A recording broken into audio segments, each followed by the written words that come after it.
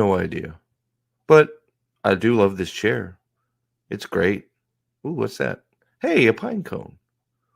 Smells delightful. Let's get that out of here. Let's go.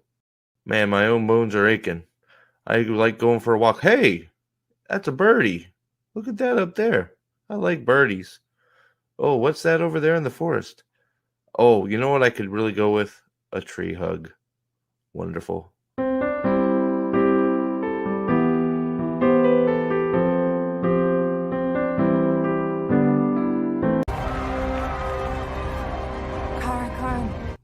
Karn! Hello and welcome, everybody. It feels like we were just here because we were. I feel like I've done nothing but stream for the last 3 or 4 weeks, but today I'm joined by a special guest, Amber from Sword of the Pen Reflections. Hi, Amber. How are you? Hey, I'm doing good. Glad to be here. This is going to be fun. Yeah, it is. It's funny. We were just talking about before we got started too, and then we'll say hi to the chat. I feel like I'm in a perpetual state of behind. And Wheel of Time has put me in this state where it's like no matter what I do, I there's always something I haven't gotten to, and I feel like that I can't catch up. Yeah, I was really working my butt off trying to get all of season 2 done in time for the fall release, which is what I was expecting. And then it comes out in the spring. I'm like, crap. Okay. So, and then I'm like, I'm going to gun through this. But I took, I think, 5 days to edit one of my episodes. And then it took 4 days to get past copyright blocks. God. Yeah. I'm not going to be able to get them out with the episodes. So I'm working on an alternative solution, not one that's going to replace this, but one that's going to help keep up to date, sort of like doing a live stream thing with each episode.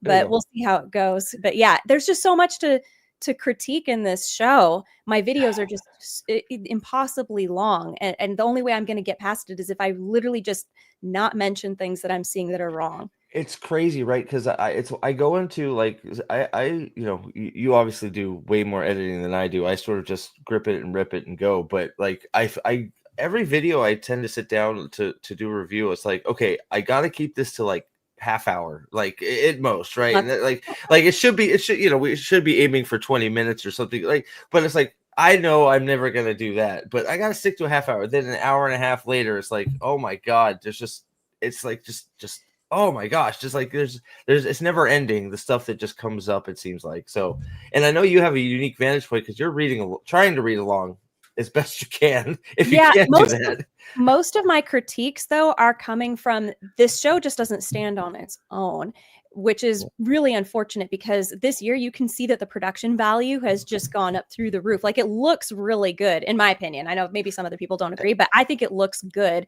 I just think that the editing is bad, the directing is bad, the writing is not good. It's not consistent also through the whole thing. The worst offense is ignoring things that have happened even in previous episodes or previous scenes. It's really bizarre to me that this show is being highly regarded by anybody. It doesn't. I've heard it compared to Game of Thrones, like not even close. Even the bad episodes of Game of Thrones were better than what I'm seeing here. Yeah, well, it's almost like I don't know how you make that comparison, right? It's like you get like, because they tried to steal the Red Wedding and did it in a terrible, like, I mean, we all knew what they were doing. That moment was impactful. Sorry to cut you off. No, of course. People have said that a lot. The reason that moment was impactful in Game of Thrones and not here is because the slaughter was happening to characters we had been with for multiple seasons and we'd grown attached to. We wanted Rob to win. And then he just senselessly dies in this moment of, oops, we forgot we screwed these people over, and they never let go of that. See, like Morghese in episode 5, she should be expecting death by the end of this season, in my opinion, and she would deserve it. Yeah, well, right, but it's like, and you we just talked about, you're just starting Lord of Chaos. Like, you haven't got into the meat and potatoes of Morghese yet, even in the books, right? So like, for anybody that's read the books, you know that is not even a Morghese move that she just pulled, right? So like, I could tell, and knowing very little about her, I was like, this is not Morghese. Well, and I think that's one of the biggest, you have been much more forgiving than I, even though you've gone pretty hard here, especially lately on them. I am hard and unforgiving about my I just outrightly hate it, right? You try to be very fair, but the biggest problem I have with what's happening with this show, and I've said it a million times, is this just need for them to keep saying that it's book accurate when it's not even close. Not even in the same ballpark. That's anybody who is saying that at this point, I don't know what planet they're living on. It's delusional. Yeah. It is not. An adaptation is something that I have a personal interest in. I want to see adaptations that are good representations, and they don't have to be, line for line. They don't need to have, you can even delete characters and add new ones to make it work. Lord of the Rings by Peter Jackson managed to do this. That's not a line for line, scene by scene adaptation. Yet what was added and what was taken out, it enhanced it. It was faithful to the themes and the spirit and the characters, and it made it work on screen. That's how you do an adaptation. You can take some liberties, but they have to be in service of what the author put in place. Absolutely. Just because I'm going to add this thing and we want Moiraine to be the main character now. What? Well, yeah, it's wild. It's wild, and they just keep going back to it. It's like, oh, well, and that's what made episode 4, in my opinion. I don't want to say, I don't know if disrespectful is the word, because there's points in episode 4 where you can see it's like, okay, you could have done some of these things, and you would have had a passable adaptation that a lot of us would have been okay with. I don't want to say all the Rand scenes, but a lot of the Rand scenes in Roydian were somewhat acceptable, and if you tried to do that level of interpretation to the whole thing, we'd probably be having a completely different discussion about this show. And it shows that they can do it if they want to do it, but they just clearly don't want to. And I think it's one of the most infuriating parts for me, anyways. It's something that you're taught in Creative Writing 101, and that is the character that has the most pressure on them, the most stakes, and goes through the most change is the one who should be your focal point. Yep. Because everybody is going to be going, why aren't we watching that character over there? And that's what's happening here, is that Rand is the chosen one. Yeah. According to the Aiel, he is going to save them by destroying them. He's going to literally slaughter them and save them at the same time. And that was, I thought, okay, good for the show, at least acknowledging that's what's going to happen. But he shows up at what's the name of the place that they all live in? Cold Rock's Hold, I think. Is that? He shows up there. Yeah. And only one person asks, "Are you the Karn?" Yep. And then he goes off and plays chase with a kid. And I'm going, no, there's no like revolt among the people going whoa. They actually mentioned that one that happened back at camp. Remember when Couladin or whatever his name was? They're like, oh yeah, he didn't agree, and so he left.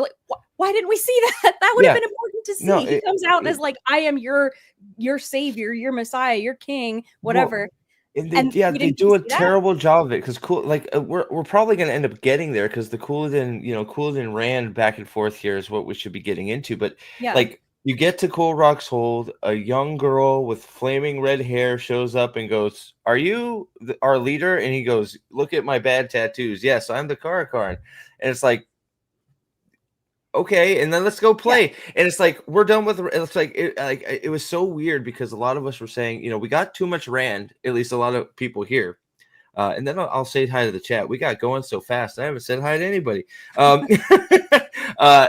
It felt like, because we all said we got way too much Rand in episode 4. There's going to be a course correction. And it was almost like they heard us, because we get this girl who goes, "Are you the boss?" And he goes, "Yes."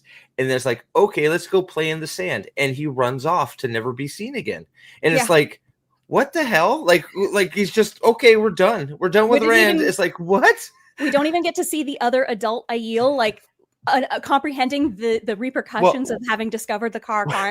we just get to see that they have a throuple and they love each other.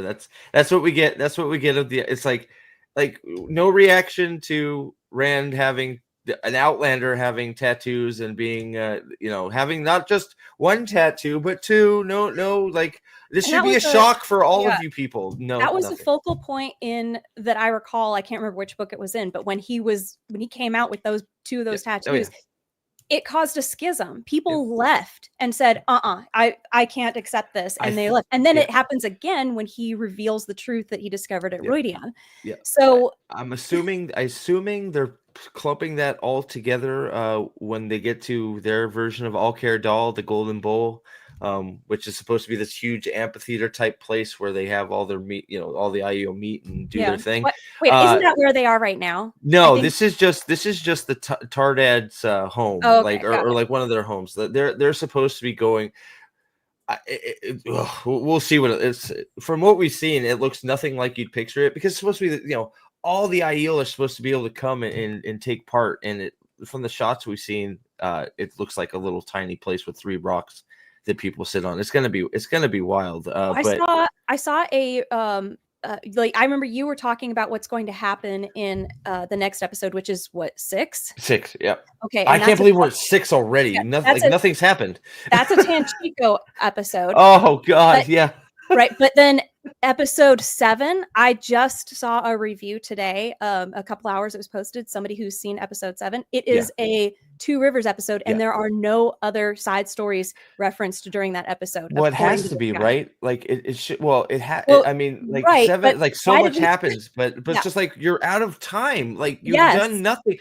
Like it's the exact reason why the Sea Folk is like the easiest cut ever, because you need that time, and you keep complaining about like, oh, we don't have time to do this, that, and that. So why you're like, I know there's some people, not me, but there's some people that enjoy the Sea Folk stuff. But it's just like, if you're so willing to have an adaptation that doesn't follow everything, that seems like a natural cutting point, because you can mold those storylines into something else.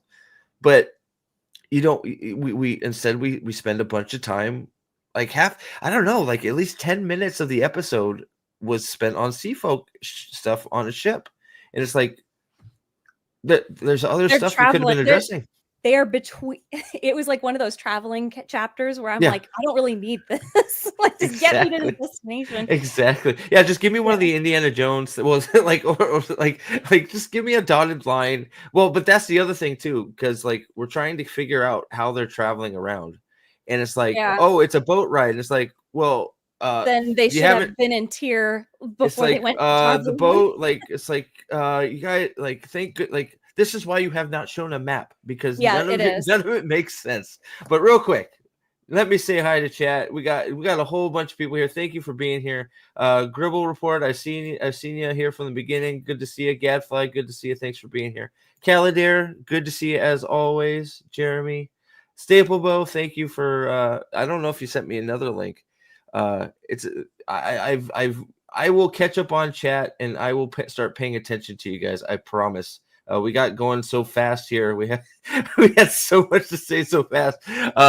But thank you all for being here, Mule. I expect you to be on your game, boy. I haven't seen a meme from you in a minute. So thank you all for being here. If you have any questions that you'd like to, I can't guarantee we're going to hit them all, but if you have some questions that you'd like to try and us to go over, at me in the chat, and we'll see. Hopefully we can cover some of them. But there's a lot to go over and not much time to do it. Similar to the show, I feel like we're so behind. But I did want to ask, because you're reading it at the same time, while trying to read it. Who's your favorite right now character? And then how do you feel they've done it in the story in the show with that character? I guess would be my first question. I'm surprised that I'm more invested in Nynaeve and Elaine and those gals in the books. Okay. I couldn't tell you which one is my favorite, because I mean, it's always for me like the person who does the most interesting stuff, which is going to be Rand. He does a lot of the most interesting stuff so far. Yes, Matt has had a few moments, but I'm still more interested in Rand because I know he's going to blow up the world. Like that, I want to see how that happens, Yeah, for me, the biggest shocker is I am the most invested in the girls when I get to their parts in the books. And I think it's because I'm so used to just being really annoyed by them in the show. So I get to them in the books and I'm like, oh, this is so much better. This is so much better, why right? don't they do this? Like, why are they having the girls? Why did they have Nynaeve act so dumb? Yes, she's prideful in the book, but she at least regrets it. Like, she almost cringes whenever she does these things because she's like, why am I doing that? Like, Nynaeve is one that makes a big. She actually ends up being one of my favorite, especially women characters in the series. She makes her arc is quite frankly awesome. You know, we have all these people out there saying that the show is doing Nynaeve and Lan's romance better, which is quite frankly ridiculous. Especially when we get to some of the later parts of the books. But Nynaeve changes and her arc is so, in my opinion, good in the book that it's crazy to see what they've done to her. She hasn't healed anybody, if we're being real. They pretend she has in the show, but she hasn't really like done. She's sort of like attempted, but I don't think she's actually like. She hasn't been fiddling around with herbs. Episode 3, like episode 3 of season 1 is the last time I think I saw her actually doing some healing. Now she's being a therapist though, which I was like, at least this is close. I enjoyed her talking to Matt and like trying to be the wisdom, you know, like support him. But I was like, why is he going to her? I mean, why all this confidence that she's going to be able to, the one to heal him? But I have it. Oh shoot, I can't ruin it for the book. But I have a theory that they're replacing something from the book that Nynaeve does, something very important that she does. Involving, I'm not going to spoil it. Involving a certain character. I think they're replacing that and going to have her heal Matt's, I guess, lack of a better term, brain cancer instead, which should have already been healed by the. And I'm like, what? The horn is making him sick? Is that what they're implying here? It's so confusing. It was the tea. It was the tea. Now it's the horn. They can't keep it straight. They can't even figure it out themselves. That's the craziest part about it. Is I was really surprised he didn't go through the arch at the tower, because I was like, oh, this is how they're going to do this. They're going to have him be at the tower, learn about this arch, and sneak in there somehow. I was like, that would kind of be Matt-like and fun. Well, we all had this. I think that one of the prevailing theories we had was Siuan was going to call him to that room with the horn to give her the horn, even though that's not how it really goes down. But it would be a way to get him in the room. That would be where she keeps it. Yeah, but it would be in the room, and like somehow he clumsily falls through the doorway, and that's of course, because Matt needs to be either evil or dumb. Like that seems to be what they're doing for Matt. They haven't figured it out, but that's what we thought was like something like that was what we're predicting. Was instead, no, they're just on a boat to Tanchico. Min's there. Hi, Min. Are you a dark friend still or not? That is really bizarre to me that Matt has not told anybody that she was working with Ishamael, and she hasn't told anybody. I mean, Liandrin, okay, it's to me, it's weird, just a weird thing to have her having been working with Ishamael and Liandrin, and then there's no repercussions for that except it's drama between her and Matt. I'm like, it should be. It should be. And then we saw like in the preview. Now it should be irrecoverable. Like he should not be able to trust her ever again. Right? And it's the weirdest. And now, like speaking of Liandrin, we're about to get a full flashback episode of a character that has no importance in the books anymore. It's going to be a whole backstory. Is she really gone? I'm on chapter. No, she's not important. Is it recurring? Nobody. Like not even recurring. She's done her part. Her big part in the story, spoilers, sorry, is basically getting the girls to the Shantan the first time. Other than that, she is basically insignificant. And now we're getting a full backstory, and on top of that, apparently now she is loyal to Lanfear. Yeah, I guess that happened when Lanfear showed up and killed her son. I guess. And I'm like, so Ishamael's not going to be upset. Well, of course he can't be upset about it. He's dead now. So I guess that works. There you go. But the thing is why would she be loyal to the woman who killed her son when that was her reason for going on living. I need to know, what is her reason for going on living now? Well, Because that was a big moment between her and Nynaeve, was they bonded over her saying, you find something to attach to and you live for that. And then when that's gone, you find another thing. So what's her new thing? Well, apparently it's this girl she kidnapped in Tanchico that she's now torturing instead of her son, I guess. I don't know. It's a great question because I don't know. It's another one of those cases where, you know, they're out of actual story for Liandrin, so they're just making weird stuff up because there's nothing for her to do. It's the same thing with like Siuan in the Tower. Siuan in the Tower is now dark friend hunting, but that's what you have. That's what Nynaeve and Elaine are supposed to be doing. So you have to give Siuan more storyline because you want her on the screen, but she doesn't have anything to do. So you just give. Do you, at the end of episode 5, did you get at all the sense that Siuan and Elida, instead of them being enemies in the book like they are in the books, that they're going to collaborate and be like, you're going to depose me and then bring the tower closer to joining the dragon? Because by the time we're in book 6, that's like the plan is to, we're going to go and submit to the dragon, but we're also going to cage him. Do you think that this is going to be part of their plan, like together, instead of them actually being enemies? I don't know. It's such a weird thing because I don't get the whole scene because she's gotten this information to find the secret room to go talk to the prisoners who are in the secret 13 depository, right? So she's done a bunch of stuff that's borderline iffy to get there. Then she goes in, she's torturing one, she kills one, then she continues to torture one. And Siuan is just like, "Oh, it's okay. We're now buddies. Let me bring you on the team." It's like, she just killed the person who's torturing him. She's a dark friend. Like, what are we doing? And it's like, so maybe she's. I don't know. I still feel like maybe that's what they're going at, and then we're supposed to get the double cross and not expect it. I still don't. I don't think that there's any. I don't know. Like, if they don't do the deposition, like if they don't depose her and have the break, maybe they don't do the breaking of the tower. I don't know.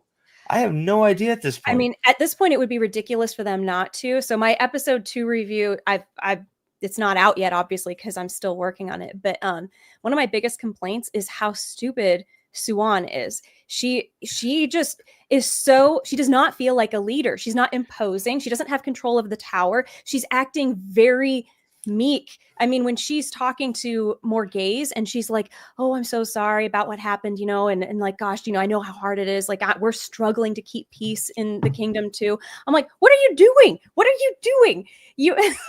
And it just was so weird. Well, and there was not a moment in that whole episode where I wasn't going like, why are they making Siuan look like somebody who should be deposed rather than she's unjustly deposed and now she has to fight her way back? Like, I'm not going to root for her to fight her way back. She would lose justly in this case. Like, she should not be in charge of the tower, especially after what she did to the Red Aja. All the other Aja should be going, wait a minute. If somebody else gets in there, they could totally exclude our Aja from any major decisions. This should not be a rule, or we should not let this woman stay in her position because this is a precedent we should not allow to stand. Absolutely. No, you're absolutely hit it right on the head.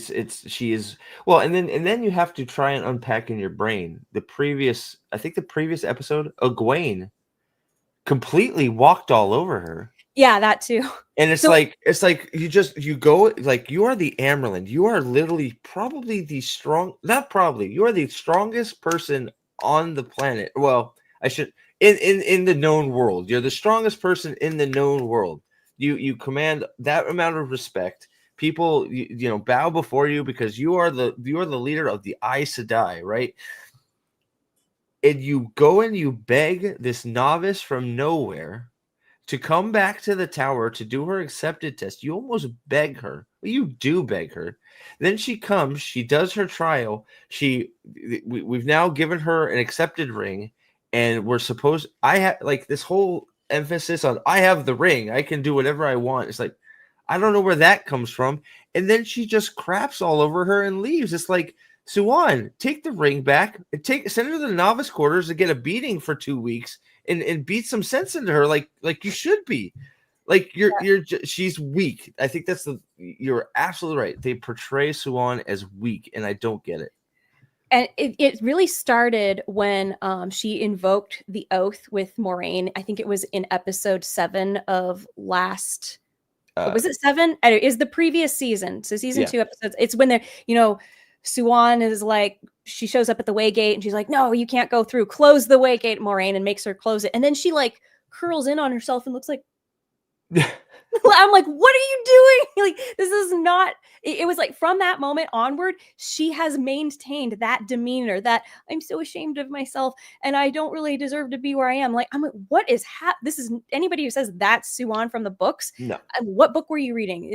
She would never let herself come across that way, even if she is in a position of weakness. Like, she's actually more like show Moiraine than in the book than Moiraine is. Do you know what I mean? Yeah. Like, no, I know exactly what you mean. It's like in Moiraine, like I don't even know what to do with Moiraine. Moiraine is just like she's a dark friend. She's 100% a dark friend. Like she's working for. She is working for like that scene that I looked at last night. I don't know if you've seen it. I did. Remember, I chimed in right at the end. I was like, "Why is she taking orders from Lanfear? Like, what's going on?" Not only is she taking orders, she's being meek and apologizing for failing. And then Lanfear says, "Are you failing because you want me to think you're great?" It's like, what? Yeah, the logic is not there in from line to line. There are so many instances and scenes where they're presenting an argument and then defending it and then coming to a conclusion from it. And I'm like, wait, none of this leads from one position to the next. And that's a perfect example right there. And she's like, I'm so sorry. I'm doing such a bad job at doing the stuff you want me to do. And she's like, I think you're doing a bad job because you want me to keep employing you. What?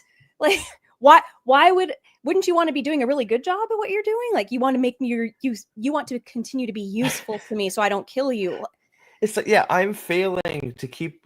You're failing because you want me to let you keep failing for me. It's like, okay, sure, I guess. Well, and it's like, what? I don't know. It's like, what's it take, Moiraine, for you to figure out that this is not a good, like, the only explanation is she's taken oaths, and I to the point where I'm actually wondering if that's going to be a twist, that she actually is a dark friend and she's like, she's done a thing. Like, again, I don't want to ruin a book thing, but like, yeah, it's like, is she actually a dark friend to get closer to the evil to get access? Like, I don't know what other explanation there is. I think that it's just incompetent writing because, and somebody, I think it was Trip mentioned that in your comments yesterday, and that's exactly what it is. I think that, and it also might be that they think this is what good writing is, because sometimes it seems like it's really stupid, but it's so consistent and there's no learning from it that I'm just going, they must think this is how good writing is. They must think that this is what keeps people on their toes or keeps them engaged, is always being a little bit confused, always not really, being really vague. I keep saying it in my reviews. If the writers must think that if they do nothing, nobody will notice. And I feel like that applies to everything here, that they're just like, you know what, if we just don't address it, then people will be like, that's mysterious. And in the end, we're trying to connect dots, and the thing is they're not connecting the way that they should if they are following the books, if they are trying to represent Wheel of Time, even if they're doing it loosely. This is a major change. Yeah. Having a character who literally warns everybody else, do not ever give into something that a Forsaken asks you to do. Like, do not bend to them, do not comply, nothing. Like, do not ever do anything for them. And it's exactly like that scene that you showed yesterday was like, this is the opposite of what her character was in the books. And I just don't see how this is any kind of excuse. She literally makes a statement. I won't be at the last battle, so all is lost. It's like, what? Like, I won't be there. Meant she herself, all is lost. Like, my life is away. Is that because it's just like, it's like, that's not Moiraine like embodies the, like, well, as long as we win, it doesn't matter if I'm there or not. Like, I'm playing the long game here. So like I don't know, maybe you're right and I just took it the wrong way, but it's just like, why? Like that's not her attitude at all. It was her feeling sorry for herself, Well, so that we, the audience, would feel sorry for her. because that's such a Moiraine trait, right? She Yeah. feels sorry for herself all the time, right? The thing is that I think there's a mistake in people thinking that if they make their character like, oh no, what am I going to do? That will make the audience feel that way. But that's not the case. What you want to do is have somebody who's playing tough and have other characters around that character come to the realization this person just essentially wasted it. It's going to seem like they wasted their life. Like everything that they were doing was to try to be there for the last battle. And there was a long game, like you said. I do want the dragon to win. That's the ultimate thing. And if it means I die, then I die. We should be the ones who have sympathy through the characters who are sympathizing for her. But to have her be like, I'm not going to be there, it kind of takes away from that. It's almost like she's asking people to feel sorry for her. Yeah, right. It felt so un-Moiraine to me. I don't know. Andrew, that's sort of what I'm getting at, but I don't know how I don't think we even broach that without messing up book stuff. So we're going to leave it there. I think so. Maybe. It's hard to tell what they're doing, to be honest. But Moiraine may be going down a route of a different character in the book. But I don't think we want to approach that any further because it's great in the books when we get there. So they've been building up Moiraine and Lanfear so much in this season. I think if they don't do with them at the end of this season what they do with them at the end of book 5, it would be ridiculous. It'd be like, what was all this for? What was it all? Yeah, I don't know. It's an interesting thing. Like, so they Sirius Black. They go through an arch and are they gone. well, because you're through Fires of Heaven, so I don't mind. We can spoil through Fires of Heaven if Moiraine and Liandrin do not go through a doorway or somehow have both off each other in some fashion. I don't know what this whole versus or good versus bad, or what their interplay through the whole season. I don't know how they're going to conclude that if it's not that. I know a lot of people, at least in my chat, think that Moraine's going to buy it, but Lanfear is not, which would be weird. I just don't see how. I just don't see. They haven't introduced the Aiel. Like there is a character called an Eilfin apparently in the casting. How for episode 8?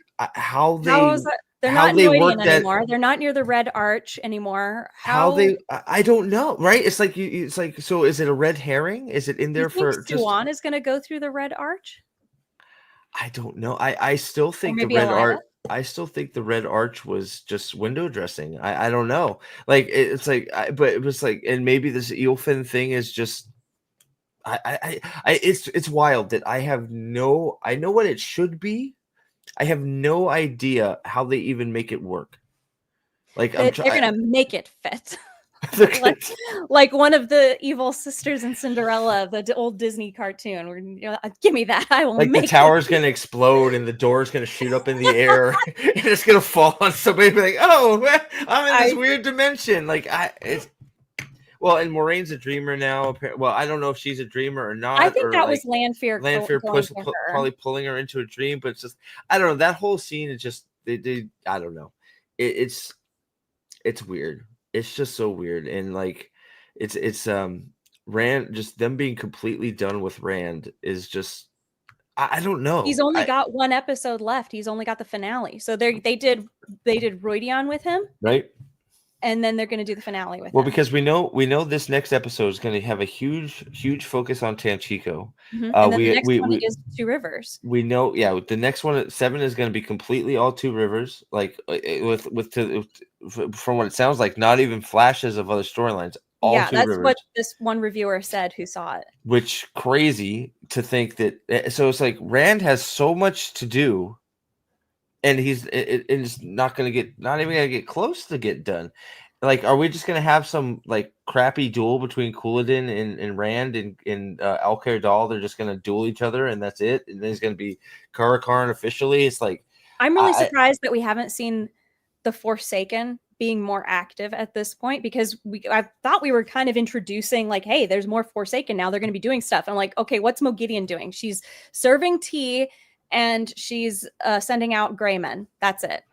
Like, what is she up to? And then the other two that met with Lanfear, we know what Gabriel is doing, but he's done for the season now. He's, I guess, like, we don't get to see him.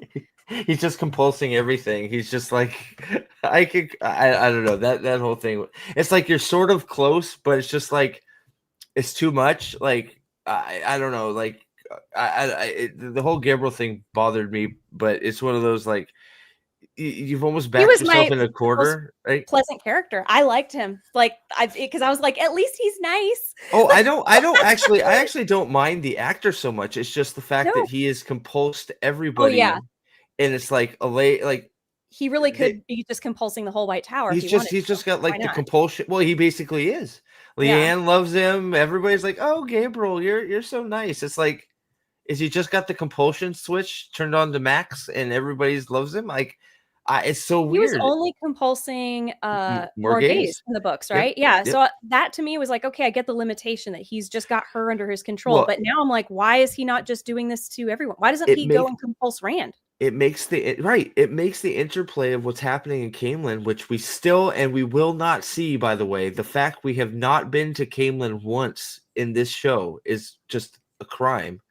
But it's what made it interesting in the book was he was just manipulating Morghese, basically using her to and just the council was reporting to him. He was controlling her, and everybody was like, you know, you had you had Basil Gill going, "I'm a Queen's man. I don't like, Gabriel is, blah, blah, blah, blah, blah," right? You had all this back and forth and interplay between people that like Gabriel because of what he was doing and the advantages they were getting from him, and going, "I don't know what's wrong with Morghese. What did she see in this guy?" And we have none of that because she comes to the tower. Why she like? She comes to Tar Valon, which I don't know why a queen would come to Tar Valon like that and be like, "Where's my daughter?" And like, that's the other thing. I laughed out loud when she comes to Tar Valon and goes, "Where's my daughter?" And it's like, well, she's down the hallway in her room. It's like, it's like she's supposed to be like, she's not supposed, like, it just doesn't work. Well, then, like, crazy. How did she, I want to know how she found out what exactly happened, because she did get a letter, I think, from Elaine.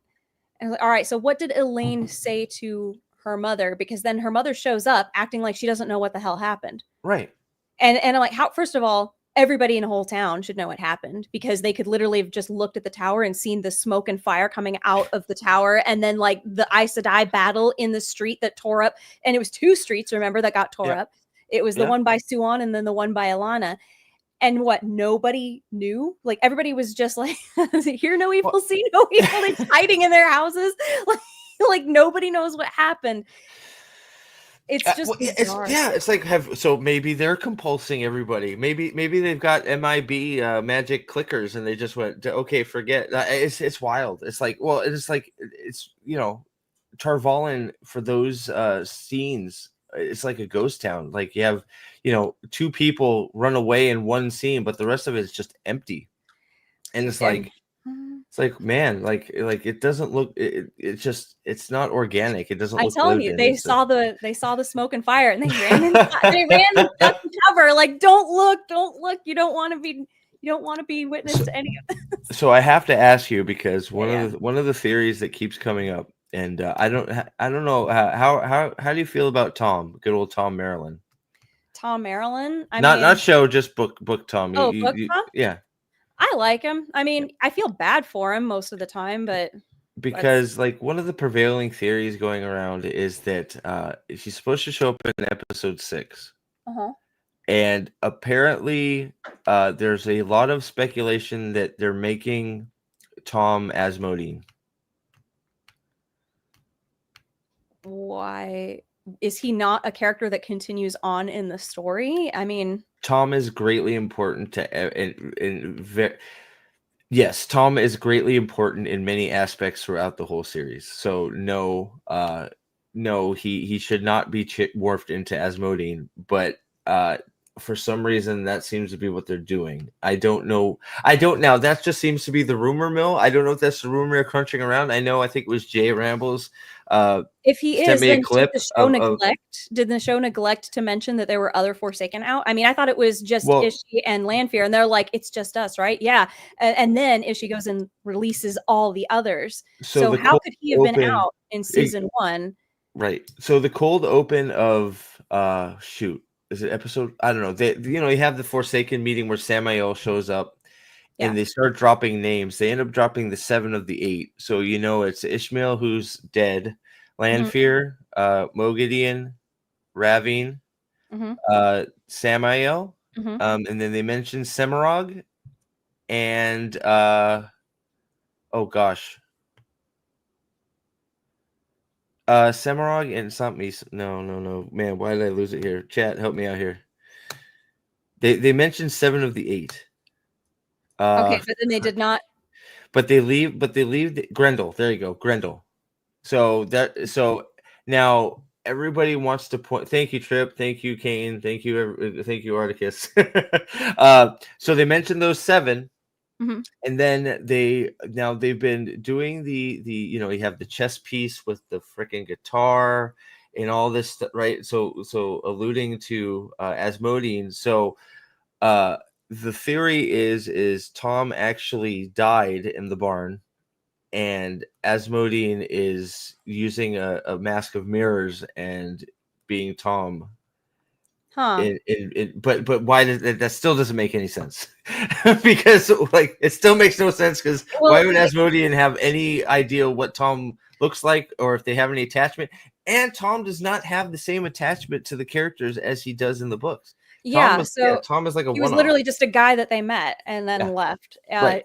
So that it wouldn't make sense to have him take a chance on this guy they randomly came across once. I'm just going to embody him and go and manipulate the kids, getting closer to them through him. That doesn't make sense. Also, I think that it would be a major retcon to say that, oh, well, actually, he's been out for a while now, because I think Ishamael and Lanfear were pretty explicit in it's just us. Well, why did you wake me up out of everybody? Why did you wake me up? Well, Ishmael was insane, right? Ishmael was out and he woke up Lanfear first, and that was made very, very clear. Also, the show up until this season didn't do a very, in my opinion, you can disagree or correct me if you think I'm wrong.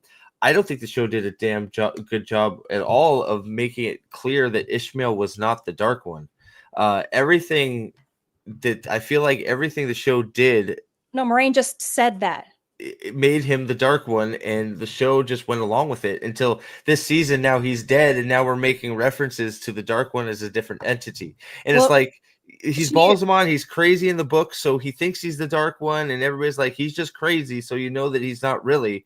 But so the show thinks he is. Sorry, go ahead. No, it's okay. In season 2, it was when Moiraine rescued Rand from Lanfear, and they're running through the woods. Remember, to get away from her because she just slit her throat. Yeah. And she turns to him. He's like, "No, I want to know what the heck's going on." And she goes, "You didn't destroy the Dark One or whatever. You set his strongest lieutenant free." That's right. Shamael. So she has acknowledged. But the thing is, there was no how did she come to that conclusion? Yeah. I forgot about that scene. You're right. There were no clues. I'm like, how did she come up with this? There was literally no indication that she had that realization. There were no clues to point to that, except what Lanfear is out now. Why couldn't how does she know? Lanfear just be out? Why couldn't Lanfear just be escaped now? Wow. Which, you know what, leads right back to the Moiraine Dark Friend theory. Maybe she has inside information, because otherwise how else would she know? She'll just know. She just knows. Just like how she just knew that Ishamael was Ishamael and not the Dark One. Yeah. Amber, like you said, Moiraine is a Dark Friend. Probably came up at the meeting. Oh man, yeah. It's oh god, yeah. So I don't. Yeah. So we got. So I'm trying to think here. So, oh god. So I just got stream brain. So no, you're fine. No. So I cut you off. No, you're good. I'm just trying to think what we're talking about. Moiraine. We were talking about how they could possibly have him be Asmodean, because Yeah. they would have to retcon, the show would have to retcon itself, which they have done many times before. So I could see them doing it. I mean, it would be a very ridiculous one because they were pretty explicit. It's just Ishii and it's just Lanfear. And then he kind of stuck it to Lanfear by letting all of the others go before he, went and kamikazed himself. Well, he didn't even do that. He just stood there and let them She just let it, like, Egwene fought. Egwene did her shield, and then Rand got up and inserted his sword. He didn't stab him. He inserted his sword. Jesus Christ! It was so weird. Oh, yeah. Well, so it's just in the fight. Like, you can always tell when there's like a fight scene getting ready, because, and I saw you did sort of a fight scene autopsy of your own. It's kind of. hard. It was just cut out of my review, but it's hard to even go over them because it's so dark. Yeah, they also edit their fights very bad. Oh poorly. God! It is very poor editing for cuts. fight scenes. Well, the thing that threw me off the most about the Alanna versus the other Aes Sedai in the street bit was that they would play out the fight to a certain point, cut, and then the very next cut is like 10 seconds earlier, and I'm like, wait a minute, you usually do this to show somebody doing a stunt from like multiple angles, like in some of the cheesy martial arts movies that I really love, like Tony Jaa movies. They will have like 5 cameras going, so when he does an amazing stunt, they can like cut and show him, flipping between 2 panes of glass, and he like perfectly they'll show it from like this angle and then this angle and then this angle. That's like what they're doing, except nobody's doing anything impressive. No. So it's very jarring. It's difficult to follow. And if you watch it sequentially, you cut out the whole, well, what if we didn't go back in time in this cut and we just watched it one moment after another? It doesn't make sense. The fight doesn't make sense. So it's very hard to dissect these fights at all. Well, that, and then just the fake out deaths are just getting out of control. Like, out of control. What are they going to do with Alanna? She's Bode Cawthon's gonna heal her. Like, that's oh yeah, 100. I don't know how else they do it. Like, how else do they do it? Like, there are no other Aes Sedai around. There's no Aes Sedai around unless just somebody shows up. Like, hey, Varen's there. Hey, I just decided to take a stroll out of the tower. I'm here now. But that's why. Like, there's been articles. But does Varen even know how to heal? I mean, they haven't even established that. Is that really? There's some superficial healing that some of the Aes Sedai know how to do, but for like major healing, you need a yellow on board, because otherwise you could accidentally sew somebody's heart to their stomach and then they're screwed the rest of their life. Like, they haven't established that. And that's also like one of the things that I don't like. I know I can see where you would say the production value has gone up a bit. I understand that. I don't. I don't. No, I don't. It's one of the. But I don't like how they've portrayed weaving. It's one of those. There's, in the books, you sort of get this idea of like how complicated it is to, and why you need practice. You're putting weaving together to create a spell to then do the thing, right? It's just lines coming from wherever, and then you're just like half the time they're just casting lines. It's like I've been referring to A Discovery of Witches, how she's doing her training in that show.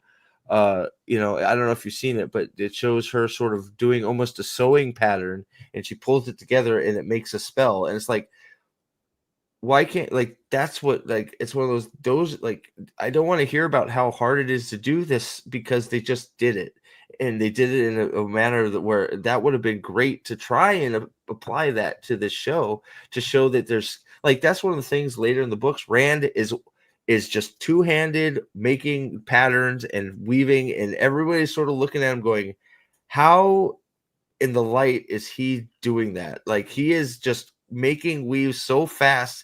It's, how is he doing it, right? It's like, but it's just lines and go, right? And it's like, I've never we don't, like, what makes a healing weave, what makes an attack weave, what it's like, oh, there's different colors and stuff, but you're not showing like what's the skills or anything. It's just they can just do it. It's just like a soft magic. They can just cast stuff, It's just right. It's always bothered me how Um, they portrayed weaving in the show.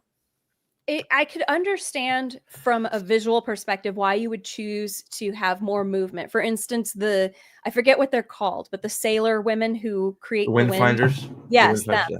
I could see, like, I almost liked the idea of them being like, it's more of a dance. I like that idea because so visually to just have characters standing there doing minimal movement is not visually appealing. So this is this is the thing though. If this was the only liberty that they took where they're like, everything else we are trying very hard to be as book accurate as possible, but we had to make this more visually appealing, so we turned it into airbending and waterbending to give the actor something more expressive to do with their body. Be fine with it. I'd be fine with it. I'd be but fine the with thing it too. is this is not the only mistake. It is one of a zillion. This is one of a zillion inaccuracies that are so obnoxious to that you get to the point where you can't tolerate any flaws anymore. I don't even.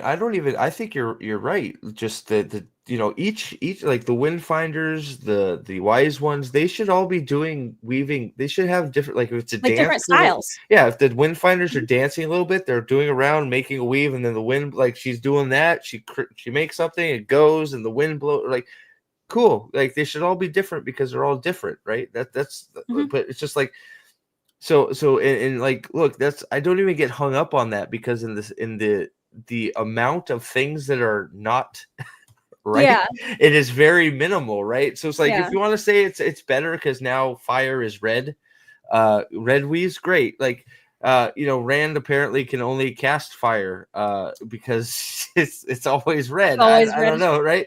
So it's like but you're right. I wouldn't even be hung up on it if anything else was given any amount of respect.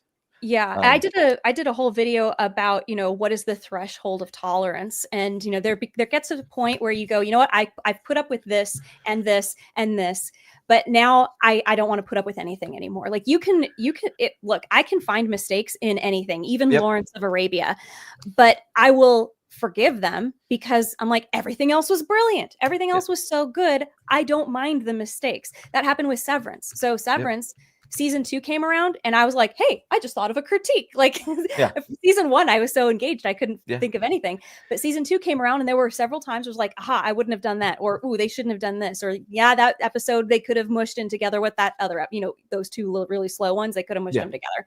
Oh yeah. But at that point, I was like, I was so thrilled with everything else that they did. I was like, you know what? Go ahead. Take a whole episode to tell just one character story. You deserve it. Like, go ahead. Well, Severance season 1 for me, it was one of those.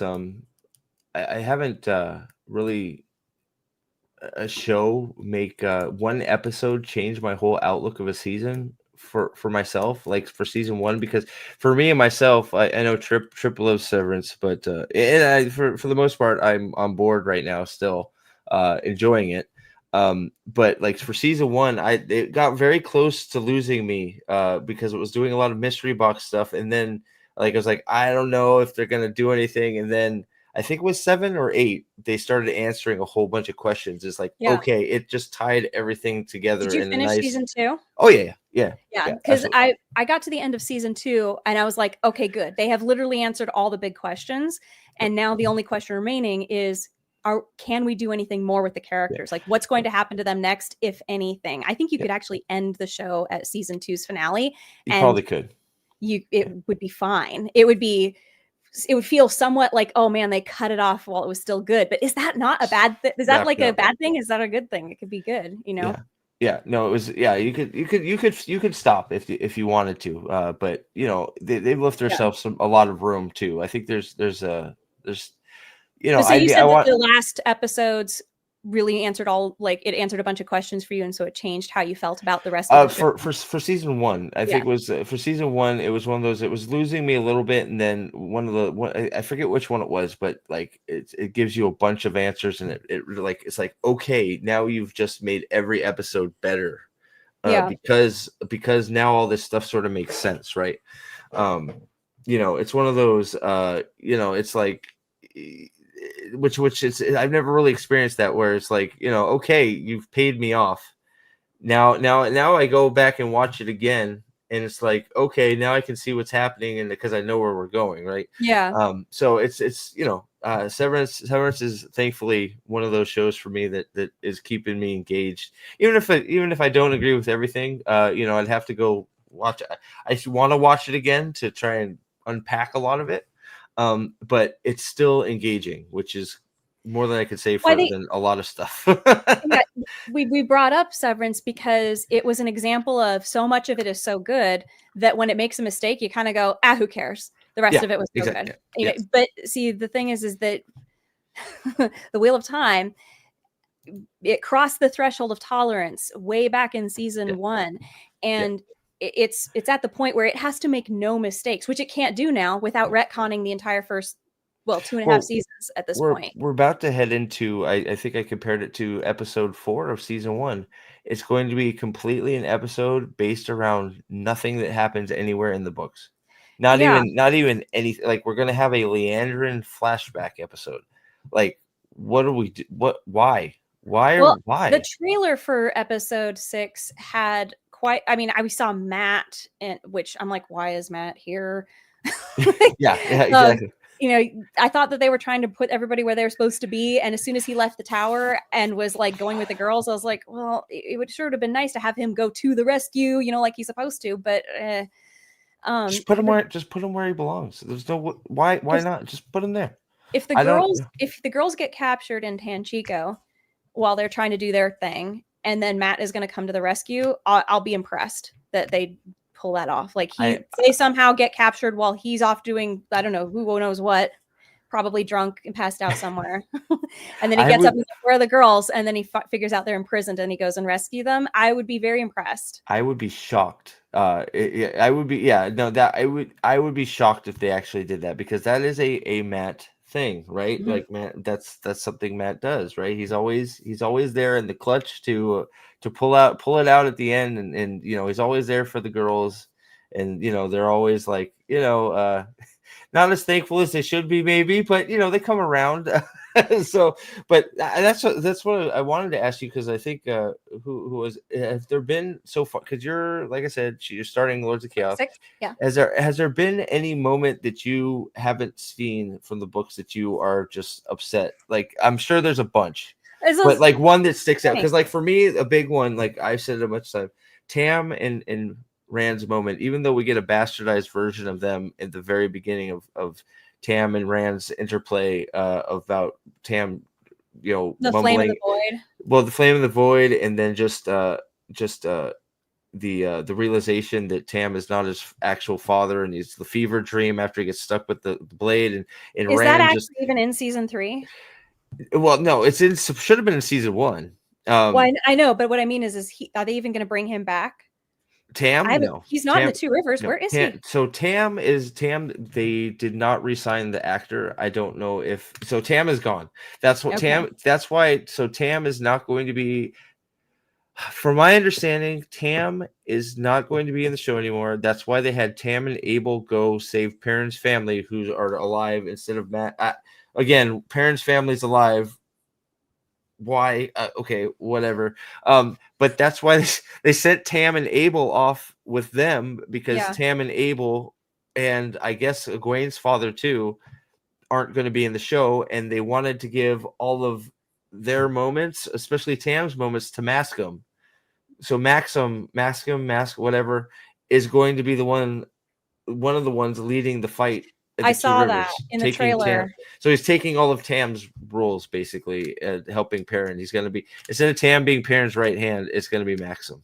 Look, if there was some medical reason or whatever why they had to get rid of Tam, and he's not a big character outside of this battle being Rand's father, but then this battle in the Two Rivers, I'd be like, okay, that's a save I can deal with. But that's not why they did this. Yeah. No. That's not why this choice was made. Guarantee it. No.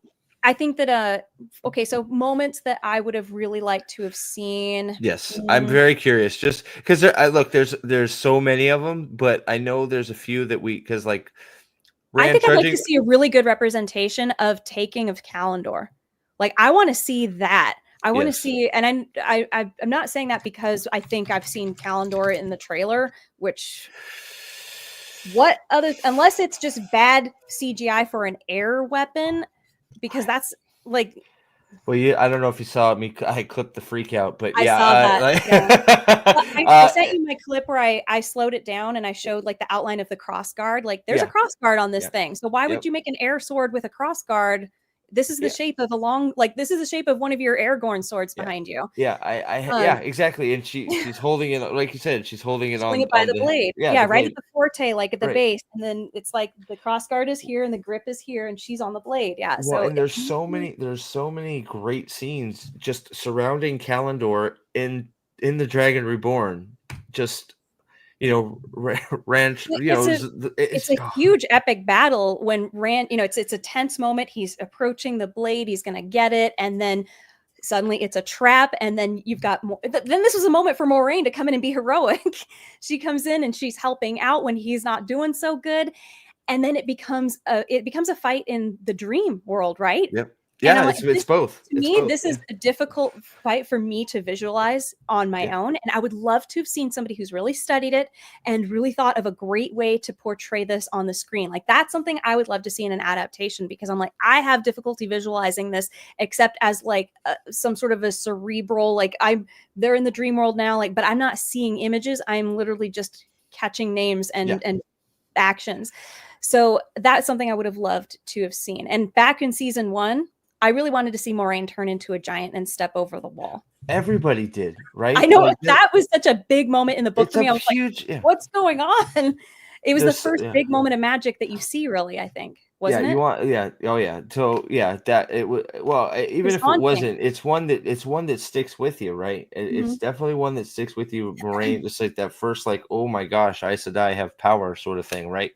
Um, so yeah, like I think that's definitely one. And when you're talking about season 1, that's like it hurts that it's gone. Instead, we get her murdering the raft, the ferryman instead. But I guess trade-offs. Yeah. It's just like, you don't get that. You don't get Tom teaching the boys how to play for their supper. You don't get any.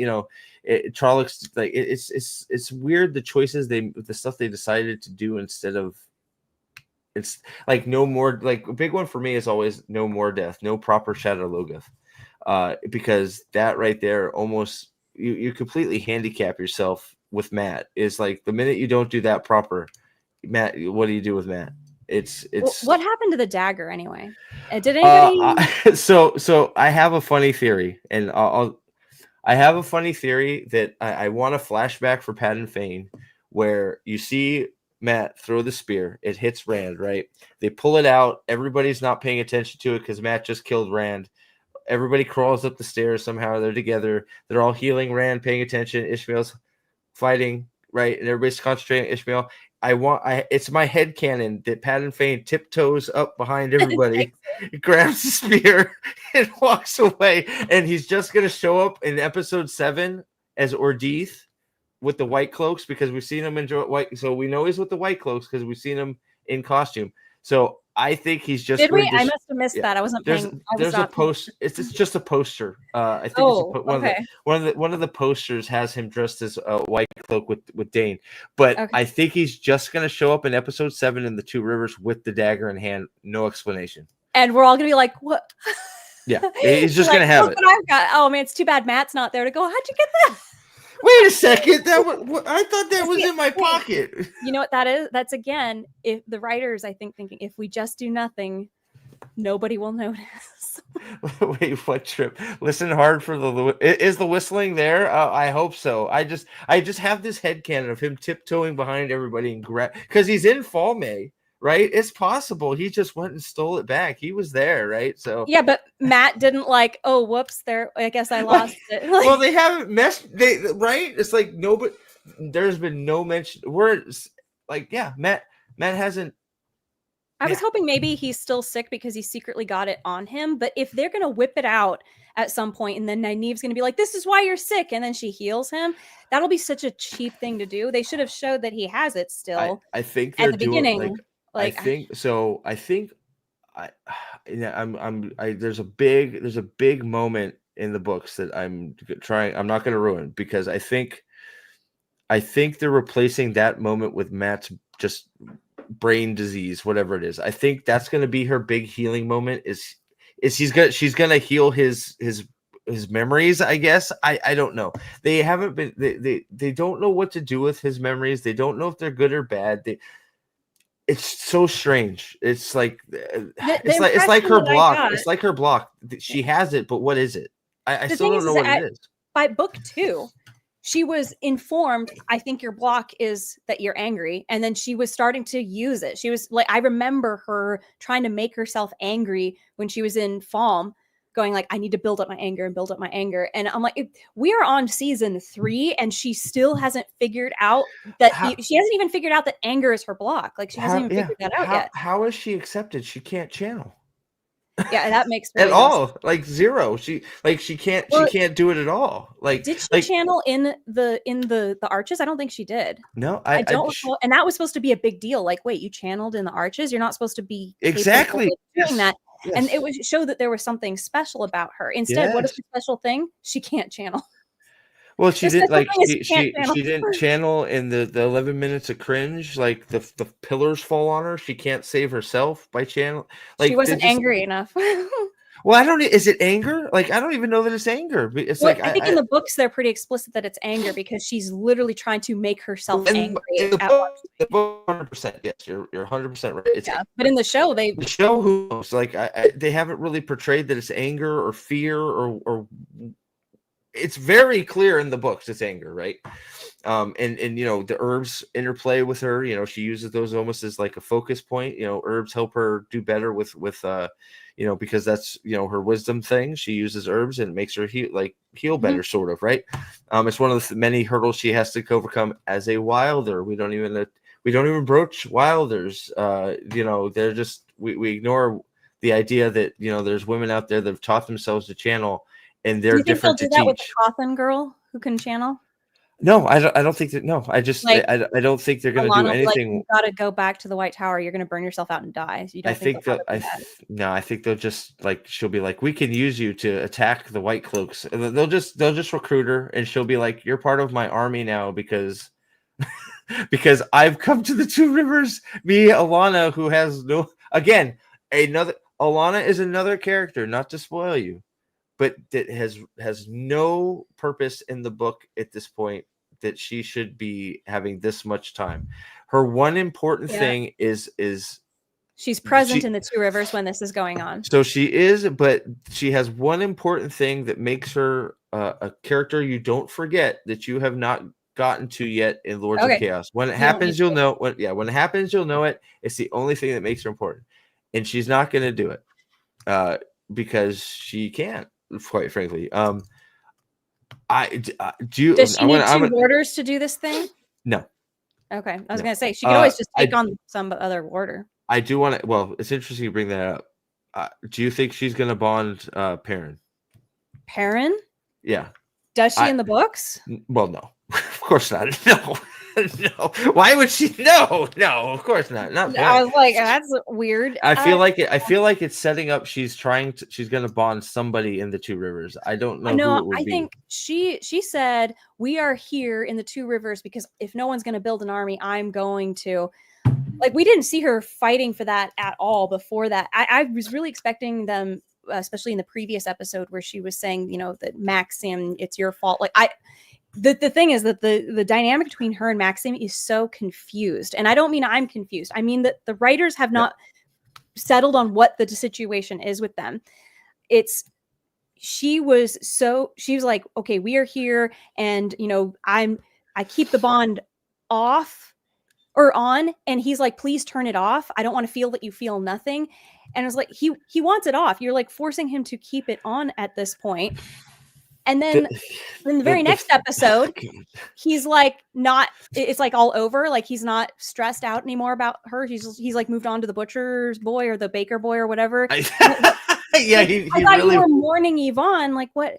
I don't think that the writers have decided what is the drama there. It's so unfocused and it jumps around. Like suddenly she's there because she wants to build an army. Why was that a big secret?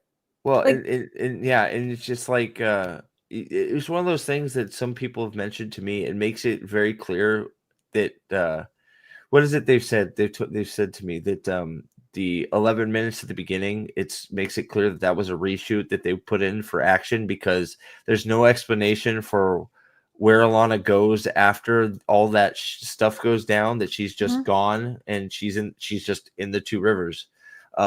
Which it would have been so much better if she was just in season 3. Hey, we got to the Two Rivers, and what the heck's Alanna doing here? Well, we kept on noticing there's a bunch of people from the Two Rivers with special powers. We're just like in the books. Yeah. We're here because we think maybe there'll be more. Her and Varen have gone exploring because there's lots of girls we need to recruit, and we know that Two Rivers. We got two powerful women from the Two Rivers. We're here on a recruiting mission, but no, the tower gets attacked by Black Aja, who they didn't even know existed before, and her best next move was, I'm gonna leave the White Tower. Like that's great. Like, isn't your job security? Like, aren't you in charge of protection for the White Tower? Yeah. Well, like, oh God, it's just turning Liandrin and the 13 in turning their slip away in the night with, like, I think there was 1 or 2 people died, but it was like off page. Red shirts. They brought they literally got rid of 2 Aes Sedai and brought 2 no names in to kill them. It was why we saw it coming. So it was ridiculous. But the thing is them slipping away in the night in the books was so much easier to forgive people acting the way that they do in the follow-up, because nothing major, except that, well, a whole bunch of women just left the tower with some stolen stuff. That was the biggest thing. But instead, you had a full-on revolt, and then we're like, you know what? Let's put these 2 novices in charge of finding them. Like, what? I mean, well, and then she does it herself anyways. Like, now it's like, okay, we're gonna put you. I can only trust you 2, but now I'm gonna trust Leanne and Varen to search for people, and Elida, even though she's killed and tortured. She immediately trusted Varen when she, in the very next episode, after she assigns Nynaeve and Elaine, like, you guys are going to look for the Black Aja because I can't trust even Lyanna or Varen. And then the next episode, we see that, well, Varen actually was assigned to assist with all of this. And I'm like, so you've revealed to the person you don't trust that. It's wild, right? Like, and I think that's something you said. And by the way, thank you all. We got almost we've had 100 people in chat. Thank you all for being here. That's awesome. Make sure you hit that like button, like Mr. Donald says. Thank you. But I think you touched on it when we first started. That they can't keep track of their own stuff. It's just like they're like, which there's no excuse for with Chat GPT anymore. Like, just have ChatGPT read your scripts and then double check. Like, there's somebody that's in charge of, that's supposed to be in charge of continuity. But I think there isn't. I think it's pretty obvious. And she says she is, but she's not doing shit. Which you're right. Yeah. Sorry. Go ahead. It's just that at a certain point, you go, like, there really isn't an excuse, except that we did something we wanted to do instead of what we should have done. And the way that we forgive ourselves for that later on is we pretend we didn't do it. Yeah. Or if there's something we neglected to do, we pretend we did do it. Like, it's very weird. It's very bizarre. That there's just no way that this will last. I don't think this show is going to survive beyond its showing. People are going to go back and rewatch it and go, wait a minute. No. Because well, that's our biggest hope, right? At least mine. I mean, so in the viewers that have come to my channel is we need this to get canceled, so the timer sort of starts again, because once it's canceled, it's just going to disappear into the vast sea of failed TV programs. Nobody's going to watch it again, and then you gotta have maybe people who understand that adaptations. Look, first of all, there should not be so many adaptations as there are. There's got to be creative stories, people out there. I mean, Severance is an example of somebody had a great idea and they put it out there, and guess what? Like, normal people. So Severance is doing the thing that when people say, oh, this could be our next Game of Thrones, there's a misconception of what that means. I think what it should be meaning is it's a show that is so well done that people who don't normally watch this genre are going to come and watch it and be excited about it and talking about it. That's what the early seasons of Game of Thrones were. Even the later seasons, when people didn't know it was going to turn to crap, they were watching every episode of the final season at bars down the street from me. And people were showing up by the hundreds to watch, like, the battle at Winterfell. Yeah. the It's a thing is, phenomenon, right? yeah. If you didn't watch it, you were genuinely missing out. You couldn't participate in conversations. It was wild. But Yeah. what people don't understand is that when there's a really, really good book, it's because everything was tailored together so well. The world building, the plot progression, the themes, the characters, the tones, it all worked really well. This is why it was a success. Your adaptation should be the next iteration of editing where you go, okay, what if we're putting this on screen? How can we portray this all basically the same, but we have to do it in a smaller amount of time, and we have this visual capability now that we have at our fingertips, and even music to replace some of the mood building. Yeah. It's just a translation from one medium to another. That's what it should be. And then slight adjustments to make it work in the new medium. Yep. And when people start figuring that out, I think we're going to see a lot more popular adaptations. I'd like to see fewer anyway, but I think that when somebody starts doing that, like we saw it with One Piece is probably one of the best manga to anime to live action adaptations there is. And there was major changes because I'll tell you what, I think it's like the first 10 episodes of the anime are covered in the first like half of an episode in the show. They really did it though. They managed to keep it faithful. I haven't watched the manga, but I did enjoy the show. Like I actually, which is crazy for the obstacles they had. They did a great job, I thought, personally, of bringing that anime feel to live action. With some of the the goofy stuff is done well. It works the way they did it, right? We need more of that, right? And it's just like there's a lot of like they did not change much. I'm just letting you know that, like, because I have not read the mangas and I've watched some of the anime. My nephew and my brother-in-law are obsessed with it. They like keep up with every anime episode that comes out, which is thousands of episodes at this point. Well, over 1,000. Yeah. And they're telling me like this is all accurate, and everybody who I've talked to, like, yes, it's accurate. They've made a lot of changes, but it's all like, this is true to the source material. And what did you get? You got a hit. Yes. Why? Because it just took the original material and translated it to a new medium. There is something for not just saying you're doing the spirit of the product. If you're carrying the spirit of the thing and you're genuinely trying to, you have to look. We've all recognized, especially it's the big thing that people want to throw at us. You want a word for word adaptation? No. We have nobody wants that. Nobody's ever wanted that. It's not.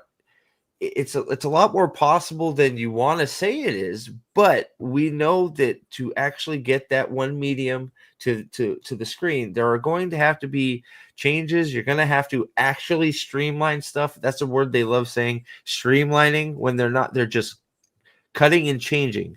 They're not streamlining, cutting and changing. That's what they're doing.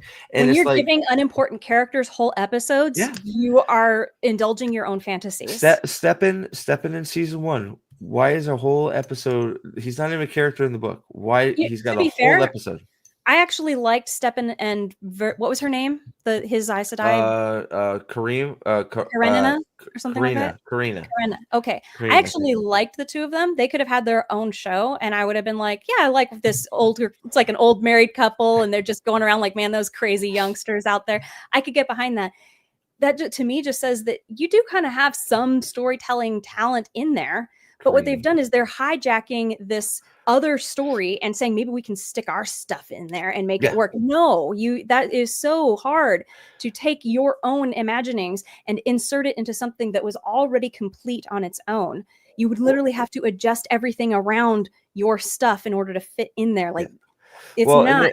There's also, I don't know how you feel, but I've always said, like, so first of all, like, I don't know. I wish we could get out of this. It has to be 8 episodes of this length. Yeah, I know we're finally. I think some show we're fine. Like Severance again isn't 8 episodes. I think we're starting to maybe break that mold a little bit, which is good because if it's a hit show, like HBO wanted more Game of Thrones, they screwed that up, right? So the directors didn't want more. The producers, exactly. Apparently. I don't want to. I almost lost Trip super chat. I'm not going to lose that. Sorry, Trip. I'll get you. No, it's my fault. So I would love that to get out of that. So let's get back to just however many episodes it needs to be to be told, well, let's do that, right? But and then like on top of that, it's one of those that gives you the allowance to do more things, right? So also I'm trying to, like Logain, for instance, there are places for you to inject your own stuff in Wheel of Time. There's not Mhm. a lot of backstory for Logain, so they sort of did some of that in the cold opening of whatever I episode liked it his was. cold opening. I thought it was the best, probably one of the best parts of season one was the Mhm. cold opening. That's where you explore stuff on your own. Yeah. You tell the story, and then when there's stuff that has more story that can be told within the story, that's where you inject your own thoughts, your own things, right? You explore those a little bit more. Now, that's why I think that's where the having a few more episodes with maybe a little bit longer runtime comes in, because you're going to need that. But there are places for you to add your own like ideas and thoughts within Mhm. the story structure. You just have to pick those moments better, and it has to be something that's involved in the show, like the Logain stuff. We don't know, like Yeah. It needs to I honor like the source all the material, stuff and going on in Gelden, like with Logain. Sure, yeah, we I don't see liked it it. in the books. Let's see it, right? Let's Yeah. do Well, those things, okay, right? how Yeah. about this? Like, okay, the battle in the Two Rivers in episode 1 of season 1, that was a battle I was like, "Oh, good, I'm glad they put this on screen." I mean, it was a little weird in retrospect, some of the things that happened, like, where did the men go? It That's would weird. it would have been nice if they didn't do it the way they did it, right? Yeah, Like right. like I still actually liked a lot of it I would have because loved it to was something I wanted to see, was her kicking ass in the Two Rivers against all these Trollocs, just her and I Land would have just really being badass. I think what would have been cool was to you have, but they of course had to do their bad mystery box with the Dragon Reborn. What would have been the way for me to do it is you have, of course, parents, the boys' farms being burnt at the same time. What's going on? So you can cut. You have Rand trudging through the forest with Tam in his fever dream. He cut there. Then he cut back to the Two Rivers. It's under siege with Moiraine doing her thing. And then if you cut back to Rand, or you see that the other farm, they're looking for Perrin and they're looking for. You sort of get this idea that, oh shit, they're there for the boys, Yeah. and but you're getting all that extra stuff too that Yeah. we didn't see in the books. That's what you need to do. Yeah. But instead they just, we're gonna make up a character and do some weird stuff, and I'm convinced they've dropped this night. I think Nynaeve was supposed to be a descendant of Lewis Theron. That's what I think that's what they were trying to allude to with her all the episodes prior to, like, because her parents were supposed to have been like old tongue. They were talking old tongue to her and all that stuff, Oh, that's right. right? I guess they've dropped that whole thing. I don't Hmm. know. But hold on. Trip for $5. They never set a framework of rules for channeling saidin, saidar, the Oath, Tar, the Warder Bond, etc. And all they had to do was use Jordan's rules. The fact that they have not defined that saidin and saidar are two separate Wild. halves of the one power is really bizarre Wild. to me. It's But bizarre. then they got to I can never remember the name, but the sphere thing that she finds, the key to The Sarkar. It's later in the books the that shows up. The Sarkar Karen, or well, yeah, guys, help me out here. that thing. The But thing, the they did define that. the white pebble. They did say like only women can use this one. Well, that's And then it's I'm like, so wild. why did you not define the difference between saidin and saidar earlier on if you're going to address Yes, it here? or even do it now. Like Yeah. just even if you're gonna do sex only Sangral, just define it now. Like, make a definition. Like, say it. Just even if it's like, but you won't do it, and I don't know why. Real quick. So Andrew, thank you for becoming a member. Appreciate it, buddy. Nice. Nathan, I want a word for word. I have never. I want a word for word. I have never expected it. Oh, Fair he enough. wants one, but has Yeah. never expected it. Yeah. Yeah. I think it's the same. Yeah, People I just agree, Nate. want to feel like the source material was honored. Really, that's all that we're asking for. 100%. Yep. Thank you, Jeremy, for the 5 gifted. Michael Butcher, Grumpy Old Gamer, Jebo, Carl Christensen, and Mark Racy. Thank you. You guys are all Dragon Sword now. Thank you very much. The Sarkinen. Sweet. There it is. Sarkinen. There. I can never get Sarkinen. it. Donald Gooch for $10. Thanks, Prophet, and Sword and Pen for holding the show to account for the desecration of Wheel of Time. Question: if Wheel of Time gets a chance to finish the story, how would you think it ends? Well, you go ahead. You go first. Maybe Moiraine lives and the dragon dies at the end of season 3. That is so. I actually like that. I think that it's one of those. I think that's something they might be building to already. Because I think I've always stood by the fact that, well, I should say the fact.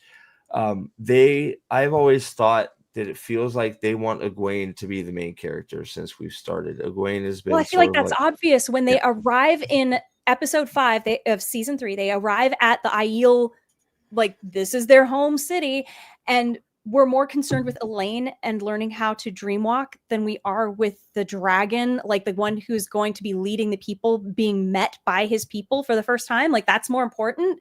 It was really bizarre. It's a bizarre thing to witness. Things that don't make logical sense. It should be that the people are going nuts. They have just met their prophet, basically. Yes. And we're not gonna show that. He runs off to play with the kids. Go to the kids' table, Rand. We're done with you. Yeah, it's why. So I actually like that thought that it's just like Rand's gonna buy the farm, and either Moiraine or Egwene are gonna take over. Like the dragon powers are gonna come in. Oh, I'm the dragon now, right? Like I don't think that'll happen, but probably not. But I think Rand might buy the farm. I think that's a high possibility. I really do. Yeah, it's really odd what the choices that they're making. And so I did hear this from now 2 separate reviewers who have watched the season all the way through to the end, saying that they believe that season 3 is a masterpiece. Like these are people who really, really love it, but that the finale is going to be controversial. Like to not say it was the greatest thing I've ever seen. The finale was amazing. It means that they could not bring themselves to say that. Instead, they had to acknowledge that it's going to be very upsetting to a lot of people. Yeah, it's interesting because I haven't watched any of the early reviews, but even so, like comments and stuff I've seen from others, that 8 is controversial, and actually from early reviews, not like YouTube reviews, but just like people reviewing like typed out reviews. 8 is sort of the one that is held in the like the least liked of the season, it sounds like. The one thing I can think is that it is so different from the books that it because if they kill Moiraine like they're kind of supposed to, if they kill Moiraine and Lanfear, why would that be controversial if it's literally following what happens in the books? Because that's sort of a weird thing, and then I'll get the super chat. What it shouldn't be if that's what happened, it shouldn't be controversial because that's what should happen, and that's exactly what you're saying. It's like so if they're calling it a controversial thing for them to actually follow the books, what weird planet have we landed on? Right? It's I think it's going to be something like they have not followed the books. I think that was it you who pointed out that the actress who is Moiraine has moved. Like she's been living in some country this whole time because I think it was Dane. I think Dane is the one that has pointed out that I know he said something about contracts for 3 years, and I think she left Prague or wherever. A few people have said it, but I think Dane, Tripp, Staplebow, I think those 3 people have said it the most, but they're on top of things. I don't know how, but they track all this stuff down. But I do think that's a pretty strong indication that they are writing her out, because if they're following the books, they have to. Yep. And they've been claiming all this time that they are following the books. So if they're gonna, she's supposed to be done at the end of this season, and her moving would be like, okay, then she's gonna move. She's moved. Rosamund Pike has moved to a new show set in Silicon Valley. So that to me is like, then they must be following the books.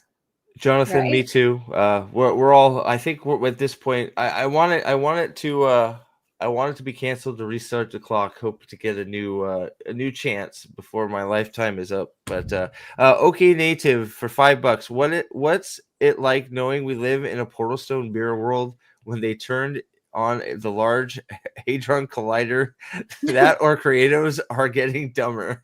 Yeah.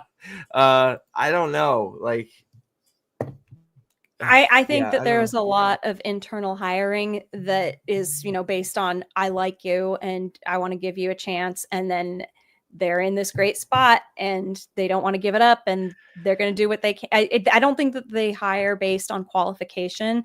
They hire based on I like this person, or this person is my friend, Yeah. or this person works in the same company, and it's better to just move people around internally than it is to hire from outside, which doesn't make sense financially, but I mean, Well, yeah. that's why so many Well, corporations don't hire from within anymore. yeah. So this brings up. So if they, so I'm curious. So if they kill her off, Moiraine, like they should. Mhm. I think Rafe Judkins was only signed on for 3 years officially. So Oh. what if? So what if? Like I think he had a 3-year contract. Dane, correct me if I'm wrong. I think you're the one that told me that officially he only has a 3-year contract. So what if we're living in this weird world where we get rid of Rosamund Pike as Moiraine? Lanfear is gone. Rafe Judkins is no longer on the program, and we hire a new showrunner, and the person that we made the main character is gone. And could we get the weirdest show turnaround ever because we've gotten rid of the, because we do so much on the show of we're making a storyline for the actress the actress or actor, not for the character. Rosamund Pike is very talented, so we have to have her on the screen. Kate Fleetwood is a treasure. We have to get her more screen time.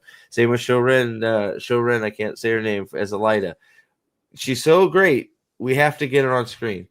If Moiraine, the main character, is gone, and Rafe, the person that made her the main character, is also gone, and somehow this gets another season, are we in a weird, crazy world where they might be able to change something, or is it so damaged at this point? I think it's probably too damaged. Too but damaged. Yeah. The only thing that they could do is pretend that the first 3 seasons didn't happen, and then say we're picking up with book 6.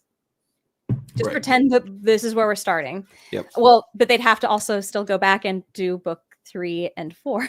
Like, we've skipped so much. They would have to still make up with that somehow. But no matter what, they're going to have to retcon everything. Like, everything that they have done themselves, they're going to have to go back and undo it or redo it or whatever. There's no way to save it. It does not make sense to save it. It's definitely hopium. It's more of just like Hopium. it's more of just like a curiosity. There is no saving it. You could put the greatest right. It's gone so far afield that there's no bringing it back. I heard some funny arguments, people saying like, well, there's plenty of shows that have had rough starts and then gotten good, and they bring up Star Trek: The Next Generation, and I'm like, this is a completely different kind of story.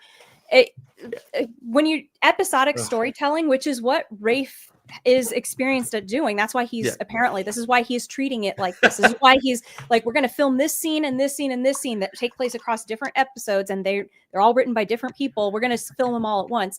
It makes sense, like if that's how you do it. But watch the Star Trek: The Next Generation, and the characters, the main ones, the recurring ones, don't have big character arcs that are streamlined through the entire series. You have a couple of moments where they're like, okay, Captain Picard, he got captured by the Borg, and occasionally we're going to bring it up in all the episodes that happen afterward. Not every episode, but when we have a moment with Captain Picard and it's necessary to bring up I was captured by the Borg, like we'll bring it up then. But you could literally jump in at any point in The Next Generation and not be lost, because the characters have not gone through that much change from even one season to the next, really. That's why it works there, because the episodes are independent of each other. This is not how this is long form storytelling, which is a newer term that I heard Brandon Sanderson use, and it's appropriate. Long form storytelling is where everything that happens leading up to a certain point is necessary in order for that point to make sense.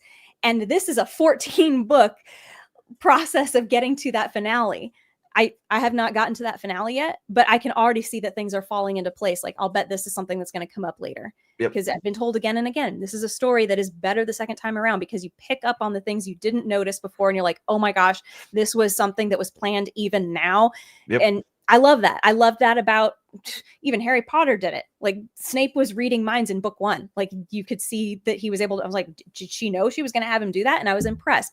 So if you've got a whole series that's 14 books long and everything is leading from one step to the next, it has to be all written and edited as a whole. You can't do this episode by episode or even scene by scene, which is what they're doing. Yeah. Well, it's a rudderless ship. The showrunner didn't know what he was doing from the start. I mean, even if you're going to have different directors, you got to have, that it's just, too many writers, too many captains, not enough, not rating. Well, and then the wrong captain on top of that, who didn't have any interest in actually telling the story. Right. I think that's the biggest problem is he had no intent in actually telling the story or even being close. He wanted to tell his own story within his own world. I think. I don't know what he did. After the stories that I heard from Brandon Sanderson, I mean, here you got one of the leading experts on the material because he wrote part of it. Yeah. Like, why would you not take everything to heart that he says? And the biggest piece of advice that he gave them was you have to write this as a whole. At least the season has to be written all at once, and then you edit it all at once, workshopping it. That's what editing is, to make sure it all works. And then you go, okay, are we ready to film this? Yes, we are. Then you go and do that. The fact that he could not even comprehend that that's what is needed for this means he didn't really understand the story at all. He did not understand what made it great. Yep. And that's why it's a fan fiction. What we're seeing on the show is a fan fiction. It is not an adaptation. No, 100%. Well said. Yeah, it's not. Okay, Nynaeve, for $5. Imagine having an IP that has sold 100 million copies, a fleshed out world and arcs for all the major characters, and you still F it up. We can't. That's why we're all still sort of like reeling from it. It was the easiest win ever. The writers had they could have had the easiest job. You pull a bunch of dialogue out. Was Hunger Games pretty popular of a movie series? I would say, I think, yeah, absolutely. The Hunger Games series. Were they pretty faithful to the books? I don't know. I never read the Hunger Games. And if somebody has read Hunger Games and seen the movies, let us know in the chat, because that was a franchise that I seem to recall doing quite well. I don't know about this latest movie, but I know that the original books and movies did quite well. Yeah. The Hunger Games series did very well. Yeah, they did. It did. They did really good enough they decided to do this prequel series that has bombed. But I don't. But the thing is how can you not see that and go, yes, that's what we should do? It is boggling. So that super chat that someone gave you talking about, like, they already had a series that the story, the characters, the world building, everything, it's already sold 100 million copies. How could you not say, holy crap, there's people who won't read those 14 books, but they'll watch a show that's just like that? What if we retell the same story but in show? It's what made it popular, right? Yeah. It's what sold those 100 million. It's like it's a no-brainer, right? I mean, and then you don't, like, that's always the mind-boggling thing. You have those people that bought those 100 million copies then become your advertising. You go out there, you do the thing, you do your best you can. Of course, there's going to be some changes, but then you get all the story people, the people that are book fans on your side, and then they will help. That's what happened with Game of Thrones, and bring everybody in. It's like, hey, this is good, and then you read the books, and then you're sort of going hand in hand and going, okay, look, this is a little bit of a change, but it's okay. I see why they did that. Right? You compare and contrast, right? But it's just like, they've done such a bad job of even following anything that it's just the alternative. It's completely abomination. Yeah. The alternative is, I take issue with that, Sam 8000. Deep Space Nine. Deep Space Nine is better than TNG. I'm not. I want that. It's a different flavor of tea, and that's fine. So okay. What was I going to say? Oh yeah, the alternative is to say this is an inspired by, and they could have done this and gone a wildly different direction. What if we told the story of the Dragon Reborn, but it's not his story, it's just Moiraine? We are not even going to see to the end of the Dragon Reborn story. We were going to watch her on this intense mission to guide him, and then realizing she has to surrender to him, and then realizing I have to die so that he can win. Yeah, so like that so could have been great if we were just focused on her and nothing else. Everything else is not important. Like we are just with her. It would have been much shorter story, but it still could have been good and faithful to the source material. I can see a world where it's like, okay, we are just going to do Moraine's point of view of what happens in the books. I think that's what you're saying, right? So it's just we follow Moraine's point of view, what happened. She's the main character. It's just we're doing the Wheel of Time, but from a different like flavor, right? It's still the Wheel of Time, but you know, Moiraine, you're getting the personal thoughts of Moiraine as she enters the two rivers, her personal monologue of I'm here to find these boys.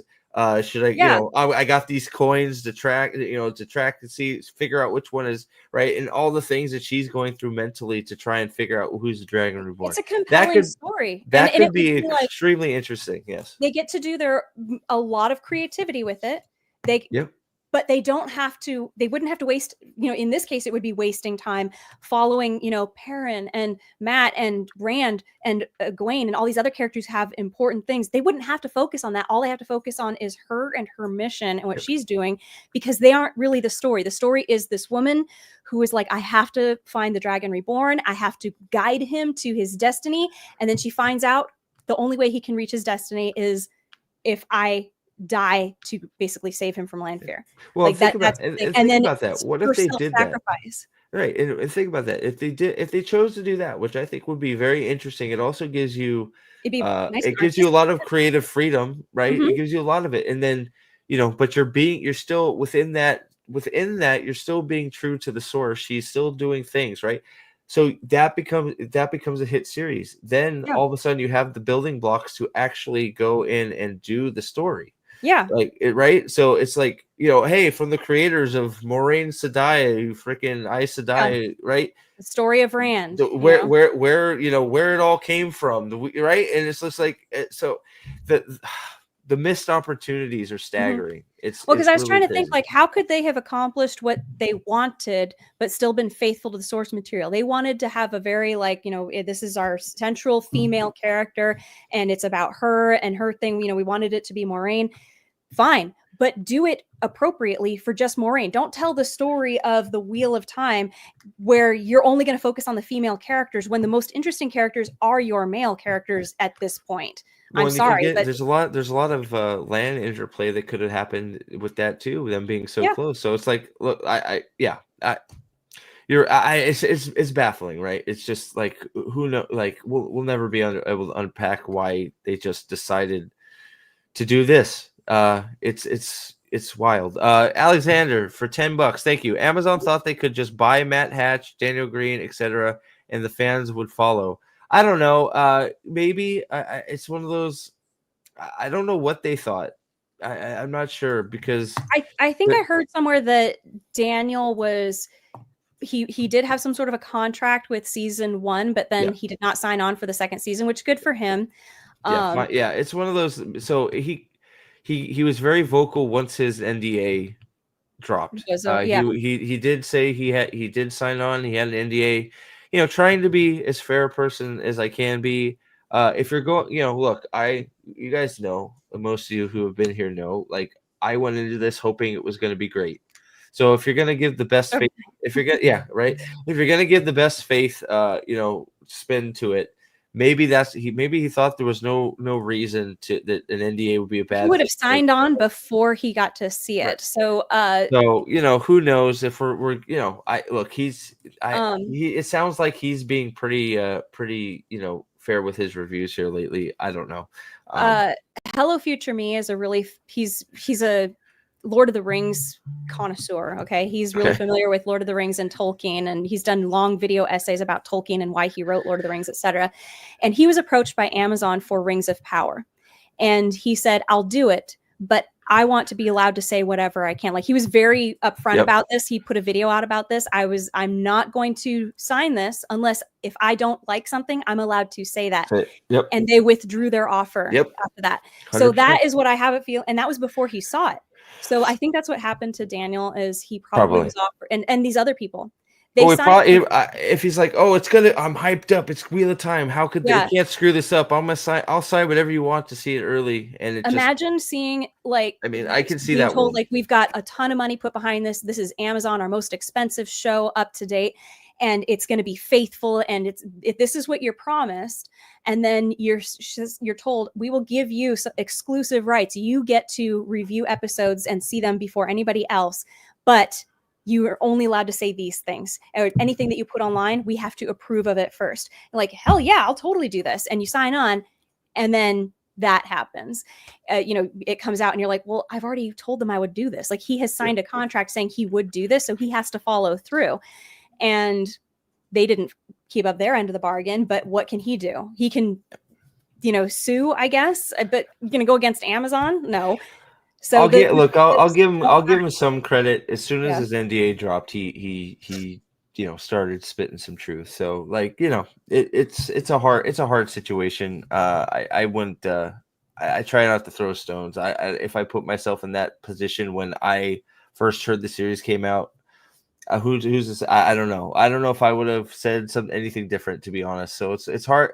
It's hard. Hindsight's 2020, right? So but you're right. They I think you're right on the aspect of they grabbed the most popular Wheel of Time people they could and thought that we would all just like clap along, I guess. And it just shows that it's bad enough that yeah, it's shockingly bad. I don't, it's one of those, even when you're trying to be incredibly fair, the fact that I can hardly find anything good to say about it other than the costumes and the sets. Yeah. And once we get to Tanchico, that's not going to happen. Like we've hit Pirates of the Caribbean, right? It's like why are it's literally just the weirdest thing. Like it's gross looking. I'm sorry. Yes, it is, right? And I'm fine with there being a gross place, but I was like, the only thing I had to look forward to was how beautiful the costumes and stuff were. And I know like some of them are wacko, but they are well constructed. Like these took effort to make. These are not simple costumes. They don't look like costumes. They look like, historically, like not historically accurate, but like this is something that is elaborate enough that I think a real person might have tried to wear this at some point in history or not real history, whatever. You know what I mean? Yeah, a lot of effort was put into them. Yeah. And I can appreciate that. It's like watching a runway in New York in some ways, because I'm like, wow, that's an interesting work of art. I agree. You could see there was an amount of effort put into it, but it's just like for the wrong thing. The big thing that always gets me is not even the costume, because some of the costume is the attention, the lack of attention to detail on some of the things like the swords and the tattoos and some of the Horn of Valyr, for instance. Weird looking. Well, the thing, I mean, I don't know if you heard me talk about it in Matt's. It's actually one of the things that pissed me off the most, that he's wearing a actual right looking pendant, a curled horn, that looks like what the Horn of Valyr should look like. I find those things to be personal FUs from the showrunner saying, I know what it's supposed to look like, but F you, I'm going to do what I want. And it's like, I don't know if that's true or not, but like, he only has himself to blame for that, because he's gone out saying, I'll make characters gay because you guys don't like it. It's just, it's the weirdest thing. I don't get it. Yeah, I would normally not throw shade at the creators even, but when I'm sent quotes from Rafe Judkins saying like things that he's threatened the fans of the book who are like saying that, hey, we want it to be more faithful and we don't like that it's more faithful. And he's like, oh yeah, well, I'm going to change this. See how you like that. I'm like, I'll make Perrin gay. It's like, it's hard to defend somebody who is like, yeah, you got to maintain some professionalism when you represent an entire show production like this. Everybody who's working on this show is dependent on you representing this show well. And if you're going to go out there and do that, you're turning people against you and everybody involved. Yeah. I don't know. Yeah, it's that the guy who plays Gowan was like all disappointed when he realized that his character is so disliked or something. Oh yeah, no, I read. It was an article, but it's like that. Yeah, like I don't know. I don't know that that's even. I know some. There's a space that people. I actually don't. I know there's a lot of people that dislike like how Gowan acts later towards Egwene. It doesn't bother me as much as many, but like I don't know. He's just whatever. I don't want to. I'm not going to say it either because it's that is way further down. So we're not going to go there. Technically Mexican for $10. Congrats on crossing 100 live viewers. Thank you all. Thank you very much. All it took was having on an attractive guest to counteract this guy, Steve guy. She's also smart. I'm trying my best not to be sexist here. Thanks, man. Thank you. Appreciate you, man. Jeez. No, I advertised on here, so there's got to be some people on here from my channel too. So. I would hope so. I saw Machine Gun Bunny. So Machine Gun Bunny is my sister. So. Oh, hey. Well, hello. Thank you for being here. Yeah. So like, oh gosh, it's been wild. Yeah. I mean, we've been going. Are you still good for a few more topics, or are you running out of steam? No, I'm not. You good? I mean, I'm good. I go forever. So yeah, same here. Well, when I record myself, it's like 4 hours straight of me recording, and then I have to cut it down to 2 hours if I can. I can't believe my recordings are so long, and I still manage to get them to as short as they are cutting and go like I. Well, you guys, TechMex is also a very talented editor. I can't edit for nothing, but who is there you go. Technically Mexican. He does some great edits on his stuff. So, but he's a very good editor. You too. I record and go. Like it's something I really need to work on, but yeah, you guys are way more talented than me. I just get mad and say stuff as fast as I can. So it is by far the most time-consuming process. Yeah. Hey. There you go. So go ahead. Sorry. So yeah. Oh, just the editing process takes so much longer. I put out a 1 minute and 15-second video the other day. It took me 2 hours to make it. 1 minute and 15 seconds. Like, so imagine doing a 2.5 hour video, except they start out at 4 hours. So then I cut them down after that 4 hours. So yeah, it's not fun. It's definitely the worst part of this whole deal. But editing, yeah, I'm not good at it, and I lack the patience. But at least I'm self-realized. What can I say? Yeah. So let's see. So we're going into episode 6. I'm trying to think here. So you're Lord of Chaos.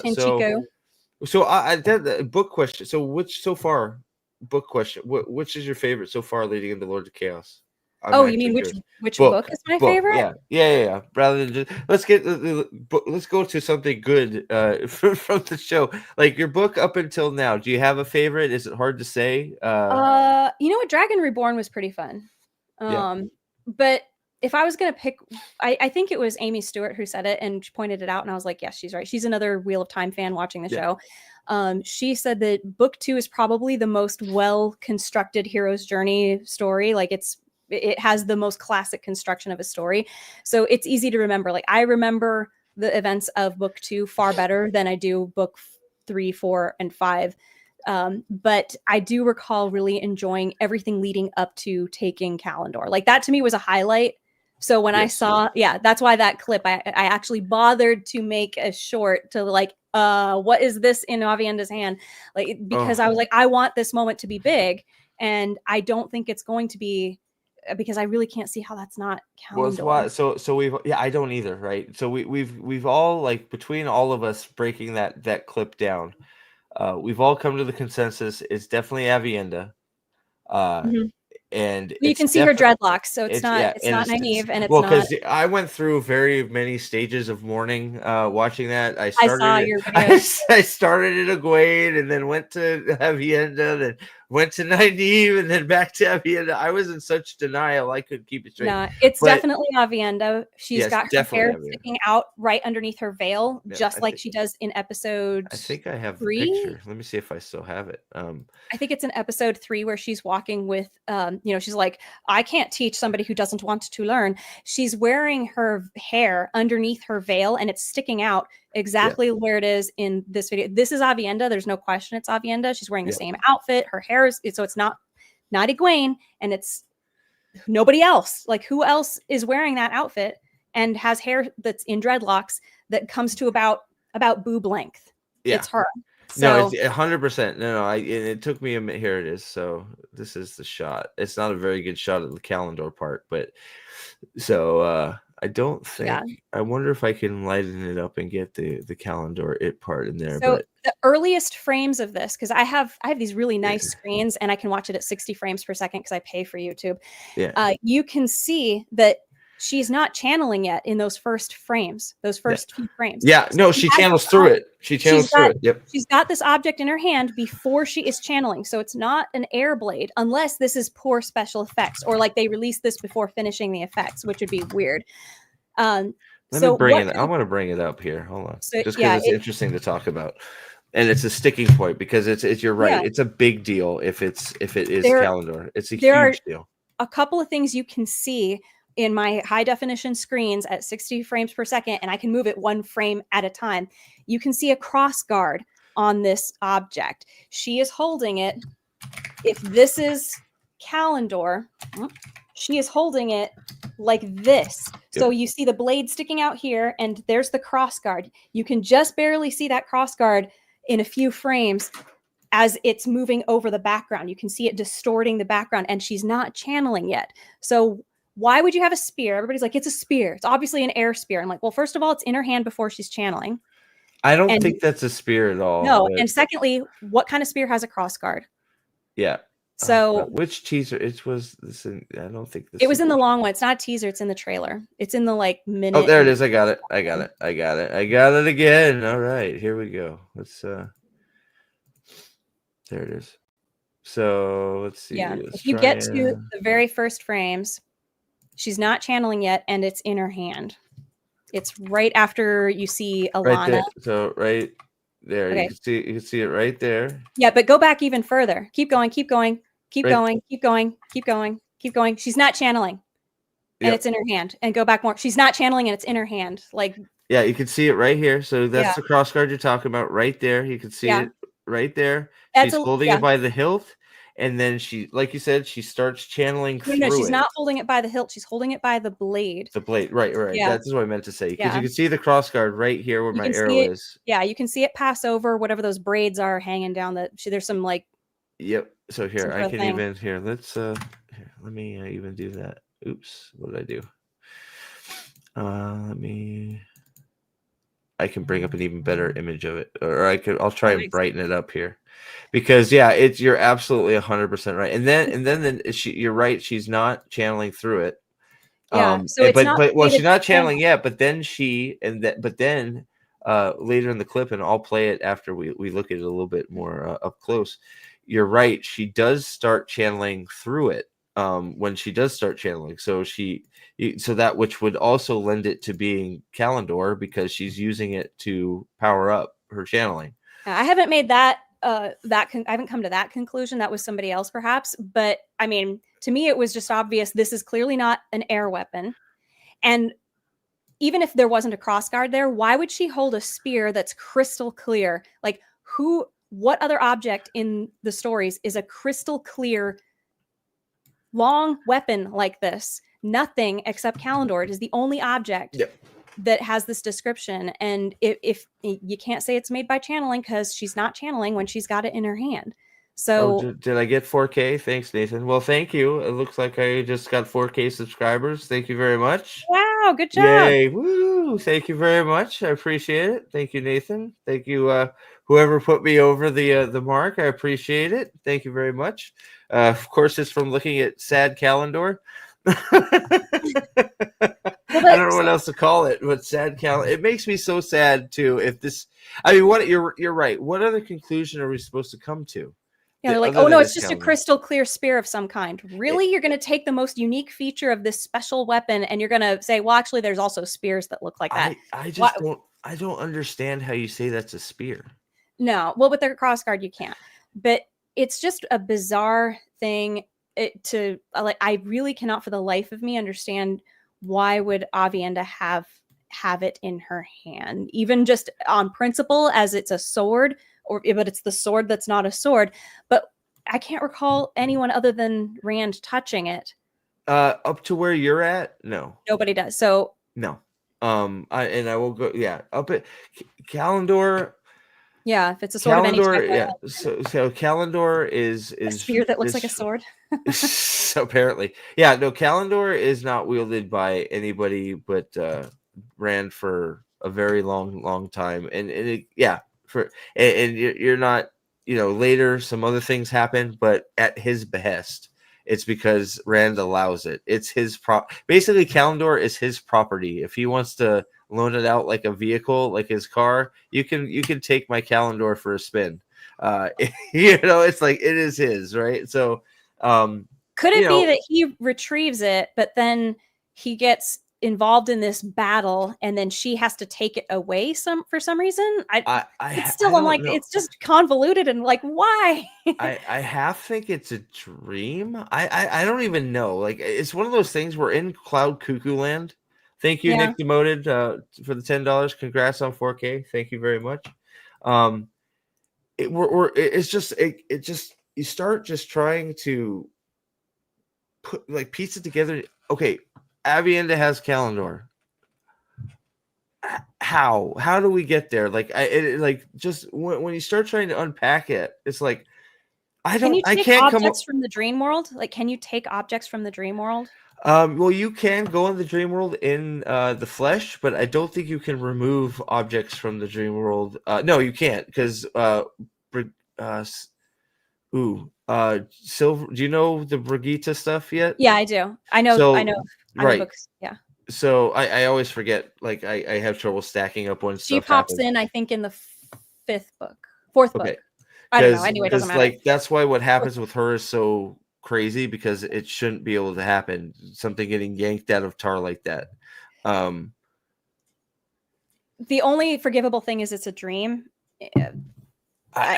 Maybe, but still, like, she's dreaming of Callandor. Why? Like, is she able to channel in a dream? You're not. You can. Well, we saw Nynaeve do it, but it was a very special case. Well, no. So you can channel in a dream, but it's sort of like. Oh no! Wait, that was the arches. The arches. You can channel in a dream, but it's seen as like amateur-ish to do it, because if you're a master dreamer, you can do many more better things just controlling the dream. So channeling, you can, like, if you channel a dream, if you're a dreamer, you can just be like, "What is that?" and like get rid of it, right? It's like, because you control the actual world. Well, how about this? We've got Avienda. We have not seen her channel at all yet, and we've got 2 episodes coming up, neither of which really has a strong presence in the waste. So, are we going to just skip over Avienda learning how to channel? I guess she's just gonna know how. I don't know. Like, it's maybe she's just gonna figure it out. Trip, were you telling me to? Trip asked me to do something. I didn't see it. Episode 4 said that Callandor was the male half of the Sarkinen. Mm-hmm. So this is Callandor. They are screwing up their already made up lore. So only if she's actually channeling through it. Which it looks like she is. It looks like she is. If you look, so like here, I'll slow it down. So it does look like I can see. It looks like she's so that's the first frame. You can see the lines coming out of Callandor around her, and then into the flame spear. You guys said this is a spear. I still think it's a sword, but I could be wrong. The flaming one, I think that's a spear, because you can see a tassel.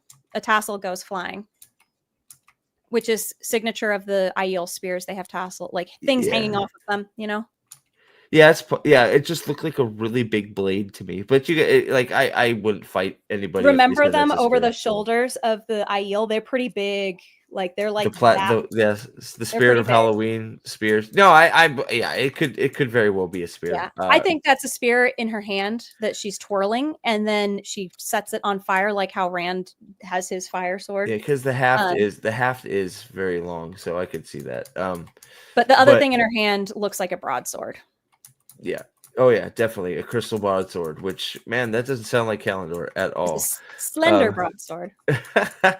So you can see it sort of going around, and then it goes around here, and then it lights her. It does look like she's channeling through it. Yep. So which also then brings up all the. So it's like, okay, so I thought Callandor was the male half of the Sarkinen. So. And then, like, they mess up the truth. So because they won't state, you just mentioned it earlier, because they won't state there is a Sidene and Sidar. So the one power is is not two halves. The whole true power thing where Lanfear was looking for a power that both could wield doesn't make any sense. Yeah, like what's the big deal? Everybody channels from the same one source anyway, right? Yeah, everybody channels, both men and women channel from the one power. It's just men make it dirty now. It's the same thing, right? So it's like, so that makes the true power not nearly as like attractive. Rand's description in episode 2 of season 3, where he talks about the pool with filth on it, and the sweet and the bitter. That's the closest we've had to them explicitly showing there's a difference. That he himself is not making it dirty; it's already dirty, and he's trying to.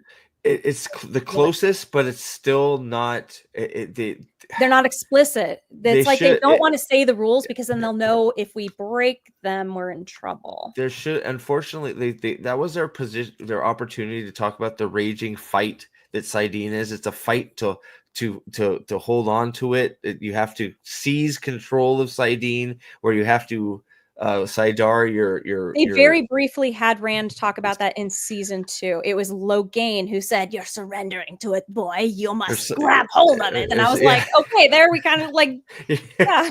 But it's fleeting moments, right? It's just like it's weird. So, so William Salisbury, the statues, Moiraine finds them in the show instead of so no, the Choden Call are not. Doesn't matter if she finds the statues or not. So the Choden Call is not in the show. She finds the Sarkhanen, which is an object of power that is found later in the books. That is later. So the Choden Call, what they're doing in the series is they're making Callandor and the Sarkhanen the Choden Call instead of having access keys. They are just those two objects. So the Choden Call access keys and the statues, they do not exist in the show. They've replaced them with these two objects. I was trying to think to myself, like, how is this a male thing and a female thing? I was like, well, it's a sword. That's pretty obviously phallic. But then I was like, and then you got a spear. What is this, a boob? I don't know what it's a pebble. Like, I don't know what it's an ovary. And she just and it's like, it's wild because now she has this object of power that just makes her just like she's on the level of Rand now. Like use like if we're equating that the Sarkhanen to the power of the, if we're saying it's the Choden Call, she possibly can channel more than Rand at this point. That is such a well of power that she could challenge Rand, and it's wild that she's outside playing with it, just like, okay, I'm gonna go just shift the sand around. It's like you're being pretty flippant with you're sitting there juggling with a nuclear weapon, like literally. I mean, maybe they're gonna, because there's no doorway for her, they're not carting around this door that she can just push Lanfear through, right? So maybe they're going to use this as she's going to kamikaze herself and Lanfear, and then they'll never, like, that could be it. That they're not going to go through a doorway. And this is the controversial thing, is that instead of them going off to who knows where to show up in some later book later, they actually just explode and die. And then they never come back again. We never have a time when they come back. They fight over the pebble and they explode the pebble together. Like, could be. Maybe. Oh, hurts my brain. Like, and then who gets the ball? It'll roll to Gwen. It'll roll to Gwen's foot, and she'll be like, "Oh." And then she'll be just as powerful as the dragon. But will he have? If he has the sword, if he has Callandor, will he be more powerful then, or will they be on equal footing at that point? In which case, what's the point of the dragon? And that's the thing, right? So Callandor is so much more interesting in the books than just a Sangral. It's been spoiled to me that it's like everybody thought that it was just something that he can use to amplify his power, but then there's actually there's a flaw. They call it the flaw of Callandor, but I don't think it's actually a flaw. It's a at least my people call it the flaw. It's stated as the flaw in the books, Callandor's flaw. I don't think it's a flaw. I think it was done on purpose to keep the dragon to make it usable. Whereas like the Choden Call is this giant well of power that you could just use, right? Callandor has a check on it. that keeps him just from being like, from going nuclear. Yeah, basically, right? Okay. So it's like it's like I don't know how much of it has been ruined, but it makes it much more interesting because once again, as the book does, it forces men and women to work together to do a thing. Yeah, I got that spoiled. Somebody did spoil it to me that it's like a woman can control. So the man channels through it. The women it's 2 women to 1 man. So 2 women and a man have to link together to use Callandor correctly. The women direct the weaves as the man pours power into it. Okay, I can see that. So you have a man filling it up with power, and the women are using the power. Okay. So it's literally men and women working together. Okay. Which is like one of the themes of the book, right? Do you think they're going to jump to that, and that's why we saw Avienda channeling sort of through it? Well, I mean, that would make no sense though, because they've made it the Sarkhanins equal, right? So why does Callandor have this flaw, but the Sarkhanin doesn't? If that's maybe they're going to say that it has the same thing. Maybe that's why. You know what? That's why she couldn't control it when she was making her little wind art in the sand. Maybe they are doing that. Or maybe they're going to say that the 2 of them have to work together. Like you have one and you have the other, and they have to be. You have to have both for them to work together. I mean, it could be when you don't establish rules in the beginning, you could literally do anything, and therefore anything is believable, but also nothing is believable. Sword and hilt. And she like has to put the pebble in. It's like click. Oh, it works now. It becomes a giant pommel. Like let me put my boob in your thing. Oh my god. Oh man. Well, I mean, she gives a great description, right? She really enjoyed using it. She did, and that would be they would be keeping up with that in the show if they're like, we've been setting it up so that Moiraine really likes boobs. I mean, like this thing. hotties. Well, the one I forget her. Was it Jean? She really loved killing people, so it made her feel. The show is so incredible. Like I am very curious what's happening with Bane, Chiet, and Loyal. I can't help but wonder if that's actually gonna happen. Like maybe they hook up. Oh my gosh, that would be weird. Do they? It's so weird, but they keep doing it. Like they just won't leave Loyal alone. So it was the person who saw episode 7 said that they play Maiden's Kiss in there again, and I think they may have said Loyal was involved in that. I can't recall, but they did for sure say that Maiden's Kiss comes up again in episode 7. Oh no. So I'm guessing this. We are going to see in episode 7 that we're going to have, like in Game of Thrones, they're going to try to do the whole night before the attack on Winterfell. Remember that whole episode? They're going to try to do that, and then they're going to have this big battle, and then and then we jump to the finale with Rand because we have to finish what we're gonna have the calm before the storm thing. Oh, yeah, I think we're gonna, and that's where we're gonna see Maiden's Kiss and all that stuff. Do you think that Perrin will get married to Aiel before the battle? Yes. Then we'll have just jumped over his mourning his wife almost completely, right? Yep. Oh, well, anybody who says like, "Oh, we've addressed it," no, you haven't. He's had one nightmare. Well, the tree is fully grown. What do you mean? The apple blossom has flourished. I mean, it's like, she's good. Like, she's fine. She's moved on. No, I think, like, it's... Yes, we are speed hacking Aiel. She is just going to, like... And, like, the funny thing... one of the funny things about Aiel is, like, I laughed because I was watching the show with Pip, so I was watching the episode. And she comes in and says that tells Perrin her name, and Perrin laughs, like, which is, hey, something fun. And then he goes, what's your real name? And she's like, Aiel. And I'm like, no, that's not your name. That's not her real name. That's not your name. No, what do you know? That is not your name. They could be lying. I'll grant them that. But the thing is did they ever mention Mandarb being Lan's horse's name ever in the show? I don't think they ever did. Oh, I don't. They must have. I don't think so. As far as we know, Lan doesn't even have his own horse. Nobody rides a horse. Like Manda. Yeah. he's only had one in season 1, and it was They on did. screen for like 2 episodes, basically. Well, He's because hardly on the horse. like it has to be during the fleeing of from the two. Like, did they die? Did the Trollocs eat them? Like outside of Shadow Logan? Because Oh, Aldib no. is like we don't get any message of Aldib, Moraine's horse. Bella But is you know what? I'm gone. okay if we get rid of that stuff, but then you got to get rid of the joke.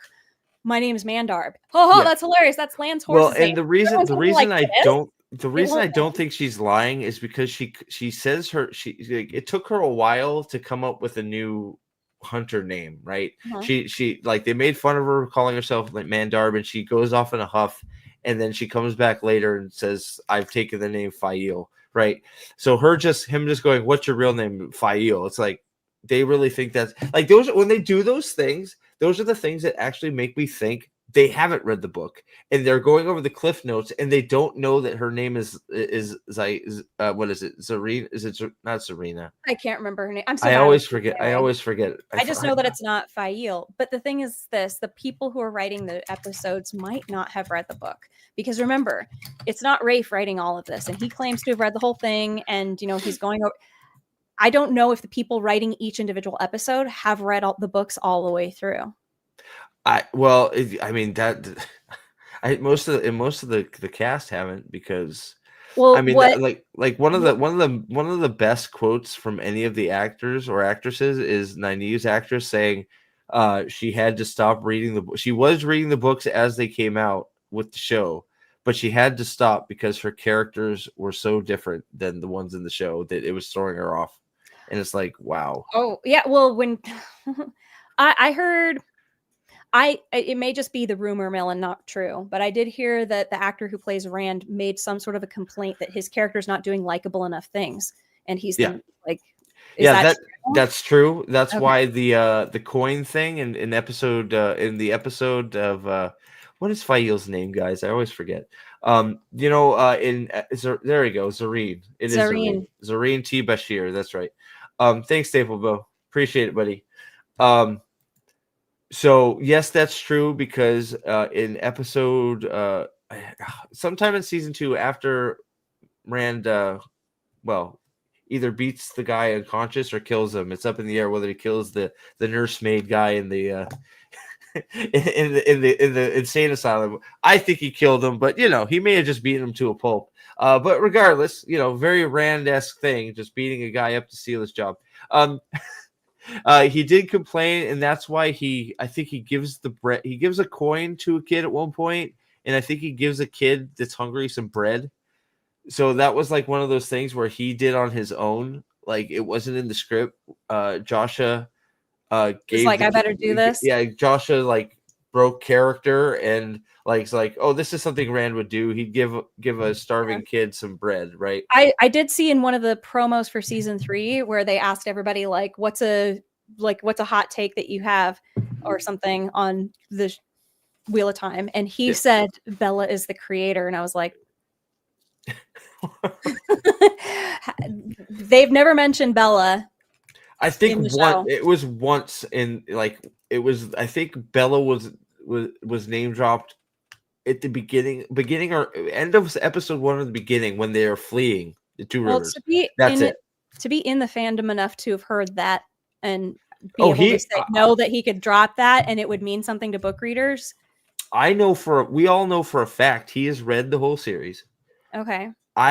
Because he's come out and said it a few times. I feel so bad for him because he's being given the shaft. Not yet. You got to get the pebble first. Okay, sorry. you gotta get the pebble first, then the shaft. First the boob, then the shaft. First the boob, then the shaft. You're right. It's oh god. I feel terrible for him because he found out he got the role. I think that's how the story goes. He found out he got the role, so he speed read the whole series. Thing.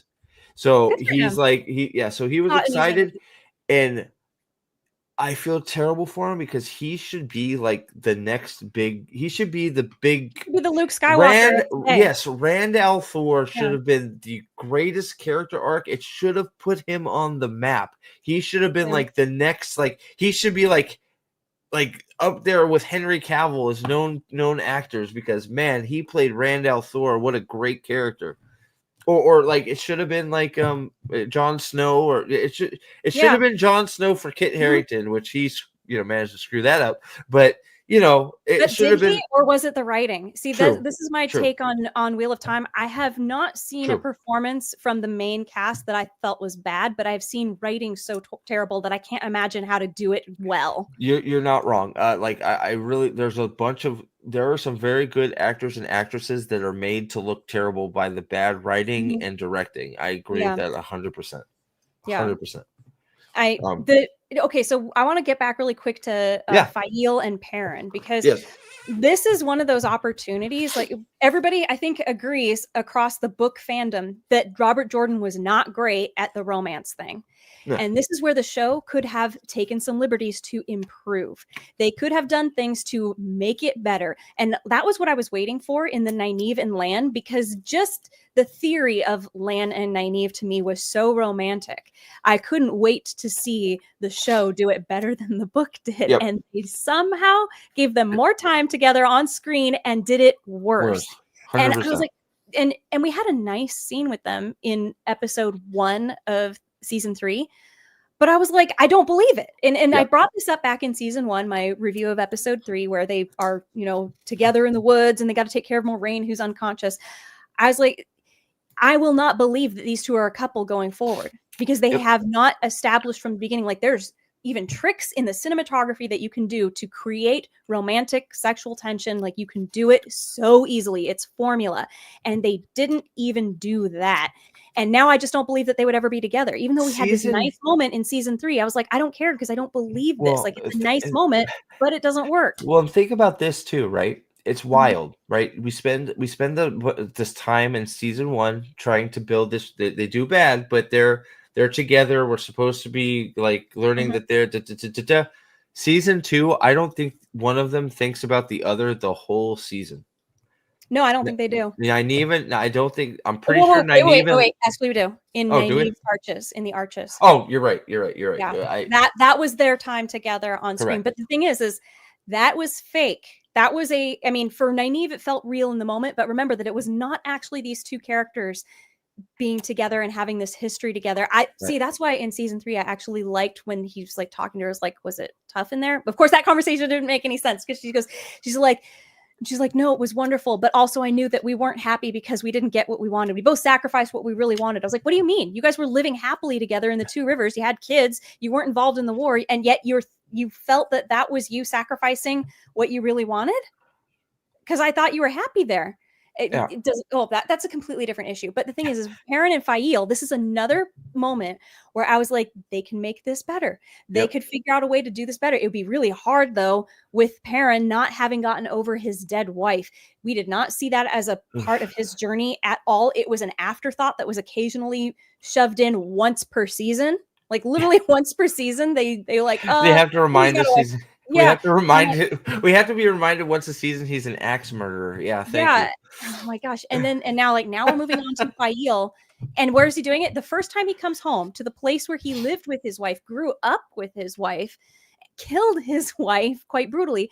That's where he falls in love with somebody else on his first visit home. Who just happens to be there passing through with Luke. I'm actually kind of fine with that. Well, they had to do it some way, right? They had to do it some way. They couldn't they can't.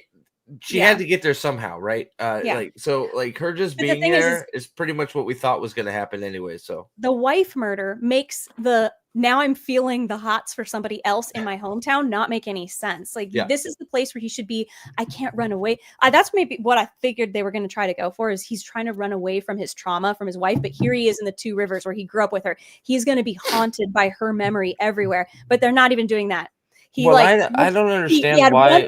He had one moment where he looked at the the forge and was like hearing the sounds of him killing his wife, and then that's it. Then we have him up by the tree and he's talking to Alanna, and it's about her trauma. And I was Well, like, the forge that's like and I like it's one of the things that I can't not notice. Like, and I know it's a small like you can call it a nitpick, but forge is outside now. the forge is outside. They completely rebuilt the wine spring inn. Yeah. It's still one of the funniest things that I that comes up is the fact that, and we joke about it all the time, that they didn't read ahead, so they didn't know they were going back to the Two Rivers. That's why they tore down this because the Two Rivers set is the same set as the Blight. So I they believe tore it. Yeah. so they tore down so they tore down the Two Rivers set for the Blight scenes in episode 1 just to rebuild it for season 3 because But and that's the big running joke yeah. is they didn't know. But the thing is though, knowing how filmmaking works, I could see them doing that because they're like, we don't need this space for an entire season, but we could use it for something else. It's weird that they would use it in season 1, but I would say if they use that space for season 2 stuff and now they've rebuilt it for the Two Rivers for season 3, okay, like this is just what this is what Hollywood does. It's a very wasteful thing to do. Well, like, what do you I know the find story weird of is Hobbiton? What's that? Oh no, of no, what no. Hobbit. So they built Hobbiton for the Lord of the Rings, and then the owner of the land was like, tear it down when you're done. And they're like, okay. So they did. The movies came out and they were a huge hit, and everybody wanted to come and see where Hobbiton was, and it wasn't there. So when they came back for The Hobbit, the farm owner was like, build it again, but this time make it more permanent and leave it, and made it a theme park. And I went there. I went to Hobbiton. Had like why? Yeah, good choice. Good Lord, like holy crap, right? But like that's the thing. Like that makes sense, right? Because of course that's going to be an attraction. The thing that doesn't make sense is like they like from what I've seen, the Two Rivers set, they've built full houses in like they're actually like it's not just like shells. It's not facades. They're actually built house. It's like why? Like it's a bit of a waste. You don't go in any of them, and it's just like I don't know. It's just wild. But I mean, I did notice that like whoever did that and was like, we have this huge budget and we can do this. Let's do it. Yeah, I can be like, okay, I can see why you would do that, even if it's sad. It gets toward it is. But I do notice like it's funny because you keyed right on it. The blacksmith is not the same blacksmith. It's it's outside is completely different. But there's blacksmithing stuff, so it reminds him of killing his wife, I guess. Okay. Yeah. Not to mention that he has not done I couldn't get over the fact. I still can't get over the fact that the only blacksmithing he's done in the show was in a dream. Oh my gosh, you're right, because his wife was doing the blacksmithing in season 1. Yes, he's only Matt Cawthon is only a good person in a dream, and Perrin is only a blacksmith in a dream. Like, and it's like because we all like, and that's another one of these bait and switch things, right? We saw the previews, like, okay, finally he's going to forge his axe, which it's like, look, it would have been better of him to just Master Lewin to have done it and blah, blah, blah. Sure, but at least if he's forging it, at least it's coming in and he has, now he's actually forging. Yeah. No, it's in a dream. So is the axe even? So we've seen pictures of the axe in a fight. So where does it come from? Like, does he act like if he's making it a dream? Like in episode 7, there's going to be a apparently very long montage, like extended, like to the point you're like, wow, this is actually quite long, and it's of them preparing for battle. Are we gonna? So I'm guessing we're gonna see him make an axe for himself during that. I'm not joking. I really think that's what's gonna happen. I think you're I agree, but I bet you it's somebody else making it for him. That would be very weird. I wouldn't put it by him, right? I wouldn't put it by them either, but it would, like, whatever. Go ahead. Aram's back in episode 7. Well, great. Oh, he is? Okay, so he'll show up. So let's see here. So I'm curious if we're doing Slayer and Lord Luke or not. Well, we've introduced Lord Luke. Why would you not introduce Slayer? But we haven't seen Perrin navigating the dream world pretty much at all, and he's supposed to be quite good at it by now. Perrin hasn't done, well, he should be, right? That's why a complete complete missed opportunity when Egwene was doing her Master Dreamer stuff. Perrin should have kicked her out. Perrin should have been, Egwene, why are you in my dream? Get out of here. It booted her out of his dream. That would have been great, and then it would have shown that and that would have forced her into the dream with Rand, where he was doing something right. That and it shows that actually Perrin that rewrite. It actually shows Perrin is actually more advanced in the dream world than she is now, because he should be. He's got more control over it, yeah. Right, because at this point, Hopper should be walking him through the wolf dream what to do, but instead, no, he's just no. Like he hasn't even been doing any wolf stuff. Like no, none. He hasn't. He didn't really do even a whole. He smells things. He smelled stuff. Well, he's like Hurin now. He's just a sniffer. Like they're.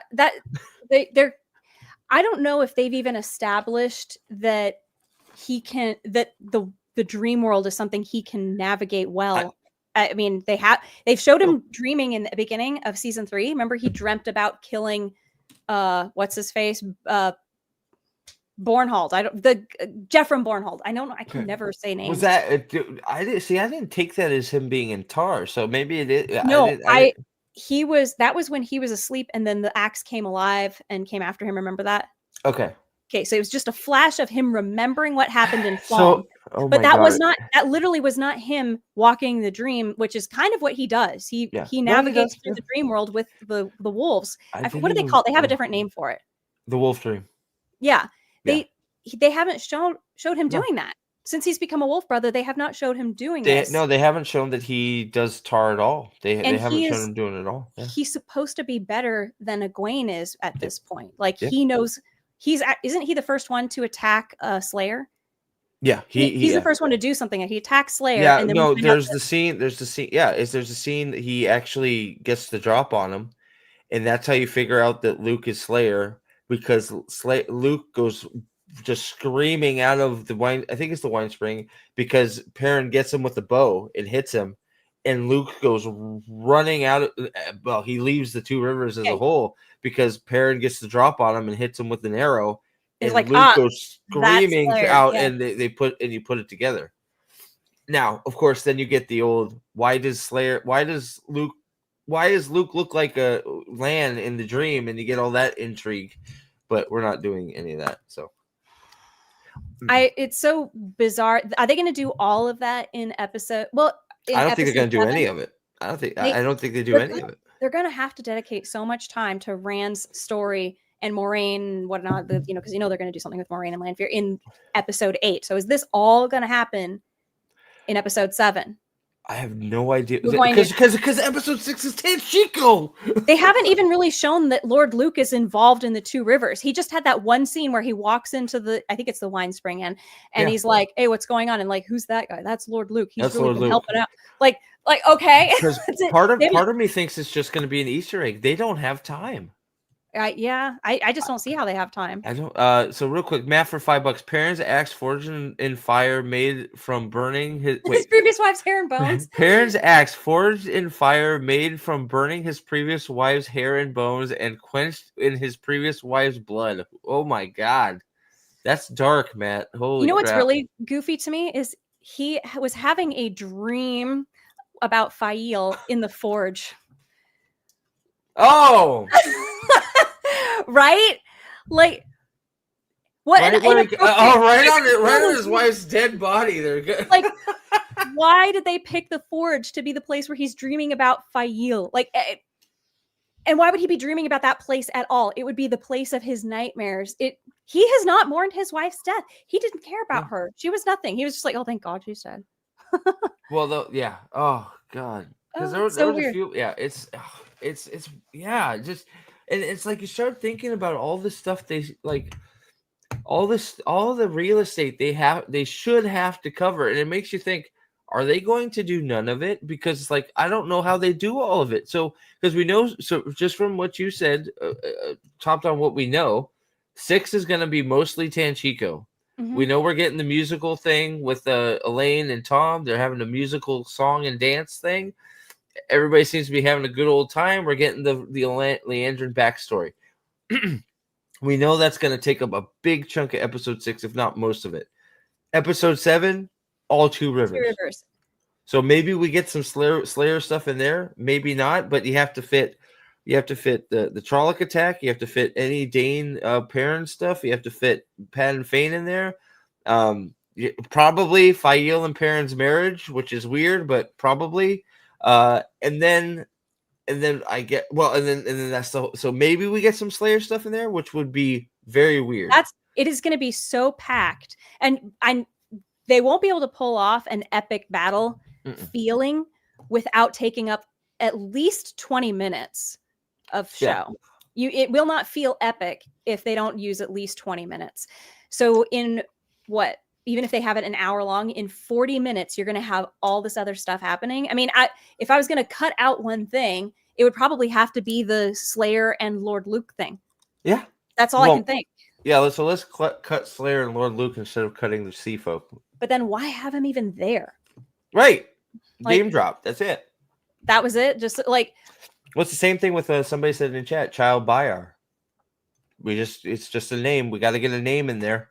Right? Child Bayar has a role to play, but Pedro, we can't even get the show to say Pedro Nall for the Lord Captain Commander. We just call him the Lord Captain Commander. Why can't Pedro Nall is an interesting character.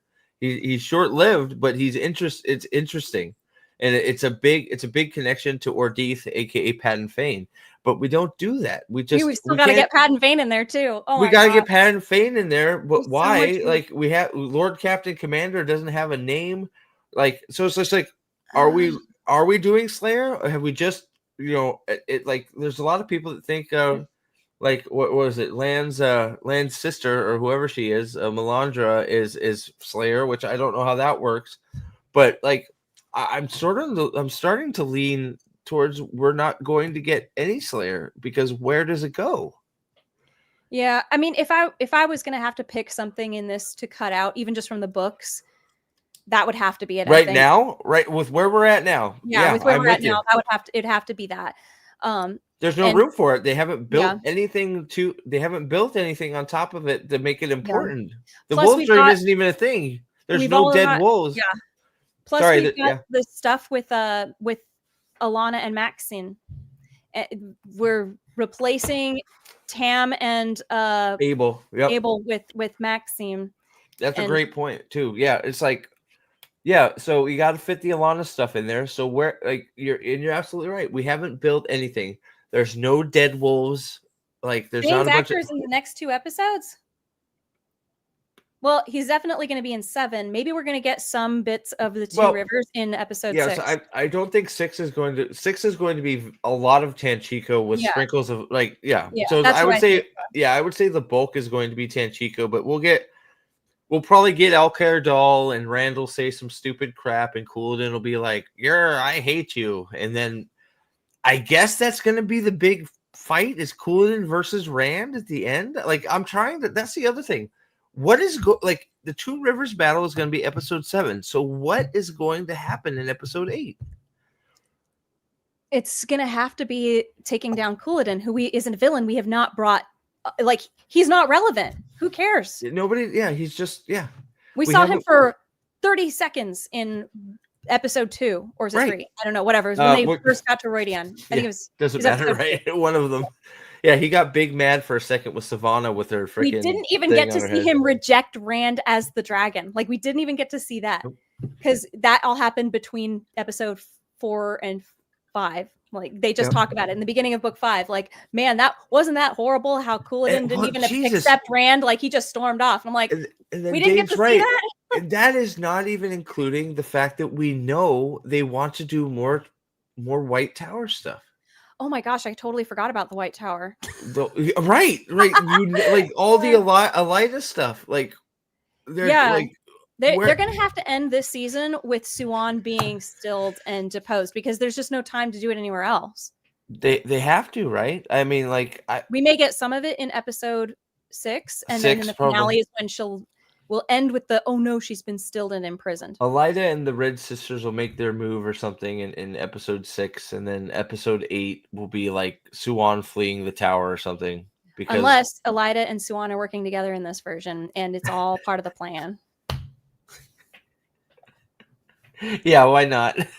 Why not, right? I'm not saying that as a joke or I know. I actually think they have been leading up to that. Like, all the writing in episode 5 at that ending where she, Elida's laying on the floor and then she's talking to Siuan. I was like, these are two women who are going to plot together now. You're so well, yeah, because it's basically they said it. It's like, oh man, I misjudged you. Let me tell you all my secrets. It's like she just well, it was the funniest thing because me and Pips came to the same realization at the same time. We're like, oh, they're not making Elida stupid. They're making her dark friend. Okay, that's an interesting thing. And it's like, I misjudged you. It's like, what? What? Wait, no, she just murdered somebody in cold blood. What are you doing, Siuan? It's like, wow, you're dumb. Oh my god, you're so right. You're absolutely right. Oh my goodness. Maybe what the show fans don't like about the finale is Elida killing Siuan. Where is somebody? But Siuan, I do get the impression. Okay, I have not reached the point yet, but this is what my prediction is. Nynaeve is going to figure out how to unsever somebody. What is it called when you're cut off from the one power? She's going to figure out how to unstill somebody. She's going to heal Siuan. She's going to heal Logain.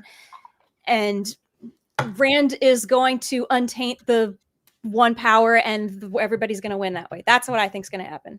Like, that's my prediction for. Wait, say that again. For real, for the books. Oh, so you said. So hold on, I want you to listen. So I didn't hear. So you said Nynaeve is going to Siuan. This is me. Okay. This is literally me reading the books. Going. This is where I think it's going. Do you want to? Well, I guess my question is: do you want us to nod if you're close or not? Nah, don't spoil me. Okay. Occasionally, and I'm like, I look away, like when I realize it's being spoiled. Okay. But like, because that's why it's like we're treading out. Like, so it's like, do you want us to give you the old? If Elida and Siuan end up working together in the show, which is what episode 5 ended on, and that's where it's going next, then why would she allow herself to be stilled? So is that not going to happen? Because I really get the impression in the books that is what Nynaeve is going to do. She is going to figure out how to unstill somebody. That's going to be her big thing. She figures out how to unstill people. So then she wouldn't unstill Siuan. She wouldn't unstill Logain. I don't know, whatever. This is me just hypothesizing about the book. Everyone in the show is murderous and horny. Yes. I'm gonna keep my mouth shut, not to ruin it for you. It's okay. Don't ruin anything for me. Yeah, but that is a perfect. You've encapsulated every freaking character. Yes. Murderous or and both in most cases. It's wild. Yeah. It is wild. So, oh gosh, and I just wanted to ask, how did you feel about the ending of season 2, the no sky battle, especially? Oh no, that was disappointing. Especially after seeing what they did in the drawing, and then Roidion, some of the effects that they've done for. They could have done something so cool with it. They have. They're able to put the globe in the air, right? That was Aldan, who is love you, Aldan. That was the one thing that he came out of episode 4 is like, they can do the big science station, but we can't get a sky battle. What the hell is the problem? Maybe they would have thought it would look goofy, but I'm like, you know what? There are so many times when I thought things would look goofy, and I've seen it done well. Try it, see how it looks. But the thing is, what's goofy about Titans fighting in the clouds? That's what it should have felt like, is that you were watching the Titans fight in the clouds. They could have done. That would have looked so cool. There's so many ways. Like, it's hard to make that not look cool. I think. You just make a cloud platform and have them do a fight. Like they didn't even try, right? That's the thing. Instead we had some. So they fought on it. They didn't even fight on a tower. Rand didn't even fight. Rand is down. The whole thing. Egwene basically takes on Ishmael. Yeah. That is the tower battle. In the Horn of Valyr. Oh, do you know? I liked how Elaine. I don't know if. Oh no, this is in my episode 2 review, which isn't out yet. But Elaine did not actually fight in that battle, but yet she claims to her mother, "I fought in the battle against one of the Forsaken." And I'm like, "You did?" She did not fight. Stolen valor. She put a freaking Danish in the Dragon Reborn stomach. That's what she did. It looked like and it's like and just it's wild, right? Like Nynaeve, expert healer, shoves an arrow. That was so silly. That was It's so just silly. it's like how do you get these things wrong? Like I feel like they had to rush film. That you're better off ending, yanking it out. that I know, but the thing is that ending felt to me like they were in a rush to film. And everything was like, quick, get out here. You're going to do this. And you're going to push the arrow through. And the actors couldn't even like, wait, shouldn't I like, I don't know, break the arrow so that the fletching doesn't go through the leg too? Like, you know, if I'm pushing it to pull it out on the other side, because you can't pull if the arrow is, you know, there's a reason you have to push an arrow through. Yeah. But you don't do it with the fletching. You don't do it. No, she just tore her thigh up. Like that was one of the funny jokes that was being made. Is Elaine going to walk with the limp for the rest of the show because her leg is fucked up? Oh my! But I do believe now. I think a big part. So it's interesting you say that the end was rushed because I think that's true because I remember there being a big thing. And Sanderson came out and said it that they weren't even going to include the horn. The reason why all the Horn of Valir stuff feels very weird in episode 8 is because they weren't going to do it.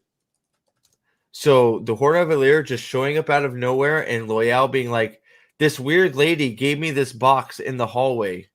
And it's like, oh, it's the Horn of Valir. And then Matt cuts it open with his knife, with his lightsaber. And then he has the horn. And I could see that. And then all of a sudden we have this awkward bridge battle with 30 extras. Like the Horn of Valir battle with the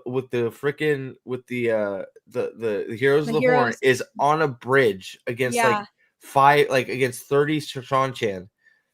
It should have been bigger than the White Cloaks attacking. We should have seen something more epic than the White Cloaks attacking. But 100%. I think you're right. I think that the horn was not something they were planning to do, and then they realized they have to do it. Sanderson said, how do you do the Great Hunt without the Horn of Valir? Yeah. And then you have I don't know what these people are thinking. You have 3 White Cloak children with what razors I really like making it's like, what are you doing? I loved how okay, so how did we find out how the horn gets liberated from the Sean-Chan? Like, how did you get the horn? Oh, we had some help from a very helpful ice. Some lady showed up in the hall and gave me this. It's like, what? It's so well, and one of Dane's because they love to tease me because of Mesima, right? It's like Mesima is missing in action from so what is it? Episode 6, Mesima, that is the last time you see Uno die, and that's the last time you see Mesima. Then we get to which one is Mesima? He's the super fighter guy. Yes, yeah. Okay, I like him. I mean, I don't. Mesima's the only competent sword actor on the yeah. Well, he's in Forbidden Kingdom. He was great in that. I love it. He looks good on screen. I like him. He's great. I love him too, for many other reasons. He's not in this season. No. Oh no. But the funny thing about it is, shush, KRS, quiet, shush. Spoilers. She's not there yet. Don't look. Close your eyes. Wait, don't look at it. Don't look at chat. Don't look at chat. I know about the Prophet of the Dragon, though. Okay, well, Mason was the Prophet that was in episode 5. Mason was the Prophet of the Dragon. What are you talking about? This is your theory? No, he is in the books. What? Mason was the Mason. You're not there yet. So Mason. No, I'm not. I'm sorry. So since we've already spoiled it, that's okay. Mesima basically goes crazy seeing Rand. Oh, I was like, who the hell are you even talking about? Why am I saying Mesima? Mesima. Okay. I'm sorry. No, it's okay because I've been listening to the audiobooks by Mesima. Yes, Mesima. What is it? Keating and the 2 famous narrators. Yeah, Kramer and Redding. Yes. I'm guessing that they did the research to make sure they're pronouncing the names right. So those are the pronunciations. No, I butcher. I don't know why I said it's Mesima. I don't, or Mesima. I don't know. I was just like, when you're saying Mesima, I'm like, who is he talking about? I'll just nod and pretend I get it. No. It's I get everybody's name wrong. I was saying, well, I forget for a long time they had to try and what was I saying for Elidia? I don't know. I get everybody's name wrong. It's okay. We know what, if you mispronounce it, it means you learned it through reading. There you go. So Mesima just disappears after episode 6. Then you have Ingtar and you have Loyal doing stuff in Falme. And then Mhm. all of a sudden in episode 8, he's back with Loyal with the horn. It's like, where were you, dude? Where'd you Like, go? where did you go? Like, were you just walking around looking like, hey, this is a cool town. Let's see what He was in. he I went. guess he was a servant too. Wouldn't it have been great to have seen like Ingtar, like even just like, this is not something that happened, but we're gonna make this happen. There's an opportunity. We've got a guy who can actually fight on screen. Let's have him and this Ingtar guy liberate the horn, and we get to watch them do it, and it's this great fight scene. Like, they could have done that, and they didn't. Like, the fact that they're making changes and then not even taking their own changes and doing something interesting with them is so sad. Yeah, you could just have Loyal, Massima, and Ingtar do this, and that could lead into maybe Ingtar's actual like. How did you feel about that? Because it's one of the all-time great scenes. Redemption arc? They didn't do it. They did not do it. It's so sad. It's one of the I still get chills thinking about Rand like talking to him and realizing like Ingtar being brought, like Rand basically brings him back to the light, and like just God, what a waste. Like, I think they thought it would be more dramatic to have a character who's just so noble and good and then he dies, but how is that better than somebody who's really been in struggle with doing the right thing, and then at the last minute he's like, I am going to do the right thing, and that means I have to die to protect you all. And right. Well, it's one of those things. It's sad because, like, well, okay, you lose the portal stones, which loses all of Ingtar's, like, Ingtar is like basically dies in he dies a million horrible ways in the portals. There's different lives, so he is just like, he changes from that moment on for the portal stones because he knows he is in for it. And that moment where he's like, I'm doomed, I can't come back to the light, and Rand just lays it on him, and you could just like, it's one of those moments on the pages of the books where you can just feel it, right? You're just like, God, like, man, it was a good moment, and it's so good. They just there's some sort of weird thing going on with all the changes that are being made. It feels like they are doing the things that would be the worst change. like they always pick the wrong thing to do. Like, if you're going to change something, you have like the good path and the wrong path, and it seems like they're consistently picking the wrong path. It's odd, right? Like, I just. Yeah, Janan said you can't do a redemption arc when you don't set up Ingtar doing anything wrong. Yeah, there was no redemption. Can't do. Yep, can't do. Yeah, exactly right. And then of course we get what is with every fight scene. One person has to be surrounded by 8 people.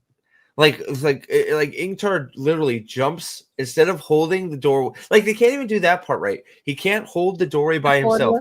He jumps through the air, goes for the light and Shanoa, and jumps in the middle of 4 people, and then immediately dies. He didn't hold the door for anybody. It's like, what are you? Why? Yeah, like, that is one of my biggest. They had the opportunity and they chose the wrong path. It's like the whole verisimilitude thing, right? When you do these things, you pull me out immediately. It's like it's like Avienda's fight. She like, if against the White Cloaks? Yeah, if you want me to believe that she has a chance at this, you have to do some work to make it believable. Putting her in the middle of a circle of 12 trained White Cloaks with shields, swords, and other weapons, with Perrin standing next to her with nothing. Perrin also, I don't know if you noticed, Perrin only fights with items he finds in the ground next to him. He doesn't ever have his own weapon. He just picks up stuff lying around and uses those, whether it's a fence post or a freaking hoe, or like it's literally like if you have to watch it again for a video or whatever, just to make note, he has that dagger that he gives away to Matt, I think, like his wife's dagger, like the tiniest thing ever. It's like, your wife could have made you an axe show, like, at least, like, come on. But he literally never has a weapon. He just picks shit up.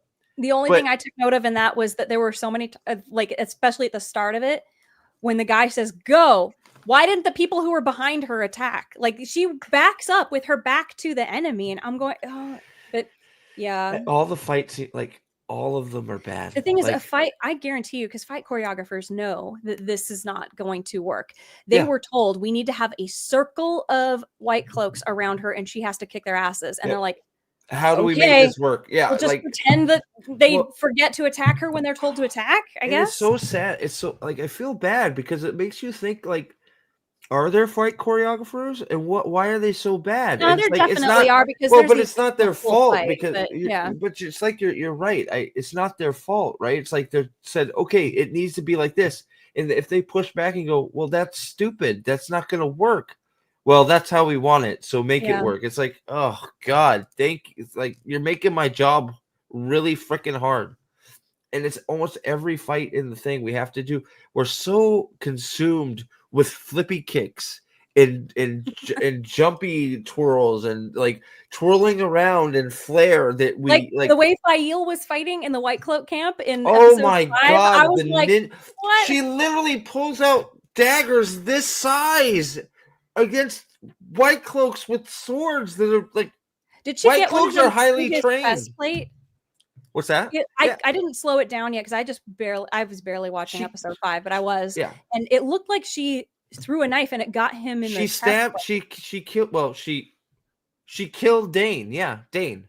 She Well, it got looks like, Dane with I the think he's dagger. lived, but Yeah, he'll because it was live. the right side, it was his It's right. it's But funny. Anytime anybody gets stabbed in the show, I just say they die because it doesn't matter. It doesn't matter, right? It doesn't, like, we've had so many fake out deaths at this point. It's like, what do you want to whatever. bet Alanna is inexplicably healed at the beginning of the next episode? So I do think that's going to be it, but I would almost bet money that it's Bode Coffin because that's why, like, there's an article out there about the mysterious strength of the mysterious channeler. It's like Bode Coffin is more powerful than you. It's like, oh my God. What, So, really? Oh boy. so I really think that you're right that Maxim and Alanna, next time we see them, they're just going to be fine.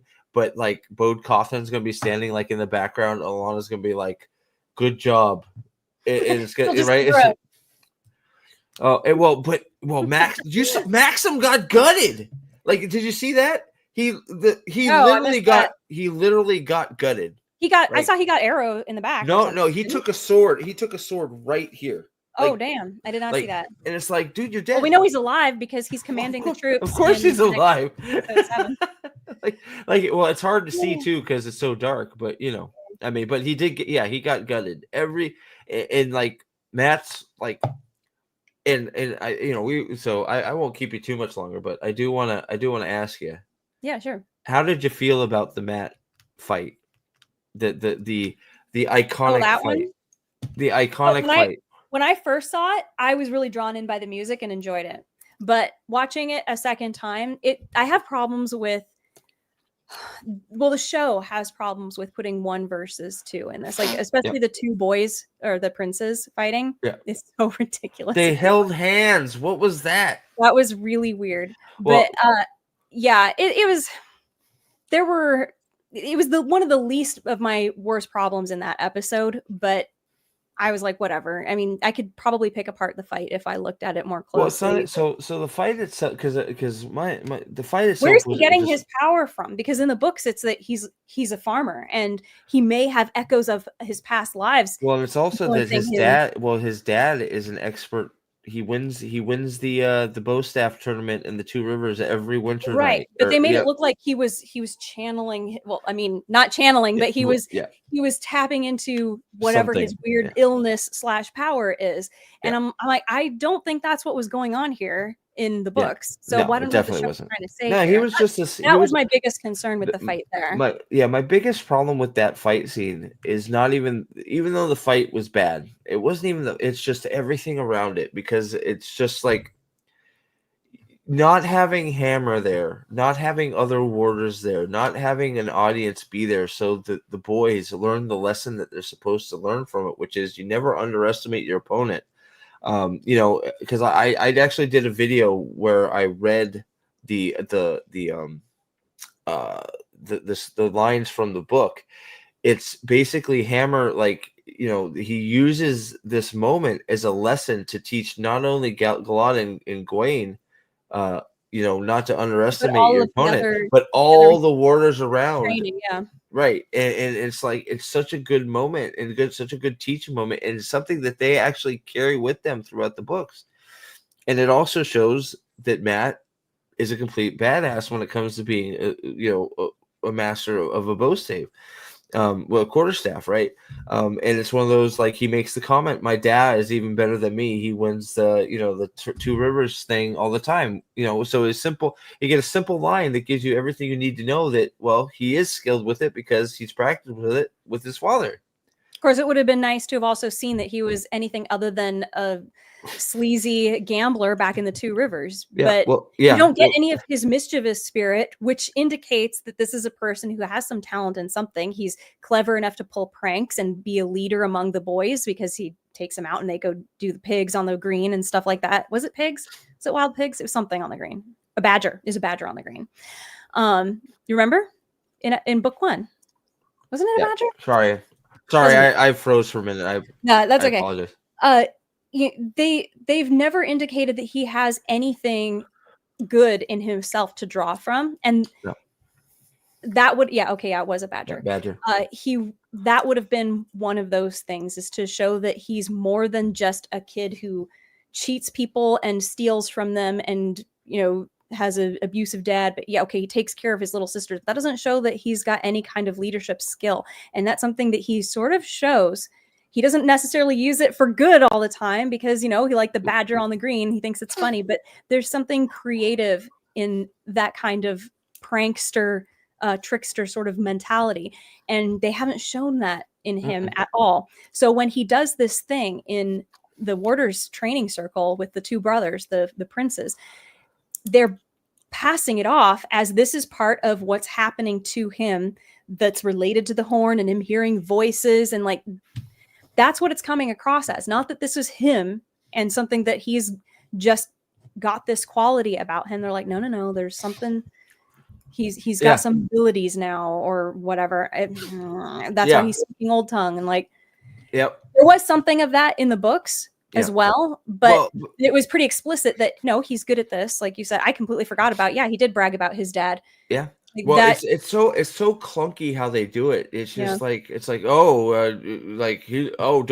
se Tovius again. It's like, come on, like it's just and then it's like just also it bothered me a lot because it's just like from the passage in the book, he does mention that he is annoyed.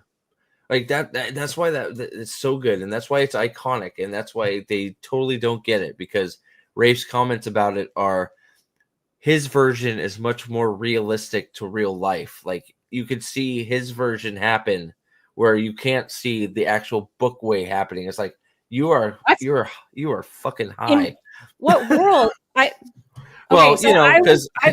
Because every white knight stops everybody on the street and butts in and says, "Hey, are you and your friend having a disagreement? I'm gonna butt," because like Galad is just the ultimate white knight. Like if a girl is being talked to wrong, he will find you. It's so weird. Sorry, go ahead. No, it's funny that he would say that my version is more realistic. I'm like, in what way? Because Matt has not shown that he has this ability, and it comes out of nowhere. Like him coming in and being able to fight. We have not seen him except for when he blew the horn. Supposedly he became like a quarterstaff master from that. Is that it? Yeah. But that's not real. How is that more realistic that he was magically gifted with this ability? How is that more realistic than I'm a farmer and we use the quarterstaff in our sheep herding and we have competitions every year and my dad's really good at this? Any martial artist, which I have a background in martial arts in fencing. Oh shit. And I have taught fencing like at a pretty high level for a long time. I'm not fucking with you. Goddamn. When somebody, if somebody comes in, you've got students, okay? Yeah. And somebody comes in and you've been telling your students you need to do this thing. And then it just so happens that this new person comes in from maybe another club or another state or whatever, and they've got a different style and they kick your students' ass. You go, see, this is why I've been teaching you the thing I've been teaching you. Because when you come across someone who does this awesome thing this person's doing, they're going to take advantage of you. That's very realistic to, yeah. No, it's just, and it's also just, to steal his line, the arrogance, right? It's just like, Why is Galad being a white knight and butting in where he doesn't belong more believable than a teacher trying to teach his students that you shouldn't underestimate an opponent, no matter what they look like or how they feel or whatever the odds are.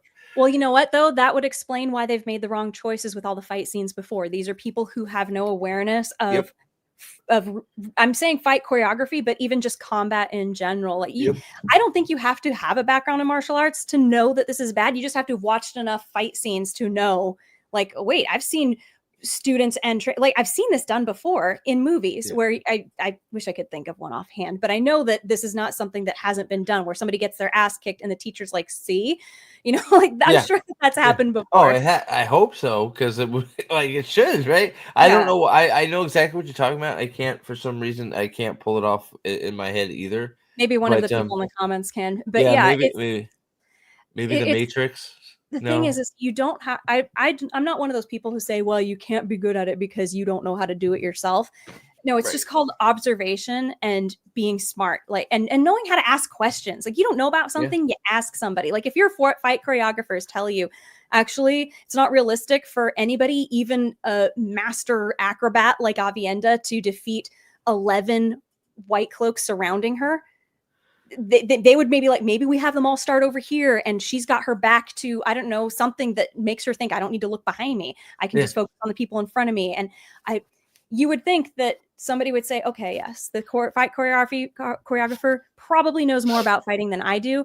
And what they're saying makes sense. Like, to have the wisdom to recognize that your ideas are not always the best one that's a signature of a good leader. Yes, I think. And 100%. Yeah, Mr. Miyagi in Karate Kid, is that somebody? Cobra Kai, Star Wars, does that happen in Cobra Kai? In I don't know if it probably does. I'm just trying to think. Yeah, I mean, there's okay. I remember in Mask of Zorro when he's like up there swinging a sword, and then the other guy, the original Zorro, knocks the sword out of his hands like, you're an idiot. Like, like you don't know what you're doing. It's not quite the same thing, but it's basically the same thing. Somebody when you have a student who thinks that they know everything and you let somebody kick their ass, or you yourself kick their ass, and you show them, like, that's why you shouldn't do what you're doing. That's what that moment was in the books. And I wish I had recorded that scene after this. I recorded my review of that already, and I didn't include that, but I should. Maybe I'll go back and add that. Yeah, much more. There's there's you always have something to learn, and it's well, that, and on top of it, it's like the other big takeaway for that scene for me was just like, even in the book, he mentions is like, yes, he's a little annoyed that the girls pay so much attention to the boys, but. And this is where because I feel like it's like, okay, Rafe, stop reading right there, because in the book even he goes, no, that is not why I'm going to fight these two. I'm going to fight these two because, one, I could use the coin, and two, it's going to be fun. I'm not going to let it be about anything else. And he just pushes all those other feelings aside. I'm doing it for fun, and I'm doing it because I could use money. That's it, right? And it's like, no, we're just going to choose to focus on the fact that he's jealous that the brothers are getting way more women than he is, and he is just literally sitting in his. That is Matt's arc for 2 of the episodes, is sitting in his room waiting for women to come throw themselves at him, and it's like, what are we doing? Well, and they've made him so, like, the fact that his fight happens because he's magically bestowed with this power to fight. Is it brings down his character again. Like, he's petty in how he's jealous of these 2 guys who can actually fight, but it's diminished his character. It's turned him into somebody who, oh, I'm so jealous of these princes who can fight, and then he magically has the ability to beat them. How about, actually, I know I'm better than them. I know I could beat both of them. And it annoys me that they're going around swinging their ding dongs at everybody. And you know what? Fine. I would have been more behind his petty reason there. Like that's a more, like, I'm going to kick your asses and show you're not as great as you think, because I'm just a stupid farmer and I can take you out by myself. Even if they that would have been better. Even if they kept the jealousy in there, and you're just like, dude, I know I'm better than you, and I'm just going to put you guys down a peg. I'm going to show you what's what. But it's like But he didn't take advantage of what they set up. They set up an opportunity, and they would have had to have done it by. I know I didn't say it, Trip. Yeah. Triple say it. Triple always say it for us. Don't you worry. I realized I let an F-bomb slip without censoring it in one of my videos. Yeah. I was like, oh, you're but yeah.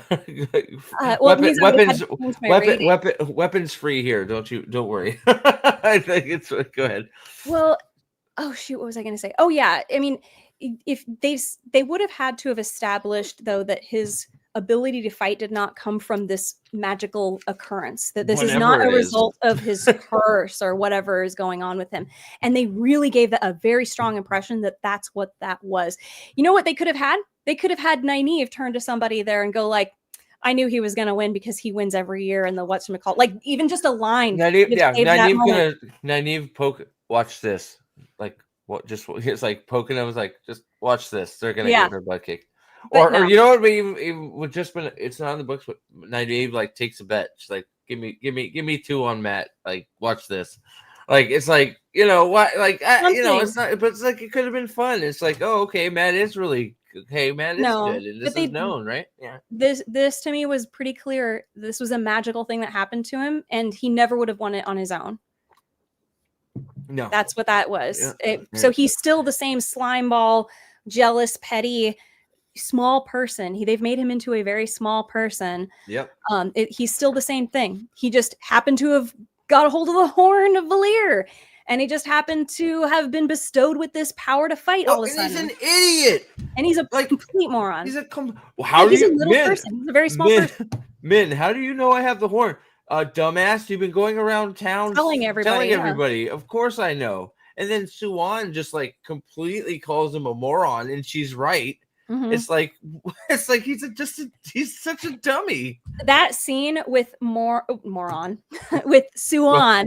They got I was trying to say Siuan, and then I was going to say Moiraine, but so Siuan, where she's dressing him down about the horn. That scene could have been so obnoxious because I didn't like the way that Siuan was doing that. Like that, to me, I could not see Siuan as a character. She would flat out just tell him, stop being an irresponsible child. Give me that horn. You should not have this because you don't know what you've got in your hands. Like, first of all, Moiraine should never have given the horn to Matt to hold on to. He should. But remember, but I want you, because this is one of the funniest parts of the whole thing. Remember at the end of season 2, where did the horn last end up? It went up that one lady's butt. Right. So how do they have it back? Right. Who knows? Right. They just have it back. Right. Yeah. But the funniest thing. Well, I should say one of the most aggravating things about the whole Horn of Valor thing is Rafe Judkins, and he took a lot of shit for it, and rightfully so. He comes right out and says there is this great touching scene in the books when Matt gives Siuan the horn. What are you talking about? There's no scene like that in the books. Never happens. He took so much shit for it because he says it. He is quoted by saying, "There's this great. We do it in the show, and it's a great touching scene where Matt gives the horn of Valyr to Siuan Sanche. It's such a great touching scene, and it's like, dude, it never happened. What are you talking about?" And that was not a great touching scene at all. Because she throws in that line at the end, like, "Are you like my Uncle Juan?" And he's like, "I just do what I have to do." I'm sorry. Okay. The thing is what I wanted to say about that scene was that it was such an obnoxiously written scene, but I have to hand it to the actress and the actor because they pulled off the least obnoxious way to pull off this scene. Fair enough. And the things they were saying were stupid and didn't make sense, but their performances were quite lovely. Yeah. So maybe that's what he means is we've put that scene in season 2 and he saw them and he must have seen those performances and been like, wow, that was so touching. Guess what? That was not the writing, which is a scene you made up because it didn't happen.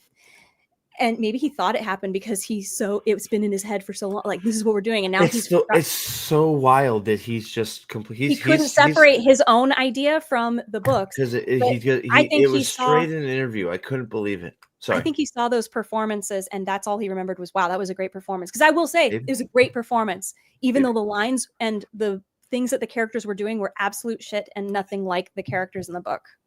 Nothing, but it is touching scene in the book. That scene where Matt gives her I couldn't believe it. Like, and I'm glad I'm glad a ton of people called him out. It wasn't just like Good. everybody seemed to call him out and say, dude, what are you talking about? That's another thing. But I think he forgot that it wasn't in the books. It was so in his head. I think he doesn't know what's in the books and what's not anymore because he's more involved in his own writings, which is just proof that he's really doing his own thing at this point. He should be so familiar with the books at this point. Yes. And yeah, that's just weird. It's so weird.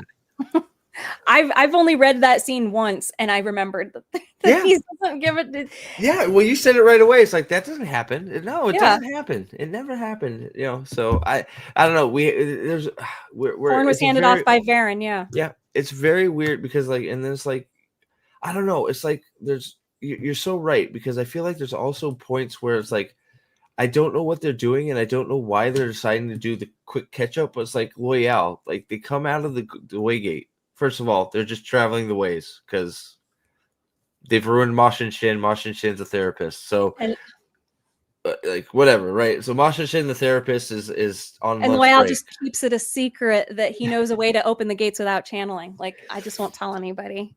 Well, and then he makes that comment about, oh, it's much better than that dirty channeling. It's like, so are we talking about them opening waygates, or are we talking about traveling? I'm confused, Loyal. More specifics.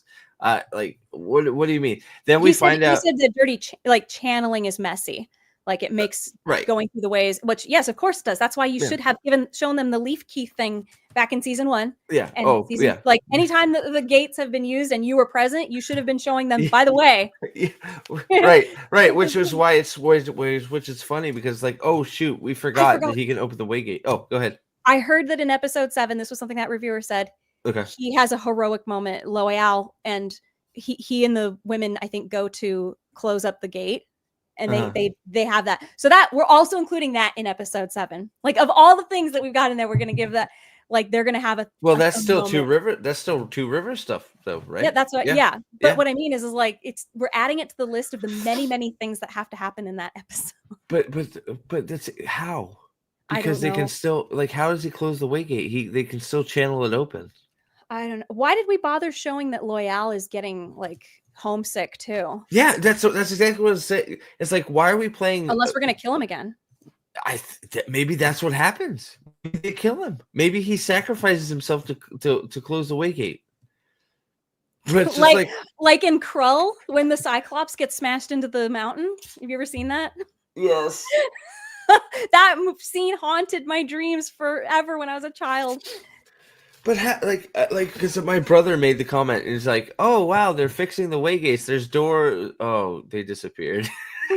it's like there's doors on the way. Oh no, they're gone. Oh well. At least he opens the door with his freaking leaf. It's like, how do you lock a waygate now? You can just channel it open. Because Alanna. Right, Alanna came through it first because that's why her footsteps were there, right? Mm-hmm. So it's like she can navigate the ways without. And he makes the dark friend. Only dark friends. Yeah, exactly right. Yeah, so apparently Alanna's a dark friend. Everybody's a dark friend. Why not, right? So like that, it's so surreal. It's so weird. Like, why are we playing fast catch up on? Dark friends only travel the ways. Here, let me close it with my leaf key that we forgot that I had. Oh, by the way, I miss a steading. Yeah. We should have went to a steading because of the longing. Oh, the longing is like, let me explain the longing real quick in 5 minutes. It's like, why are we getting this weird exposition now? Okay, so a lot of people have pointed out that like, oh my gosh, episode 4 was great. It was the Ruidion episode. Like it felt like the writing was so much better. And they're like, why can't they do this? It was not better. It was an episode that called for or allowed for some telling to happen. These writers have a major issue with telling and characters doing things unprompted, like quickly, this character has to do this thing, so make them do this thing, right? This was an episode where they're like, okay, we can't spend 5 episodes doing Ruidion. Yep. Which is like the books took a huge chunk to do Ruidion. Yep. We can't do that. It all has to be in one episode. So if everything else in this show is fantastic, we would have seen this episode and it would have been like, I understand why they had to rush through some things, and I understand why they had to do a lot of telling, because they got to get all of this to happen in one episode. And that's why it felt good, because this was an episode that called for this sort of thing to happen. Right. Well, and I mean, you're absolutely, I'm glad you said that, because the episode, like, it's one of those, I feel like it's very disingenuous, because I made some comments about episode 4. It's probably it felt the best. It felt the best. It But wasn't good. Like, the more and more you go over it, the more it's just, there's so many problems. But we spend a lot of time with Rand, and we learn a lot about Rand, and we get some actual stuff that's in the books, and it's like, it's book adjacent, sort of. And it's like, okay, if we could have done some of this throughout the whole series, we'd be in a completely different place. But everything surrounding those moments is utter garbage. If you think about it, what was the progress in the story? Rand arrives at Rhuidean, goes in, and comes out again. That is it. That's what happened in that episode. But the thing is it's the vignettes that stood out on their own, and there really isn't, unless you're going to take way more than one episode to do this, there really isn't another way to do this than what they did. And it does call for some telling. Like, you would have to do that in order to pack that much into this small segment of time. And so it was an episode that would have allowed for the writers to intentionally do the things that they actually do by accident all the time. They do not intentionally tell. They do not intentionally have their characters doing things unmotivated and illogically jumping from one step to the next. But in this episode, we needed that stuff to happen because of time reasons. And so they got to just write it. And it happens that the things that they usually do, we would have said, okay, you can do that here. And that's why this episode felt good. Yeah, absolutely. And Drake, you're absolutely right. I always switching the order was stupid. There was a reason why he had to go to tier first. Defeats the purpose of prophecy from both sides. And it's like, when I'm talking about it, it's always very clear. You have book 1 where Rand is, the readers find out he's the Dragon Reborn. Book 2 where the world finds out he's the Dragon Reborn. Book 3, which he himself proves to himself that he is the Dragon Reborn. Then book 4 is about him deciding what to do about it.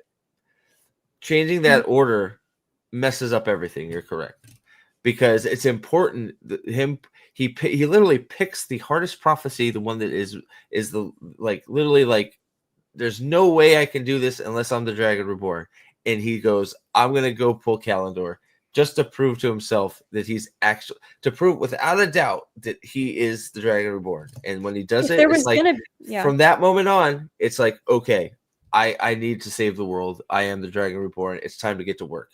If there was going to be a season where they decide not to do, let's focus on the women and not Rand so much, they should have followed the book more, because he's not in book 3 for very long. It's basically in the beginning, a little bit in the middle, and then at the end, he's at Callandor. The most interesting part of book 3 is Rand is barely in it, but he is affecting the whole book, even though They're is seeing not the things in his wake. Yes, it's so, that's why Dragonborn is so interesting, is because he is not on the page. He is not physically being read through most of the book, but he is covering the whole story. It's so good, right? So, well, yeah, holy moly, we've been going for almost 2.5 hours. So I've got 3.5. That's what I meant to say. That yeah, I'm sorry. I meant 3.5. So yeah, I guess, so have we missed anything that you wanted to cover? I mean, there's a ton to cover. I don't think so. Should we take bets on what's going to happen in the finale? Absolutely. I would love to. Maybe I can put a poll up. Well, no, let's see what the poll is here. So will they get an episode 4? Wow, we got a lot more yeses than I thought. So let's see here. Let's see what we got here. Need to discuss Winter Dragon. Oh my gosh. Have you seen Winter Dragon? No. Okay, Winter Dragon was Iwat's first attempt. So the short that came out. It's the show. It's the thing Iwat did to keep the rights. They were about to lose the rights, so they had to produce. That. I didn't. With Somebody saying Billy it was Zane. okay. Somebody said it was a show. It wasn't a show. That was like one. No, it It was was a like a one-off, one-off. It right? was like Yeah. it was like Okay. a one-off terrible movie. So, Yeah, I saw that. um, so we had 156 votes. Thank you, everybody. No, so for season 4, got 62%. We got a lot more yeses than I thought. So I guess we'll see. We'll see. I Tiny don't to know what you're die takes talking about. what? Oh, I put up a poll. 156 votes. So Oh, I put up a poll. It got 150. I don't know if it's going to show in the chat there, but I had a poll running the whole time we were going for, and the gotcha, question gotcha. was, will the Wheel of Time get season 4? So out of 156 votes, 62% said no, 37% said yes. So I'm I've actually always said surprised. that season 4, I will be shocked if we get one, but we definitely won't get a season 5. I don't know how we get. You voted yes. Dovey said, yes. I voted yes strictly because I've been wrong every other season, so I'm hoping I'm wrong about this Well, time remember, too. this is the first time that they have not started producing the next season before airing the previous season. True. So they were filming season 2 before season 1 came out, and they were filming season 3 before season 2 came out. There's a fan-made Wheel of Time short as well. Oh, I'll have to. I didn't know about that one. I'll have to try and look it up. Maybe that's the one I saw. Well, no. You're right about Winter It's Dragon. the prologue, right? Yeah. Winter Dragon is Billy Zane doing as Louis Theron in the doing the prologue. I don't remember, but I So mean, maybe like you didn't. I don't know. I mean, it's out there. I think it's out there. I think, isn't it? I think you can actually bring it up. Hold on. I think you can actually bring it up on YouTube. Just for shits and giggles. I looked at like way at the beginning. Let me. Yeah, you can watch it. It's 21 minutes. Pull up the like a. Oh, here I'll bring it up. Yeah, because I might recognize Billy Zane. We actually look at that. We actually get something from the book there. It's amazing. It's already doing better. Scrub through a bit. Get me to people. Show me faces. I'm better with faces. Yeah, let me get to Billy Zane here. Oh yeah, I've seen this one. There he is. Yes, I've seen this it's one. It's very blurry. I didn't know that's Billy Zane. Like, it was on FXX. Dude, they can't even get the 1060p. We can't even get to 700. Jesus. Yeah, that's Billy Zane. I think that's Ishmael, right? Yeah. So, okay. Yep. So I'll have to watch it again now that I know what it might have been. I haven't watched it in a long time, so that might be fun. I may have to do that. But yeah, so that's the best. That's the best adaptation of Wheel of Time we've gotten. It's terrible, but it's so much. Somebody says the fan-made one. This is from Arun. Yes. Arun? Yep. The fan-made one is actually really good. It covers the Rand and Matt in the town where Rand channels lightning to get out. I'd like to see that. That would be cool. Let me see. Is it on YouTube, Aaron? Let's see here.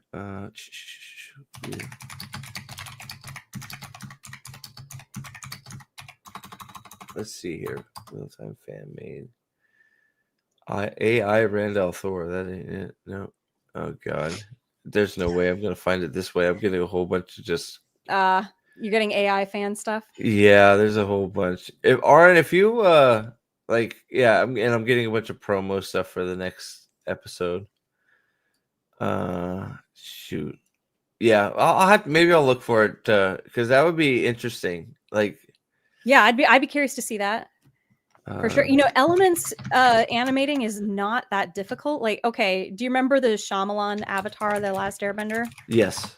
Actually, the special effects in that are not bad. I mean, the way that they were using them was terrible, but the effects themselves were not bad. So they've been doing it for a long time. You could make channeling look good. Yes. So I could see a fan being able to do it quite well. Yeah, no, well, some of the fan made stuff is like, I mean, like I think about the 40K stuff, the Warhammer 40K Arceus stuff. Like that stuff is wildly good. I haven't seen any of it, but it's so good. Some of it, it's just like, you know, it makes you, it's just like, it's so like, I don't like. Did you see Secret Level on Amazon? Yeah. No. It's like a bunch of like, it's sort of like Love, Sex, and Robots on Netflix, but for video games. So Okay. it's like some animated video game shorts. So there's a Mega Man one, there's a Pac-Man one, and Oh, there's a yeah, Warhammer I've one. heard It's of it. I actually haven't watched it, but I've heard of it. yeah, It sounds some of yeah. them are really good. They're all very well. They're all very well animated too. That Mule sent me a link. Do you have it? There's no way you have it, Mule. There's no way. Oh wow, everybody's sending me stuff. Flight from Shadow. Yeah, dude, you guys are the best. Have I said that? Yeah, this is it. How long is it? 27 minutes. Oh, so I'll that's have too to long. watch it. But Yeah. here, yeah, it's too long, unfortunately. I mean, maybe another day I'll watch it. But here, oh shoot. So here it is. Just so I'm gonna see if I can get to. I love the stars. Oh wow, it's totally fan. Oh, Look, wow. it's They a actually put some effort into this. I wow, can see. Look at that. We got some practical effects in here. dude. I never. I How gotta have I check not? this out. Yeah, how have I never seen What was this? that? Bald Legolas? What the hell is this? Oh, receding hairline Legolas. That's close enough.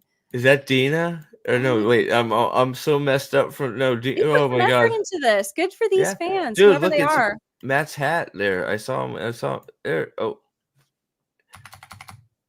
you got. Oh my gosh, Look there's at that. actually dice. It's amazing. Very nice. I like this. This is good. It's a puppy.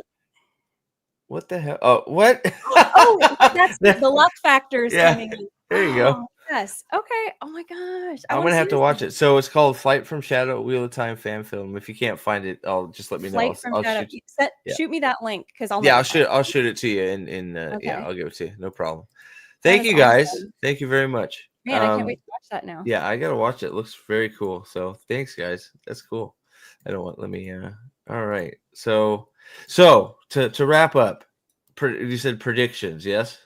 Oh, yeah. Do we want to do predictions? Take Yeah, bets on I don't think we how can we not, right? So we're talking about for the end of the series or for the next episode. What do you think? Yeah, I think for the end of the series. Okay. Okay. So you go first because I actually your Moiraine thought I just sent it to you just so you know. I So you got think instead of going through a door, Moiraine and Lanfear are gonna explode with the boob. it. Okay. I think that's going to happen. They're gonna blow up with the boob. And Moiraine is going to return water to the Aiel waste. Remember in Roidion? Yeah, no, I think that I think that that's just gonna do that. I think it's definitely going to be this. Yeah, I think she's definitely going to do that. I thought that's what she was going to do at the beginning of episodes. I thought that's what we were doing at the beginning of this was with all the fanfare. I thought that was going to be like a river was going to show up or something. Yeah, I just dropped my pen. Oh, there it is. Yeah, I totally thought that's what we were doing too. And in fact, Trip said it too. She said this is where she's gonna make the water, but there's no fountains in Roidion, so we're not. Maybe it's I don't know. Whatever. A mountain's gonna come out of the ground and be Dragon Mount 2. It's like okay. So I don't know because I keep bouncing between whether Moiraine and Lanfear are gonna die or if we're gonna lose Rand. And if they kill off Rand, that would literally be the end of the show as far as being an adaptation is concerned. There'd be no going around that. Yeah.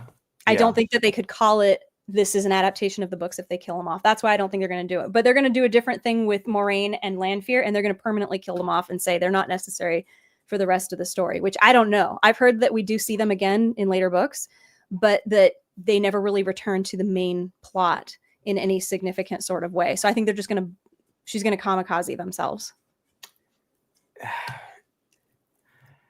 Yeah, it's possible too, right? I think that's probably like in my heart. I think you're probably right. I think that's probably what they're gonna. It's just gonna be ridiculous and not how it should be done. Like I think you're probably right. They're gonna be fighting over the whatever the boob. Yeah, the boob. They're gonna be fighting over the boob, and it's just gonna overpower, and they're gonna nuke each other. Maybe. I think, man, I think it could be some elements of that, but. I don't know. Like, yeah, I don't know. I can't get over them not wanting to kill Rosamund Pike. But like you said, all the hints, her moving and all that, it all sort of like lends to, Oh shoot! Sorry, I just opened that again. Lends to that maybe being what happened. So, yeah, that's it, Dobie. Yeah, we just were looking at that's it, buddy. Do So you take a think look. Avienda is gonna kill Couladin since we don't have Matt? So I think Avienda is gonna kill Coolin. I don't think it's gonna be Rand. I think I've been wrong with him getting saved. Wait, who did Matt kill in the battle? He killed somebody. No, he killed Coolin. Okay, yeah. Cool, yeah. Matt Coolin is Matt's, but I Okay. think I think you're right. I think because there's no other thing for Avienda to do, especially since I think it's going to be with the Callandor spear thing. I think that's a scene before. I think that's her saving Rand and killing Coolin. Yeah, so I think you're right. I think Avienda is probably going to kill Couladin, not Rand, which again leaves Rand with nothing to do, which is about right, right? It's what we did with him in season 1 and 2. I mean, well, at least in season 1, he stood there with his hand out like this. Yeah, I'm stealing your acceptance test, Egwene, and here's a rose or something, whatever I'm doing. So yes, I think Avienda is gonna kill Couladin, but then I have to try and unpack what is Egwene gonna do in the waste with Rand.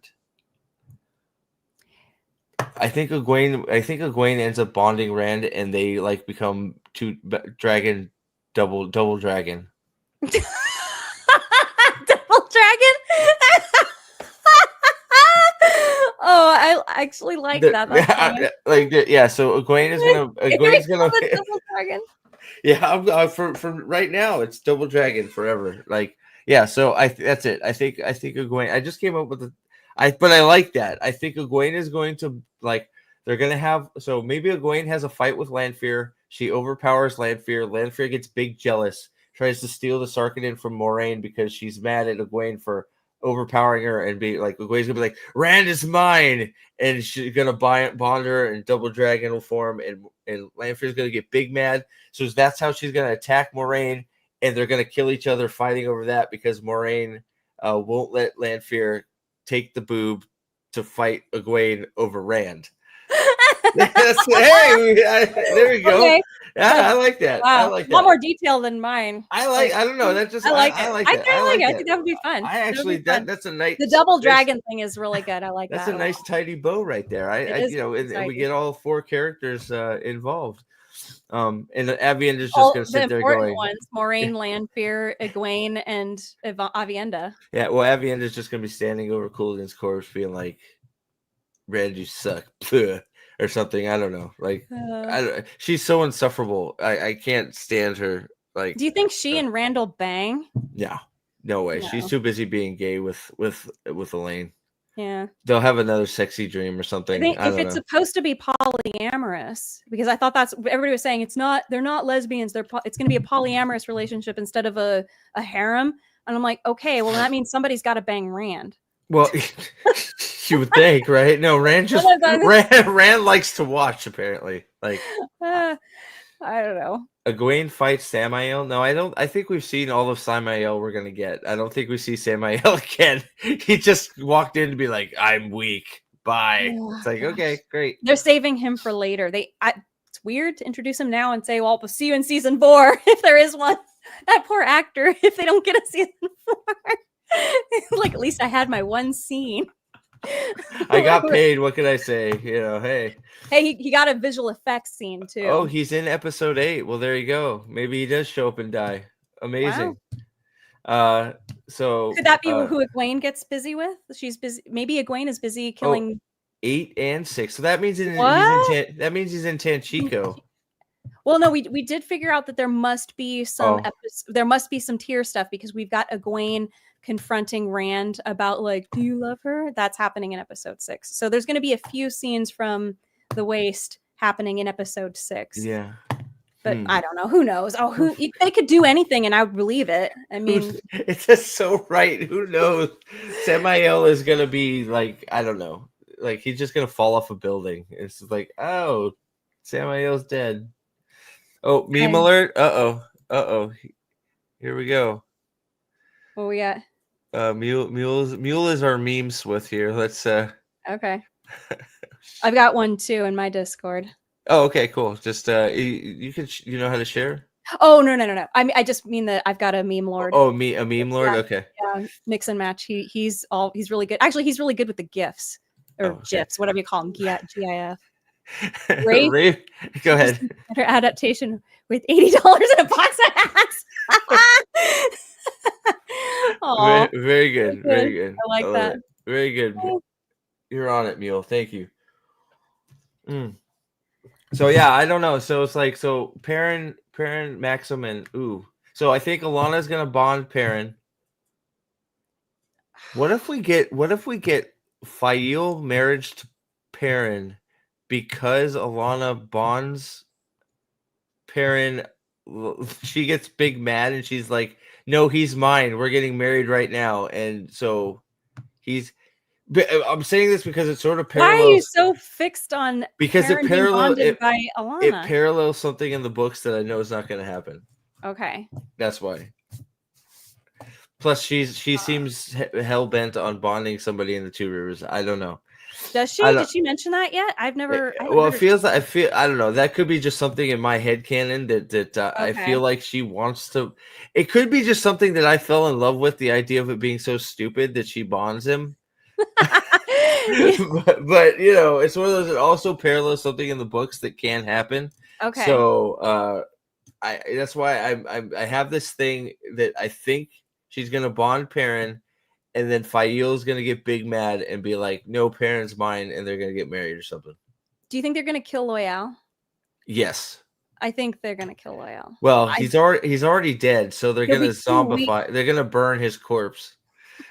He's gonna be weak and he's gonna die in the battle fighting or trying to close the way gate. Yes, that's why they mentioned the steading and the longing. Yeah, the longing is gonna kill him. Oh my god. I don't know if it'll kill him, but it'll make him vulnerable and then he'll die. I've used all my energy. Steading. No. Or he'll leave. He'll be like, I'm going into the gate. He just abandons them. He's like, bye, I'm going to a steading. Peace out, Beta Giad. He's taking the key with me. Dude, wouldn't that be great? As he's like, I gotta get out of here. He goes in there and he closes the Beta Giad, like, no, and they get stabbed in the back by two trolls. Like, that would be hilarious. He's like, we're never playing Maiden's Kiss, you weirdos. I'm going back to a steading. No. The girls are gonna play Maiden's Kiss with him finally there at the gate. Oh yeah. Like, nobody's around. As they say goodbye, it's like, bye. Bye. Oh my gosh. Oh my god. What's gonna happen in the tower? Do you think Siuan's gonna get killed? I mean, that actress, the lady playing Siuan, is big.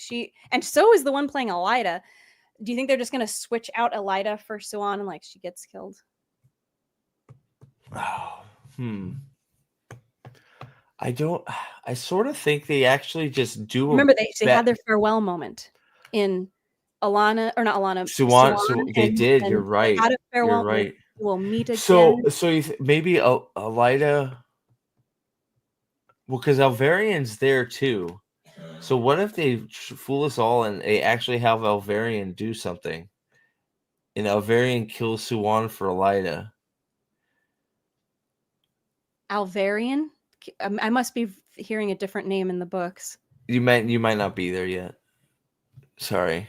Who is she in the show?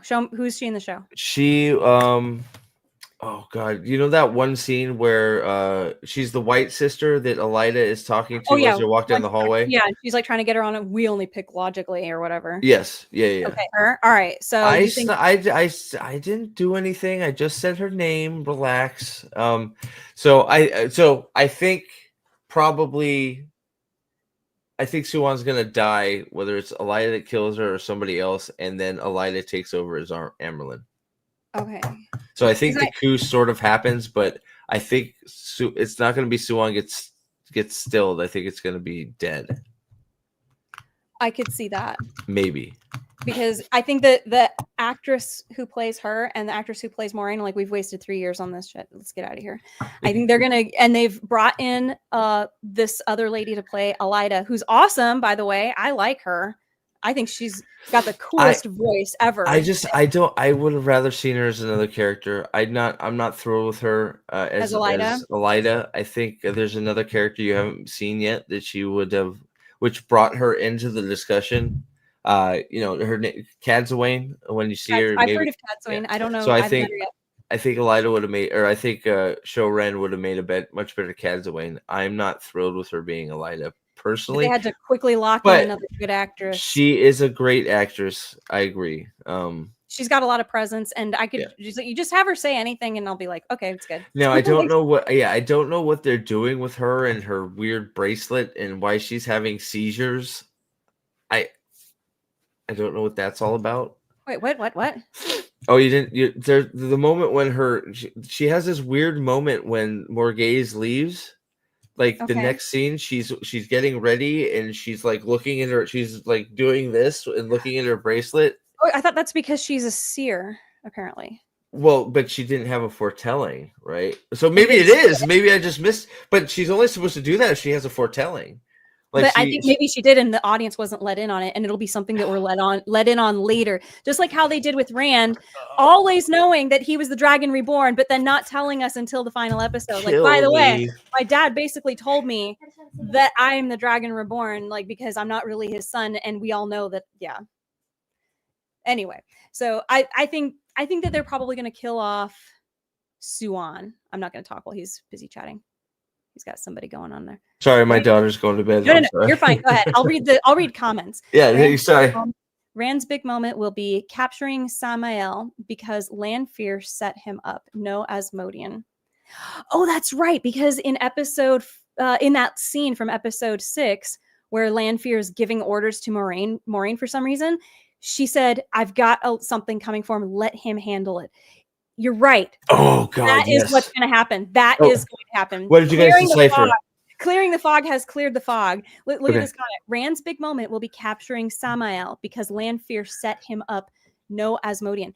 That's what she said in that scene of her telling Moiraine, like, "I've got something coming for Rand. Let him handle it." She's sending Samael. So Samael is taking orders from Lanfear.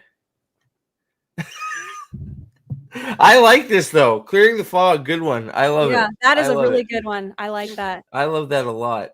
What if so are they gonna fight in Rhuidean and that's gonna clear the fog? Why would they go back to Rhuidean?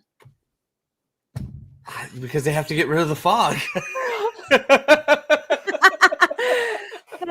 I don't know. Why does anything happen in this show, right? I don't know.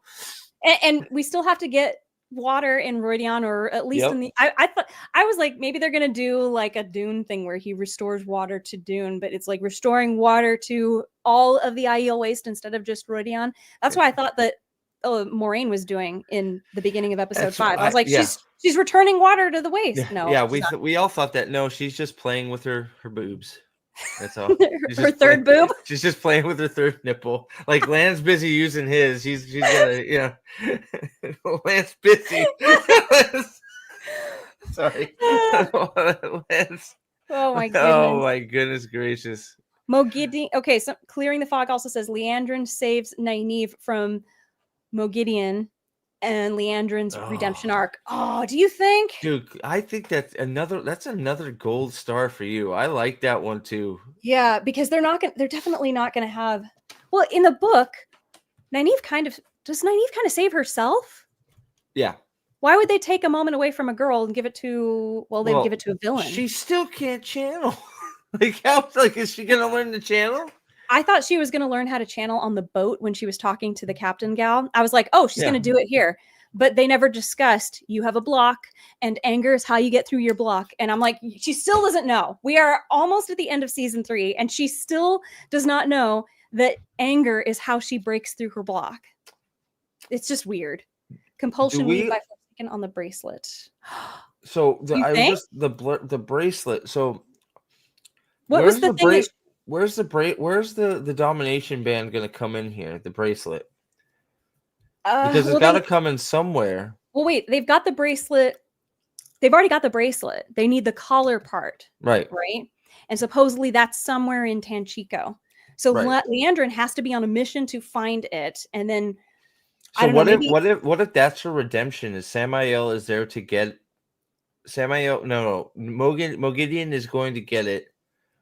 And Lanfear gives Liandrin directions to give Nynaeve the bracelet and stuff to protect Rand. and that's her redemption. If she Wait. gathers everything, but Lanfear tells her to give it up because she loves Rand or something.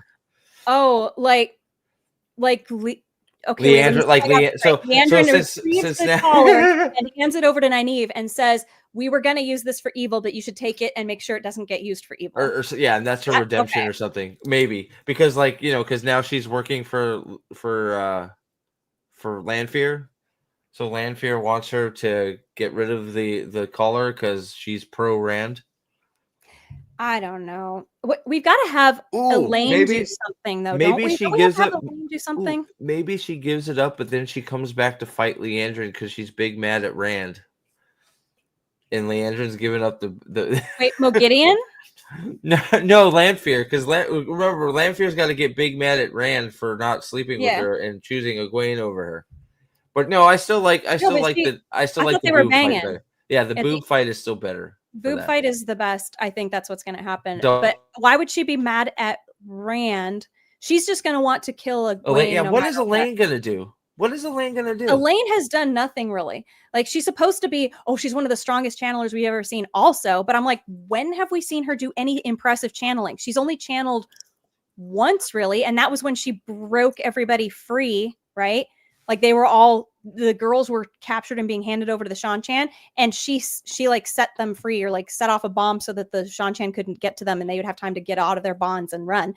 That's all we've really seen her do of an impressive channeling.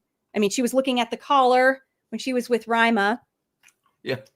She healed Rand, but like, what impressive thing has she done? So she has to do something, because I think we're giving a big moment to Aviendha. We see that in that clip. Mm-hmm. She's going to have a big moment. Elaine is the only one of the girls who hasn't had a big spectacular moment. Yeah, I wonder what it's going to be. It's going to have something to do with, well, she's going to have the singing thing. Huh. I don't know. But it's not a channeling thing. We haven't seen her power thing. Mm-hmm. I don't mean her big, like, I don't mean a scene. I mean, like, she hasn't had her big I'm powerful woman moment. You're right. Well, I mean, she's about to have a big singing episode here. So she's supposed to, like, no, I'm not even kidding. She's supposed to have this, the Hills of Tanchico song. I think she sings a duet with Thom. Right. But I don't think that's her big I'm powerful. I think probably not. That's just her having her moment with Thom.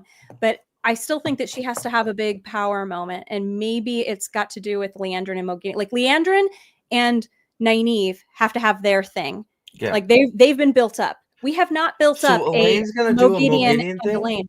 Do you think Elaine is going to go after Mogideon? I think they're going to pair the two of them up, because who is she hunting? You're probably Mogideon right. is hunting somebody in particular. Who is it? Remember, she says, "I've got somebody I need you to find for me." She said that to the Gray Man. And who did the Gray Man attack? Elida.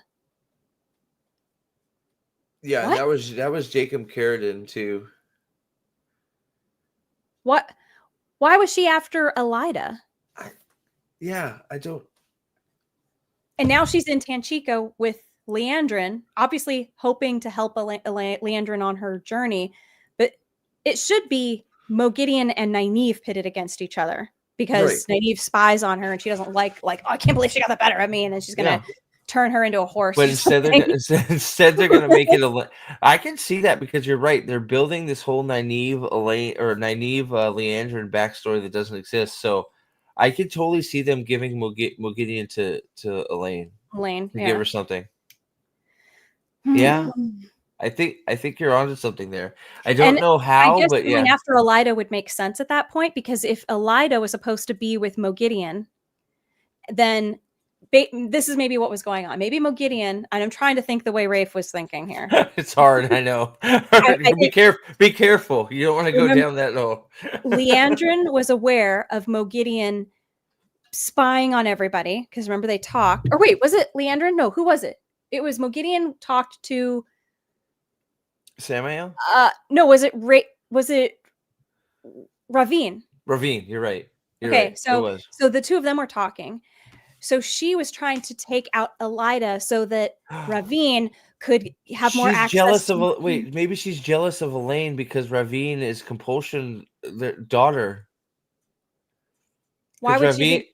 Because Ravine is pretending to be Elaine's father. So maybe not Mogideon no, not is her father, just the consort. I don't know if it's supposed to be the father though. well, but they're close, Yeah, is they're what I'm close. saying. So Okay. maybe Mogideon is big jealous because Ravine is visiting Elaine or something, and I don't know. Mogideon gets mad that Ravine is spending time with Elaine. I Maybe I'm I trying don't to know if figure out it's how to get them that, or together. I could see her taking out Elida. Like she's after Mogideon is after Elida because she's helping Ravine, because they obviously showed that they have some sort of a alliance, even if it's a very small one. It's there. So if she's like sending that gray man out to get Elida, that's what we saw at the end of episode 5. Then her next target would be Elaine, because if Elaine is out of the picture, then it's just Morgaze, and Ravine's already got Morgaze. So she's helping Ravine. So she's she's helping Ravine by getting rid of the Andor line. Yes. Yep. Okay. I think that's what it's going to be. I think you that's might why be right. she's in Tanchico now. Who knows why, but it's coincidentally very convenient for her because Elaine's on her way there. Yeah, I think. Yeah, no. I think you're. No, I think we're workshopping the fuck out of this. I think that might be right. I think. Yeah. So Mogideon is doing Ravine a solid by trying to get Elaine off the board for Andoran, for Andor leadership, so he can become king. Yeah. My question is, how the heck did Mogideon find out that Elaine was going to be chasing down Liandrin? Magic. Magic. She. I guess. Oh boy. No, but I think I think you might have. Yeah, that works. I mean, it doesn't work, but it works. But it makes. I could see the Wraith logic. I could see that. Yes, the Wraith logic. Well, it's it was like, okay, we're just God, we're messing like. You're just taking all of these characters and moments and saying, you know what, we just have to make these characters and moments happen. It doesn't matter if they happen, like if they all coordinate the way they do in the book. Yes, you're so right, because it's like, oh, Mogideon has a fight. It doesn't matter who. It's like, right? It's like they can't have it be Nynaeve because they've built up Liandrin Nynaeve too much. Yes, if they don't do something with Liandrin Nynaeve, it will, no matter what they do at this point, it's going to be bad. It's either going to be bad writing because they pick to follow the book, because that would be bad writing on their part because they've been building up Nynaeve and Liandrin this whole time, or they could not follow the book and do Liandrin and Nynaeve, and then you've got Mogideon and Elaine, which would not be following the book. So it's going to be bad no matter which one they do.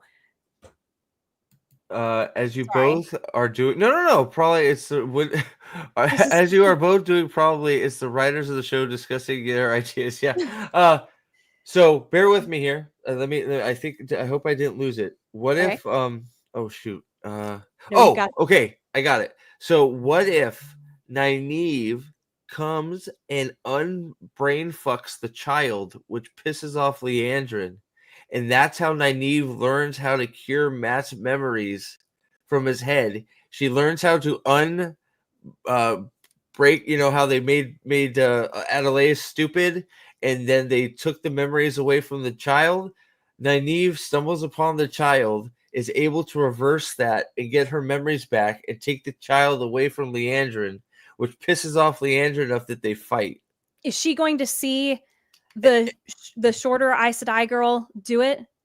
The lady, so she's, I don't know how she's gonna. Well, because she's already done it, right? They did it during the marriage, right? Right, so but maybe they have to do it again, or maybe I don't know. Maybe she just figures it out because she's like she's super. Well, I mean, maybe she just hears it, or like she's talking to the little girl. Is like, what happened? She's like, I don't remember, and she starts like, I don't know. We have been building up a Nynaeve and the mind thing. She talked about right. it. Well, because that, and she's supposed, Nynaeve, I have confidence. If anybody could cure my mind cancer, it's you. Like, that's Matt, right? Matt's whole arc is Nynaeve curing his.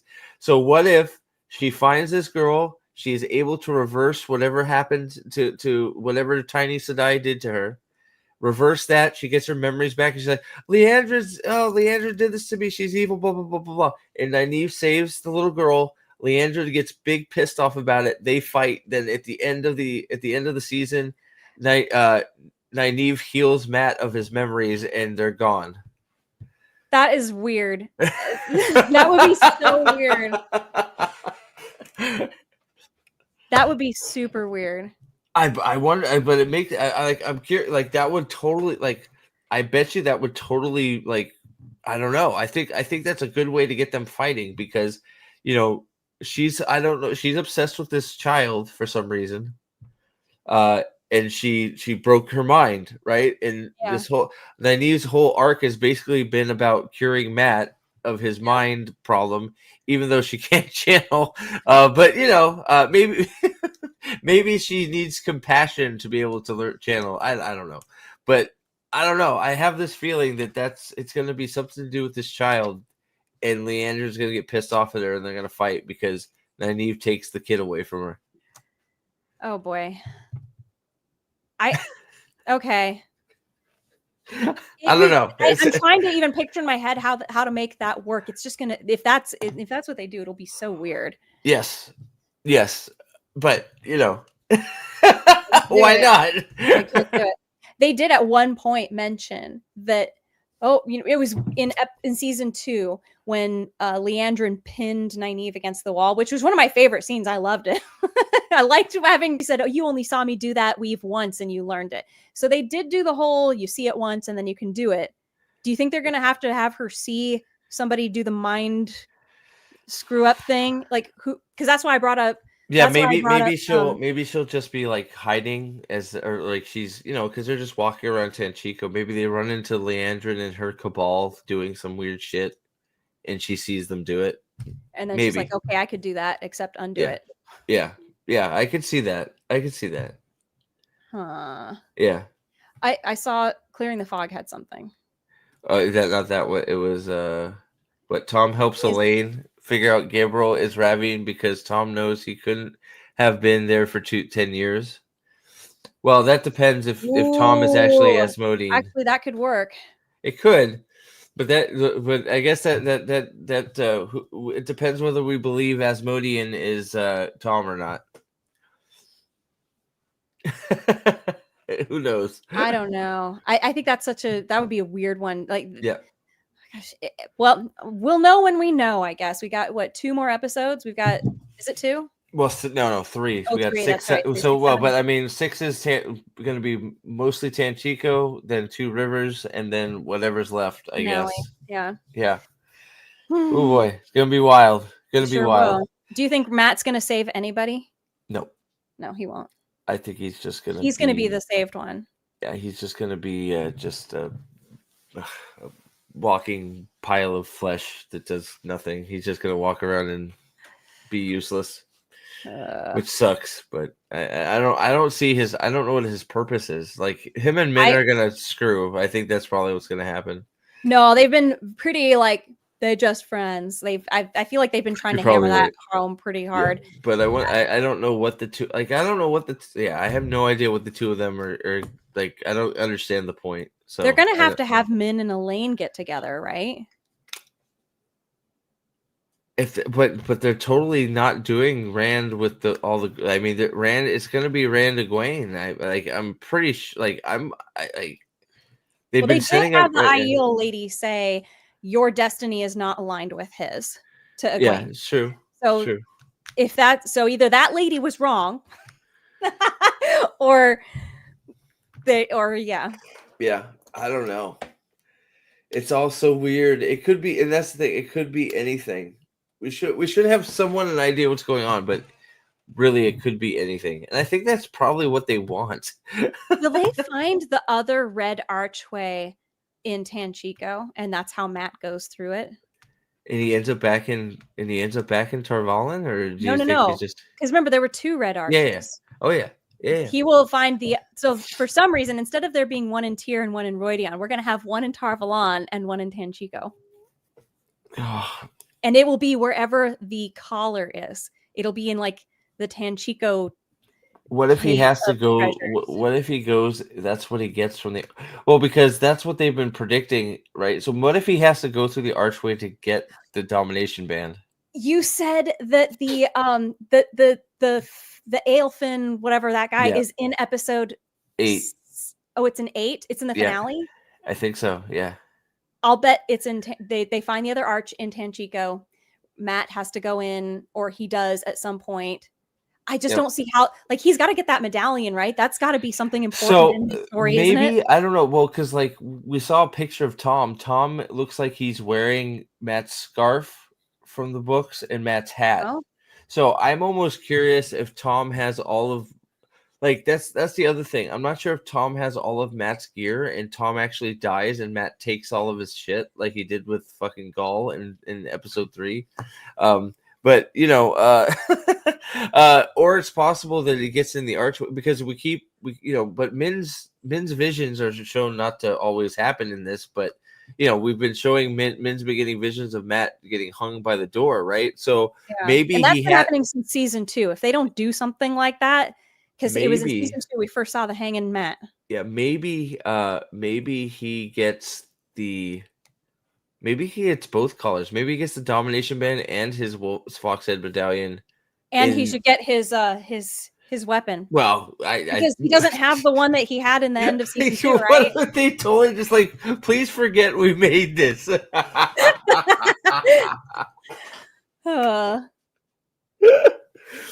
I hope. I hope so. It's so. I don't know. I think. Yeah. I don't think he comes. I don't think the bedpost. I don't think he's gonna end up with his weapon. But I think his neck. We've seen shots of him with the necklace, so it's gonna happen. But who knows how? But I think maybe he gets all of it from going. Like he's gonna hang. He's gonna be hanging from the domination band necklace.